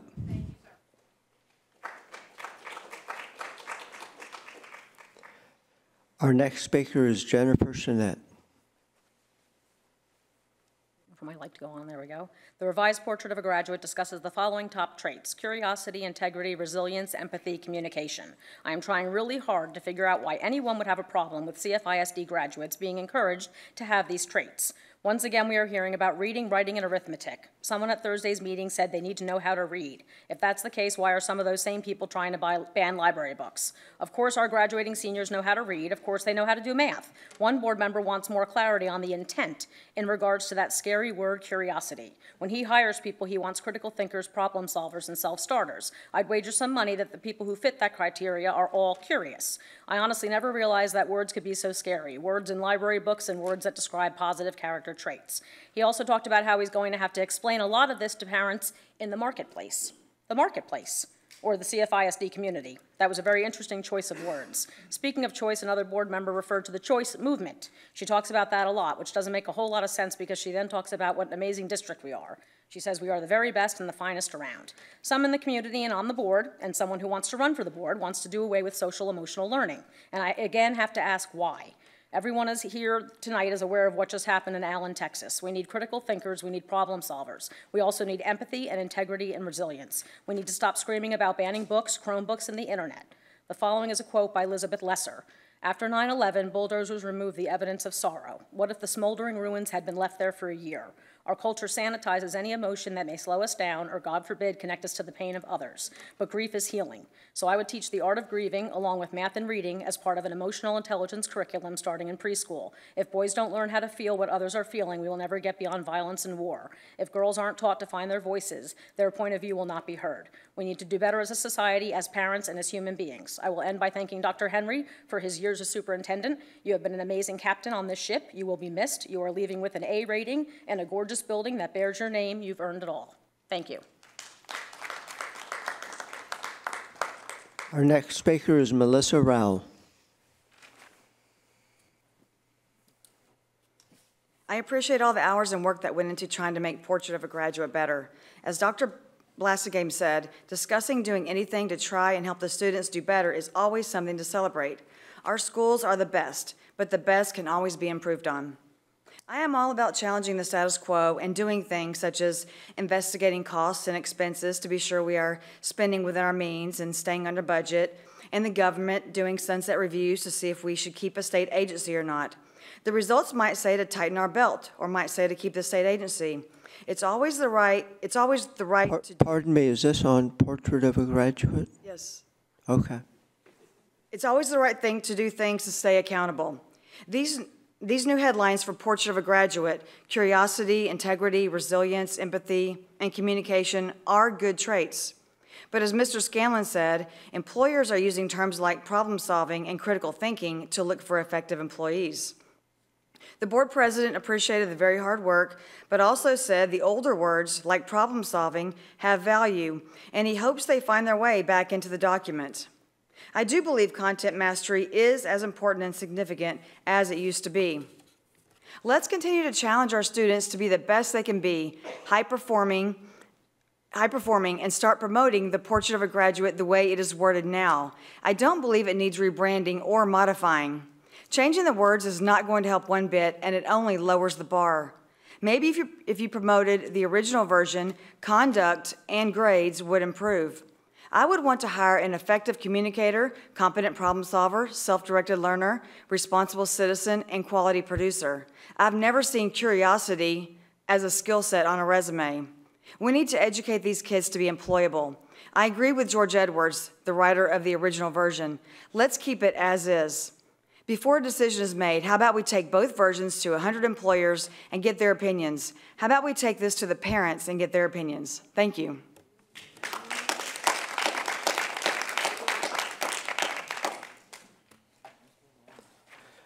Roy, is there any other presentation scheduled for tonight or not?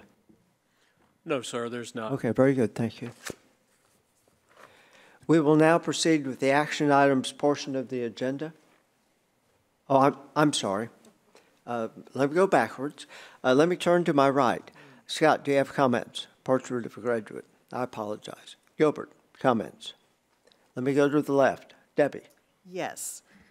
I just wanted to say, after speaking with several members of the committee, we have decided to take the feedback that we received from the board last week and have another meeting to discuss those comments that were offered both last week on Thursday night before we asked for adoption of the revised Portrait of a Graduate.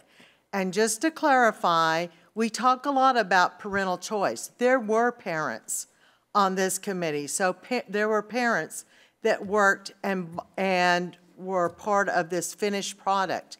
Also, one of our committee members mentioned that we looked at the Portrait of a Graduate from Virginia and from Sonoma County. We did. That's part when I was in the credit union business, when we were doing things, we shared best practices and looked to see what other people were doing. Although we looked, we didn't craft this new portrait of a graduate after what we read. They are not the same. So I just wanted to clarify that, but we are going to have another meeting. I've not set a date yet, and we are going to review the feedback and take it all into consideration.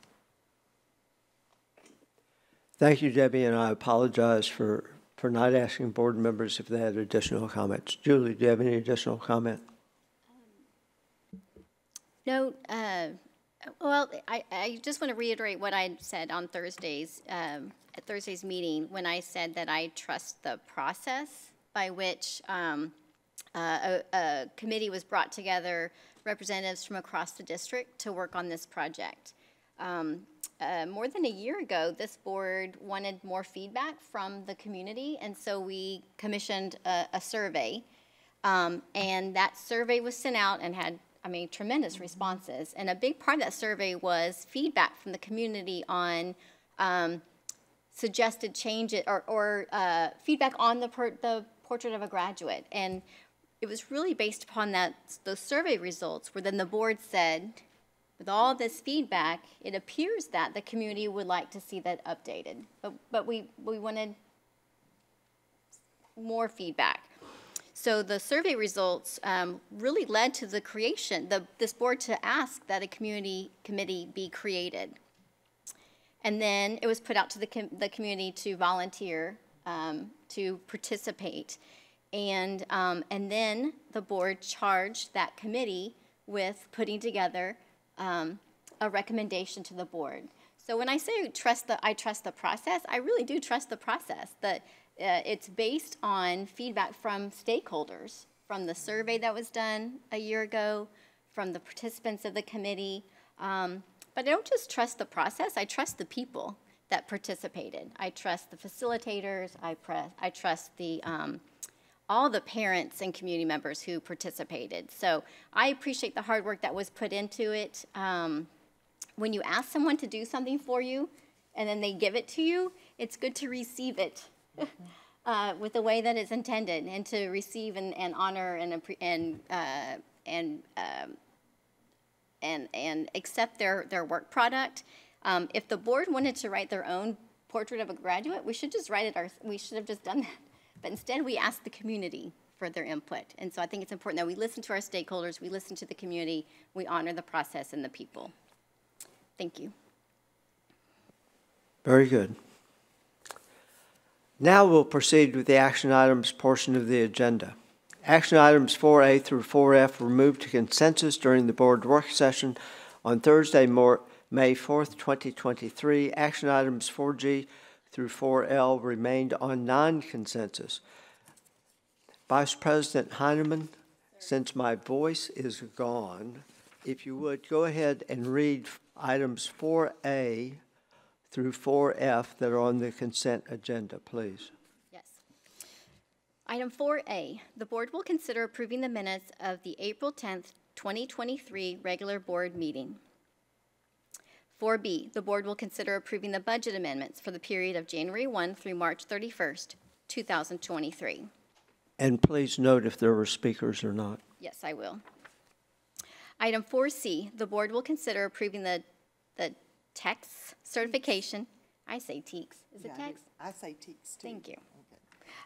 TEKS certification 2023 to 2024 form. No speakers. 4D, the board will consider approving construction proposals and contracts paid from bond funds to the recommended contractors and authorize the superintendent or designee to execute all necessary documents related to such contracts as recommended in the posted agenda item. We do have one speaker.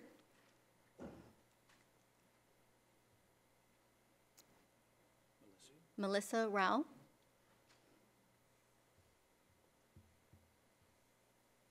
I urge the board to table the vote on the approval for electric bus infrastructure and any purchase of electric buses in order to spend more time researching the pros and cons, especially the safety aspects. No one wants an electric bus fire. There are health scare tactics being used to push electrification of our bus fleet. If what they are saying is true, then we should no longer use our present buses for transporting kids. This is just federal grant money looking for a solution. I thought I heard grant money was to be used, but this agenda says using bond money. Electric school buses are not as cost-effective or safe as we are led to believe. The board president asked the bus rep last week about high water, and the answer was not sufficient, as water issues at the storage facility was addressed, and not if a bus hit high water. The investors of this bus company appear to be questionable. Please, I'll send you data. How much money is the school district receiving in federal funds for agreeing to start replacing their fuel fleet with electric buses? We still don't know maintenance cost, per the rep, too. If we don't know the maintenance cost, how can we really compare fuel versus electric? Selling battery electricity back to the grid is not feasible. The demand on the power plants will create more pollutants. The top speed is 50 miles per hour, so these buses can only be driven in a neighborhood and not used for football games, transportation to football games. Extreme temperatures, hot and cold, affect batteries of electric buses by reducing the life of the battery and reducing the range of travel. The city of Albuquerque returned 20 buses ordered because of batteries overheating in hot weather. These electric buses weigh tons more than a diesel bus, so more wear and tear on the neighborhood streets. Are we buying a fleet subscription that handles the managing and the powering of our buses? Please table this vote for at least another 30 days, if not months or longer. The electric buses will be an expensive experiment. Spend this money on teachers and students instead. Please do not consent to this tonight. I'll be sending you an email, a 20-page email with details that I've been researching all weekend. Thank you.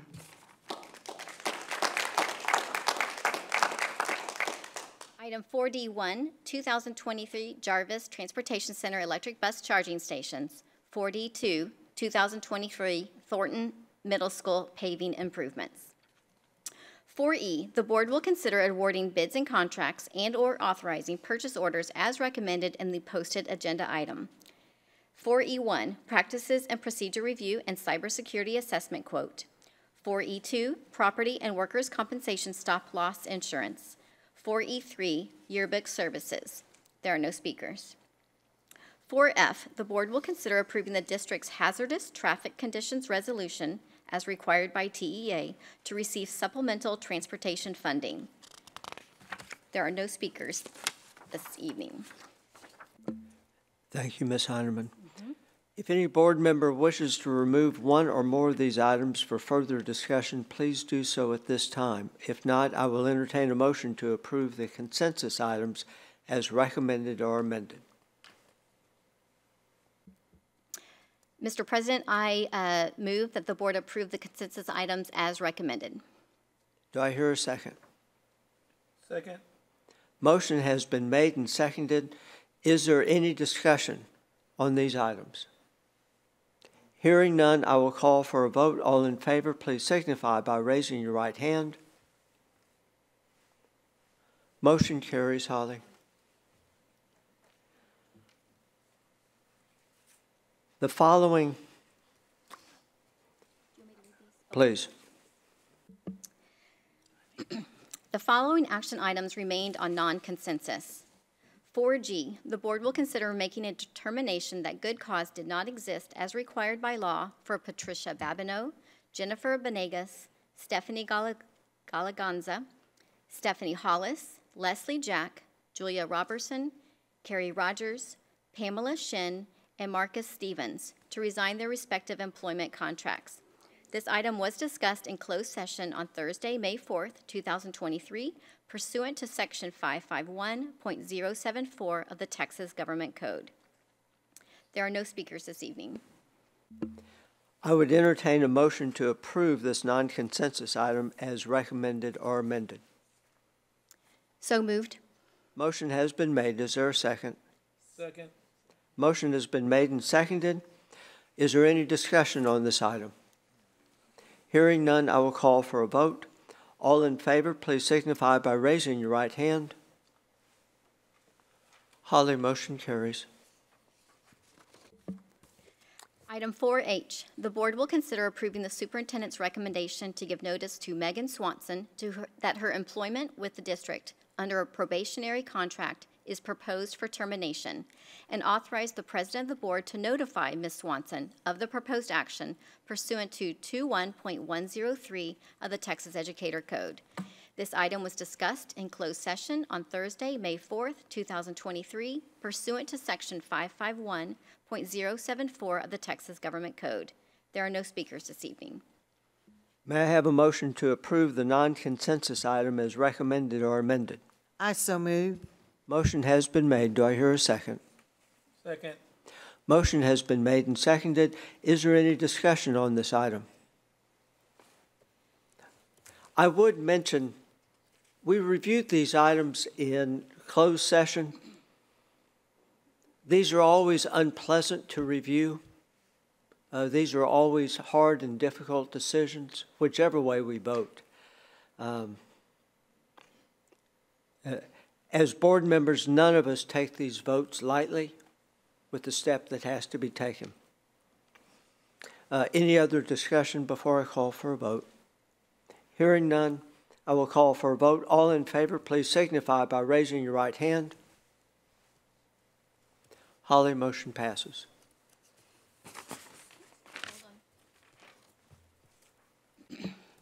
Item 4I, the board will consider approving the superintendent's recommendation to give notice to Michelle Benson that her employment with the district under a probationary contract is proposed for termination, and authorize the president of the board to notify Ms. Benson of the proposed action pursuant to 21.103 of the Texas Educator Code.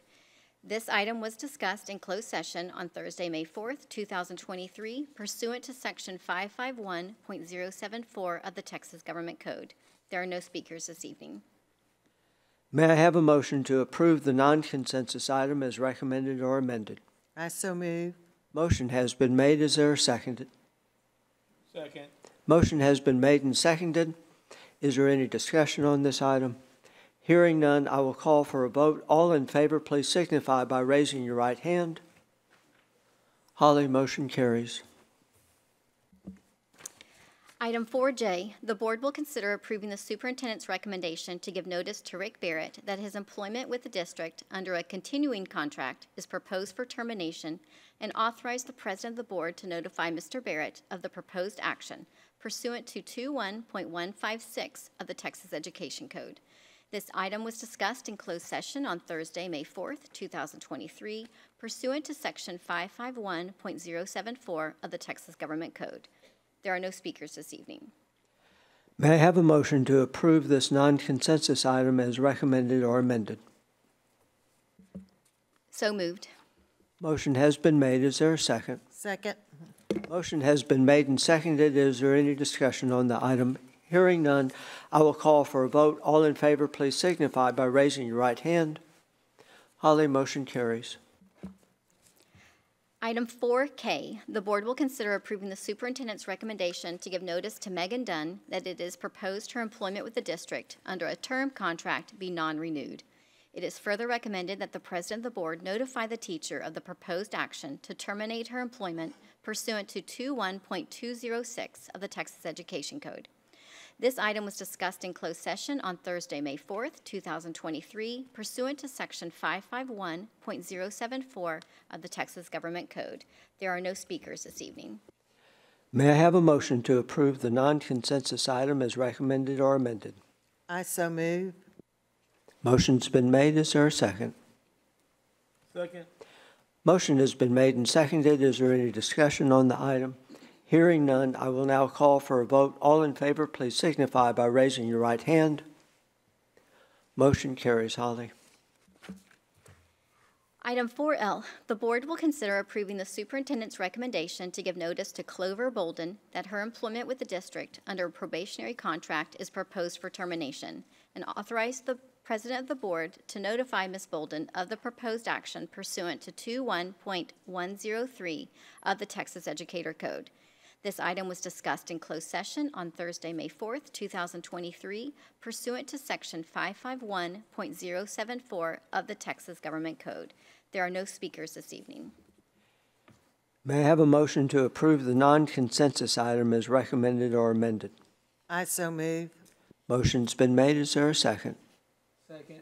Motion has been made and seconded. Is there any further discussion on this item? Hearing none, I will call for a vote. All in favor, please signify by raising your right hand. Motion carries, Holly. The discussion portion of the agenda was presented at the board work session on Thursday, May 4th, 2023. We will now proceed with the citizen participation portion of the agenda. 6A. Per BED, local patrons may address the board during the regular board meeting under citizen participation on any matters of interest or concern that are not posted agenda items. Individuals may only register to speak one time per meeting and must register in advance. Just a reminder, patrons who have registered to speak this evening may see the order of names listed on the screen behind me. Before your name is called, please move forward and sit in one of the 2 reserved seats on the front row. Mr. Secretary, are you ready? Our first speaker is Jennifer Fung.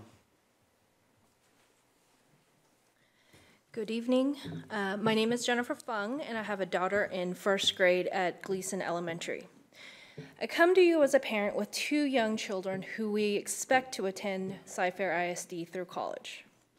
I came here to bring your attention to the staffing and retention situation at Gleason and ask the district to review teacher turnover at Gleason. Specifically, what are the causes of turnover or mid-year departures, and does the turnover at Gleason deviate from the elementary schools in the surrounding areas?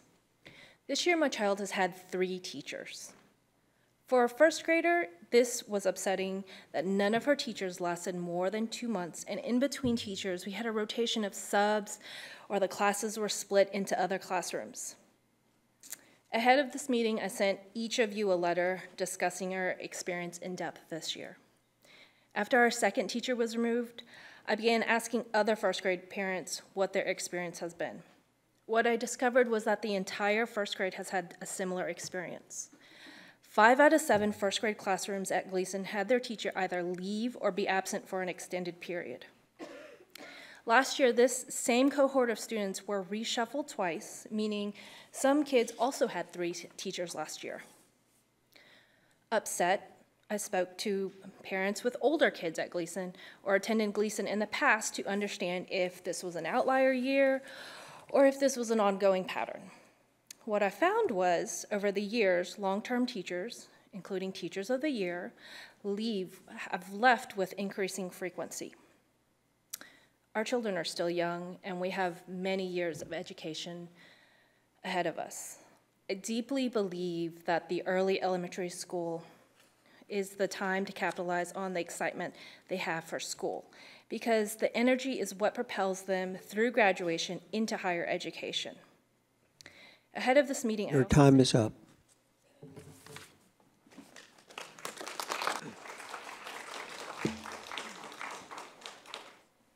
Our next speaker is Linda Natal. Excuse me. Suppose some nefarious person illustrated a classic piece of literature, a collection of Keats' poetry, let's say, with pornographic images. Would the book qualify as literature because of the literary value of the poems, or would it qualify as pornographic because of those images? The answer is literature does not elevate the pornography to the level of literature. The pornography degrades the otherwise inspiring poetry into a work of pornography. This is a matter of law. According to the U.S. Department of Justice website, obscenity is not protected speech under the First Amendment. Violations are criminal offenses. Also, the standard for what is harmful to minors may be different from the standard for adults, and offenders convicted of obscenity crimes involving minors face harsher penalties than if the crimes involved only adults. I suggest you read the statement in your handout. The Texas Penal Code, also in your handout, explicitly defines obscene as depicting, quote, offensive representations of ultimate sexual acts, normal or perverted, actual or simulated, end quote. Also included are depictions or descriptions of other lewd acts. I'll let you read the details. Note that none of these defined violations is allowed if you just couch it in enough non-sexual material. One example in one book is enough to be in violation of the law. If there is obscenity in it, it does not matter what else is in it. You cannot justify providing it to minors. We have to wonder then why books in our libraries containing multiple instances of obscenities as defined in the law, after being reported through your formal reporting system, still remain in the libraries. Cyfair ISD is in violation of the law.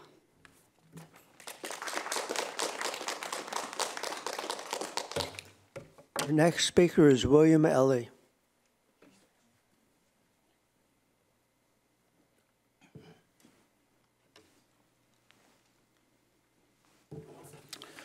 Regarding the process for requesting formal reconsideration of library materials, one of the first questions on the request form is, have you reviewed the resources in their entirety? And in parentheses it says, if not, please do so before completing or submitting this form.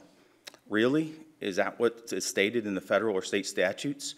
One example of explicit sex is enough to know that the book contains material that should not be made available to minors. If there is obscenity in it, it does not matter what else is in it. You cannot justify providing it to minors. Cyfair ISD parents have read the materials in full, filled out your forms, and for formal requests for reconsideration, then they patiently waited. The chart that I've just handed each of you has 7 of those books that have been through your process. All contains multiple pervasive examples of obscenity, some in written and some in graphical illustrations. The examples are unmistakably inappropriate for children. But the response from the review committees, expressed by letters from the school principals, is that each of these examples is educationally appropriate. This is not something we can agree to disagree on. It is illegal to provide pornography to minors. You're doing so. You have librarians who choose and acquire these books. You have committees of people justifying them in private meetings without minutes, in violation of Open Meetings Act, despite the Attorney General's directive to provide the names and the minutes. Your process of reconsideration has provided evidence. It's in front of you right now. Maybe each of you can read their entirety and make the Cyfair community understand their educationally appropriate value. However, I would recommend you simply follow the law. Thank you. Our next speaker is Clark Denson. Good evening, Board. Regarding the process for removing obscene books from our libraries, we know pornography harms children.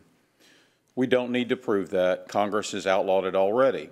It is disingenuous for the proponents of providing pornography to children to claim concerned parents are book banners, as if though we were trying to eliminate Huckleberry Finn or To Kill a Mockingbird from our libraries. We're not talking about First Amendment freedoms here. We're talking about illegal materials that we all know are harmful to children. If the Cyfair ISD school libraries are following your own policy requirements, then they are providing the complaint, the book, and their response to the superintendent and the school board. This also means the superintendent and the school board can be held liable for breaking the law. Your process for reconsideration has provided the evidence. Failure to immediately correct these serious errors puts you personally at risk of prosecution. Mr. Superintendent, if you care anything about your legacy, fix this problem with pornography in the schools.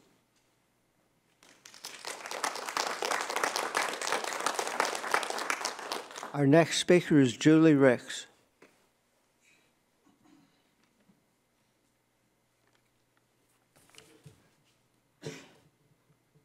What is being done about student violence in Cyfair ISD? Recently, I've seen numerous testimonies of incidences of student violence against fellow students and staff. Violence is occurring across the board in high schools, junior high, and elementary, happening on school grounds and buses. Big money is being spent to protect students from a potential outside threat, but very little is being done to address the violence that is occurring inside of Cyfair schools. There has been a moral decline in our society, and this is a reflection on both parents and our education system. Parents are ultimately responsible for their child, but during the time which they are in school, parents are entrusting the school for their child's safety and welfare. These violent acts are happening on the school's watch. It's on you, specifically the leadership. Leadership has failed in academics as well as providing a safe atmosphere for students to succeed. The school board has appointed and supported a grossly overpaid superintendent whom should be held accountable, not rewarded with a building named after him. The primary focus of academics has been abandoned. Students and teachers have been abandoned. The focus of the school district has not been on promoting woke agenda that includes CRT and sexualization of students. Obviously, the anti-bullying campaign has not worked. Leadership policies are resulting in disrespect for authority and creating a prison-like environment. The prison-like environment has created fear and dislike for school amongst students. You guys act like you're clueless why kids the attendance is down. Kids don't want to go to school. They're not happy. They hate it. They're scared. I mean, it's time to wake up. Your time is up. Thank you. The next speaker is Sandra Rowland Munoz. Dear board members and our Cypher ISD leadership here today, I want to thank you for allowing me the opportunity to give you an update as a year ago around this time I stood before you, a very broken mother and woman. I was not only in fear, but my behavior and words were driven by that fear. The pain my son was in, the desire for suicide he had, the frustration of the events surrounding that pain and the feeling that no one was listening was often overwhelming. I want to stand before you today so that you will be able to join my husband, my family, our friends, myself, but most of all, my son, in the testimony that is his ability to overcome those chains that had him bound up, believing that he was worth little to all who knew and loved him, but most of all himself. To our superintendent, as parents, when we face such issues as I did, we want your direct attention, and at times we get angry when we believe we are being ignored because we don't feel we have been heard. I want to start by thanking you. Your choice to delegate Superintendent Roy Garcia, along with others, taught me that you are a man of wisdom. Through this wisdom, I had the opportunity to not only be heard, but most of all supported as I advocated for my son. Your team of leaders truly went above and beyond, as they not only supported me making the right choice for my son, but Mr. Garcia went a step further in aiding me with resources through our district that have had a major impact on my current health. As in October of 21, I suffered a stroke while living with what felt like a never-ending nightmare that my son was dealing with. Today I stand before you, a healthy, whole woman who has rejoiced in being a part of her child's recovery. Through the transferring of my son from his old high school to his new one, I am thankful to say that my son has overcome his depression, anxiety, and anger issues. As of December, he was removed from all medication and the BIP that he was placed on prior to his transfer. My son is an active member of his high school football team, where as a sophomore... Your time is up. Ms. Hawley, please give them my letter. Please give them my letter. Please read it, because I want to thank y'all.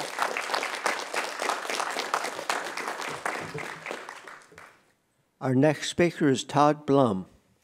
Hi, yes, I have students at Gleason Academy in first grade and kindergarten, and I'd like to echo the sentence of Ms. Fung earlier about the teacher turnover concerns, and I'd like to speak kind of specifically about the second teacher that he had. The teacher, things were kind of crazy for a little while, and then all of a sudden we get a new teacher, and we start getting weekly newsletters about all the things that they do every day. We're getting follow-up emails. The reports are great. They're very specific. I talked to my son. He loves the teacher. The teacher's obviously very devoted, very positive with the kids. It's a great situation. Then all of a sudden, in mid-March, the emails just stop, right? There's no communication whatsoever. And as a teacher that if she was leaving on her own volition, I assume she would have said, hey, guys, I got some problems, whatever. Nothing, all right? So I assume something happened, she got fired, right? So go to Principal Melanson, get an appointment. She says, no, she's not fired. I assure you, this is a personal matter, And she will be back. We expect her to be back. Don't worry, this has nothing to do with the school or the district. She is perfectly fine. I apologize, this overlaps with 4K, because I just found out tonight that that teacher was misdone, and she actually was fired. So she was not coming back. I don't feel like she was probably ever going to come back. So now I feel like I was misled about that. And obviously I was very disappointed that this was the second teacher that was fired. And she was a very good teacher. And I would love to know exactly what happened, because, I mean, unless she was like an axe murderer at night or something, you know, and even then I'd be like, well, it was only at night, right?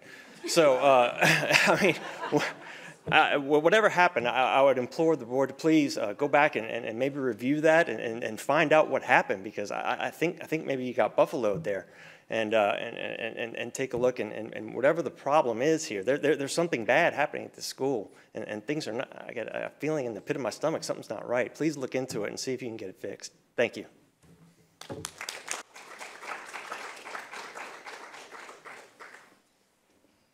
Our next speaker is Aisha Indemayo. It's Aisha Indemayo.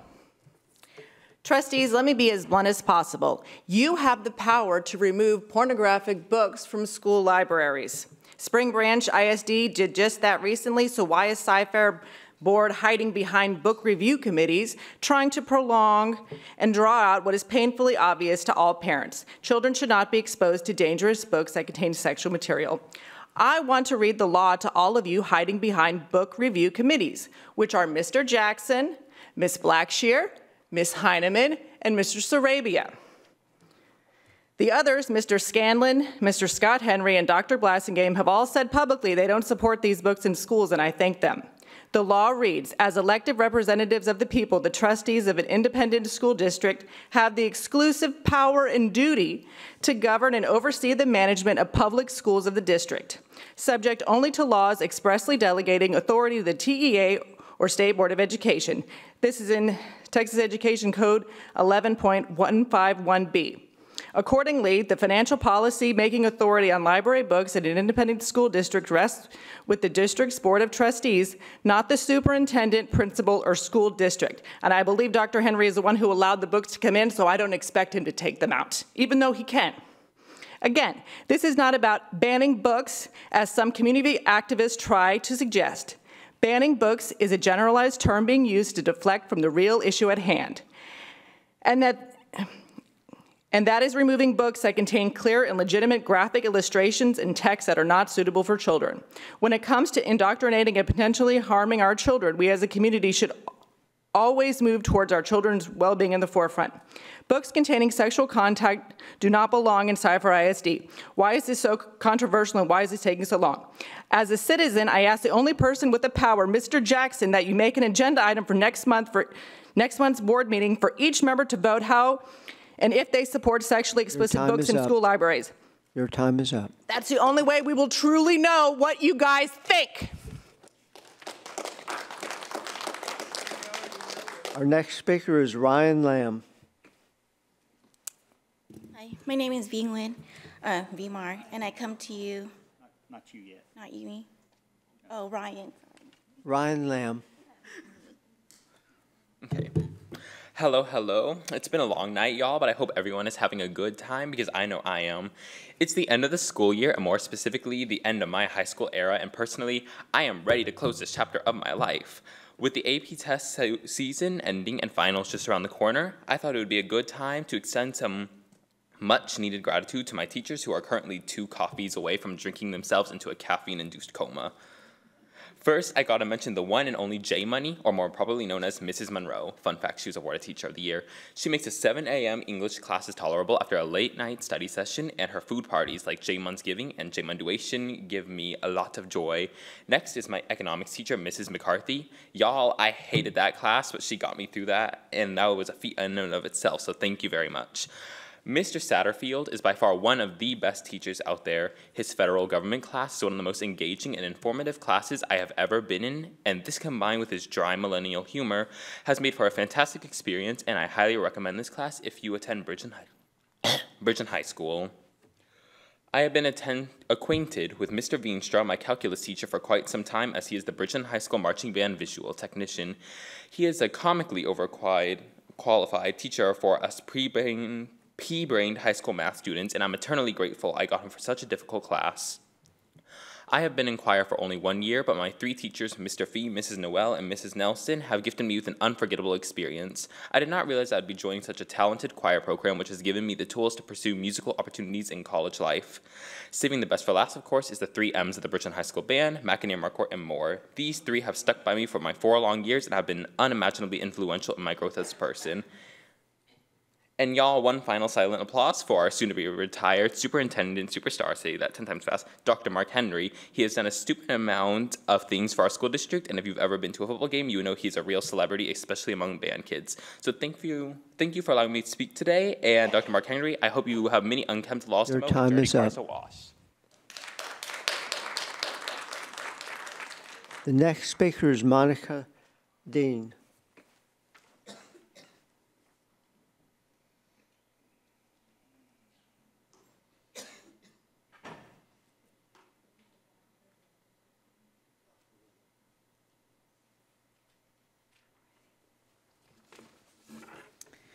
3 years ago, the district signed a $33 million contract for Chromebooks. As it comes up for renewal, what type of return on this investment have we seen? Learning on these devices certainly hasn't improved reading or math scores. In fact, 41% of third graders in our district cannot read at grade level. Thus, we cannot continue with this experiment. How can we expect our children to think outside of the box when they're staring at a digital box all day?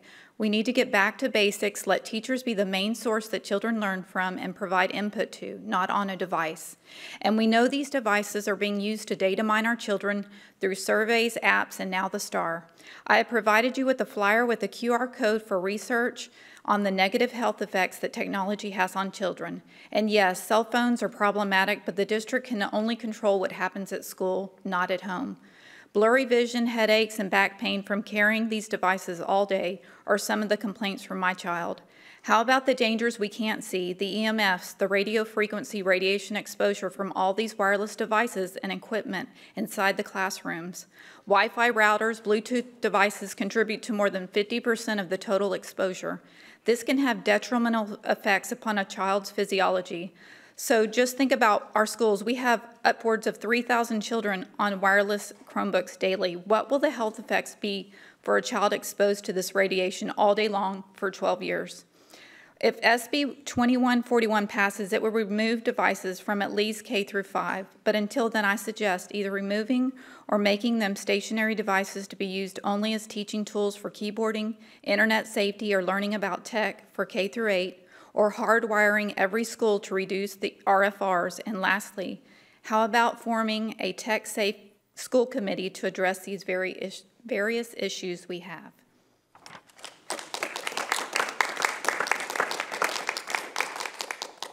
Our next speaker is Vi Marr. Esteemed board, I come to you today as a parent of 2 children who expect to attend Gleason Elementary and as a graduate of Jersey Village High School. I can personally attest to the high-quality education that Cyfair ISD provides, which is why I come to you as a concerned parent and alumni. My son's teachers have had a profound effect on his growth, education, and self-esteem. We started first grade with a highly qualified and beloved teacher. By January, my son informs me that his teacher has not been to school in 3 weeks, and he was concerned for her well-being.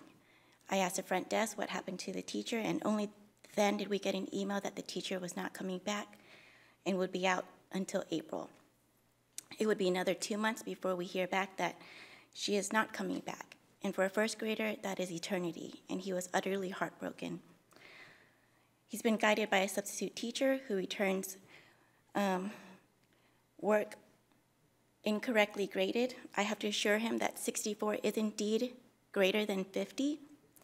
As I spoke to other parents of the Boy Scout Pack 866 in Tigerton, we learned that other parents and students at the school have had the same issue, and my situation is not unique.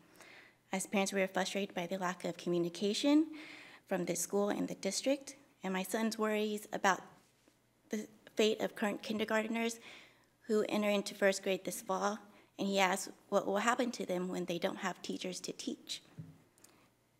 we have the same question. What will happen to these kindergartners who now enter in first grade when there are only 2 teachers to teach? We need certified teachers, not substitutes. Gleason has more than double the amount of teacher turnover for the district and the state. Is it normal? And what actions have the district taken to investigate and remediate this situation? The number of teachers who leave mid-year signals a deeper problem. I know parents who do not consider Gleason to be the school. Your time is up. We ask you that you look into this matter. Thank you.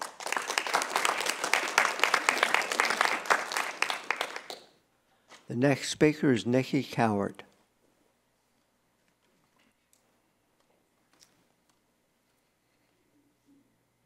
As the president of our union, I couldn't be more proud of my home district where I grew up, knowing Gerald and I made the right decision in raising all 4 of our boys here.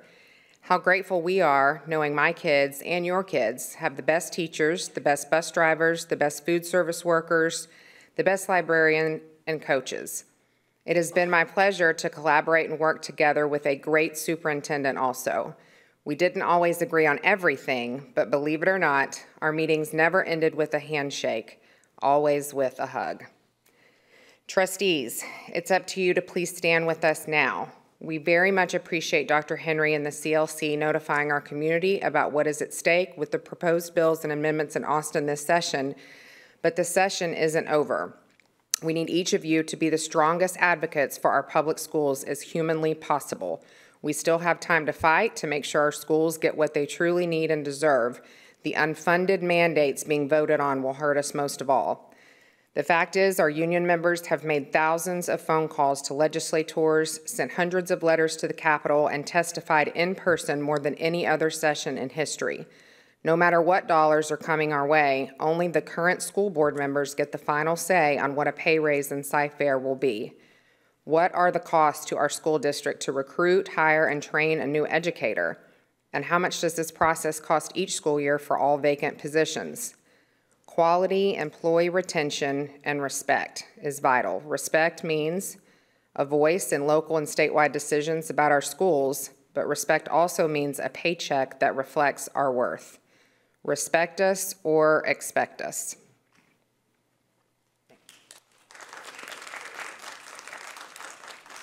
Our next speaker is Todd LeCompte.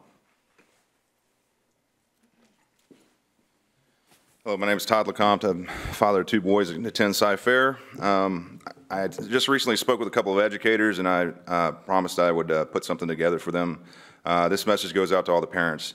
Parents, please talk to your kids. This is in reference to the number of fights that are occurring in high schools across Cy-Fair. In addition to that, there was also a report that someone actually reached for a gun and was tased. That was one of the students. So I'm just wanting to, again, let you guys know this is what I've heard. I don't know if it's the 100% reality, but I want to let you guys know, right? So parents, please talk with your kids. This type of behavior is happening in our schools daily, especially in high schools. Discipline issues are the #1 reason why educators are leaving the field from those that I've met with personally. I sometimes get videos sent to me of fights that occur. Do people really think that teachers and students feel safe? I'm a huge supporter of public education. Both my sons have attended Cy-Fair Independent School District since kindergarten. We're asking teachers and staff to break up fights daily. They don't get paid for that, and sometimes the adults breaking up the fights get hurt. I will not post the videos I have the students fighting, but let me be clear, the UFC may want to recruit some of these kids.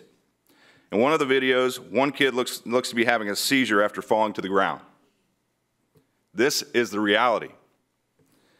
In the next video, there's a girl standing on top of, on the ground, standing on top of the other girl, pounding her face. This is the reality. This is not funny, and I will not stay silent. I had a conversation with an administrator a few months ago, and she told me who is they hate it when anyone posts anything bad about the school district. Really? Really? As a parent, I want transparency. Shouldn't all parents expect transparency from the school district? I want students and staff to be safe. I realize kids make mistakes. That's part of being a kid and growing up. My kids, my family, and I are not immune to making mistakes, My concern is Your that we time learn is from up. them and not repeat the same mistakes. Your time is up. Poor behavior must be addressed. It starts at home. Your time is up, sir. Kids, let's all do our part to make it a little easier for educators and staff.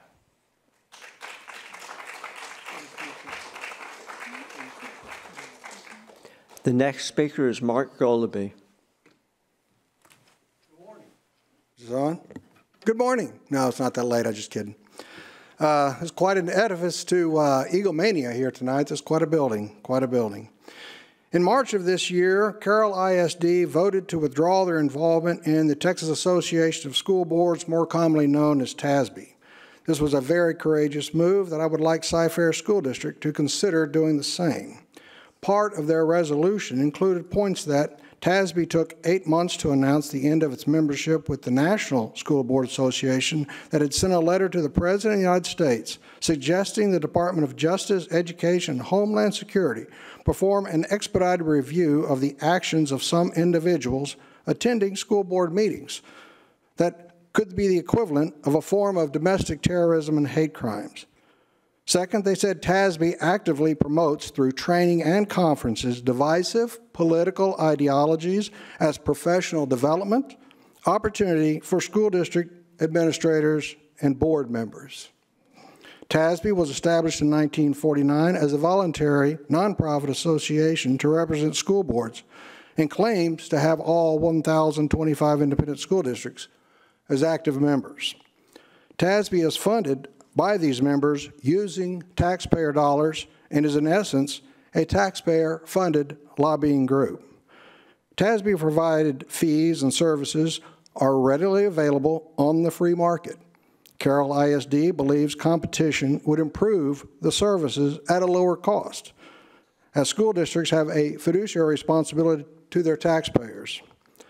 Through this effort, the school board indicated its withdrawal from TASB and directed their school superintendent to issue an RFP for obtaining risk management services and to actively pursue other needed services.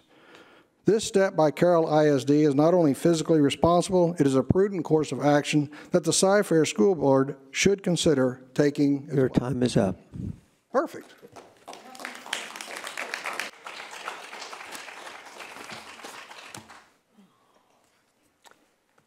That concludes the number of speakers who have signed up for citizen participation. I would like to thank everyone for being here tonight, and I would also like to thank those who are watching from home. May I have a motion to adjourn this meeting? Mr. President, I move to adjourn. Motion has been made. Is there a second? Second. Motion has been made and seconded. All in favor, please signify by raising your right hand. Motion is adjourned.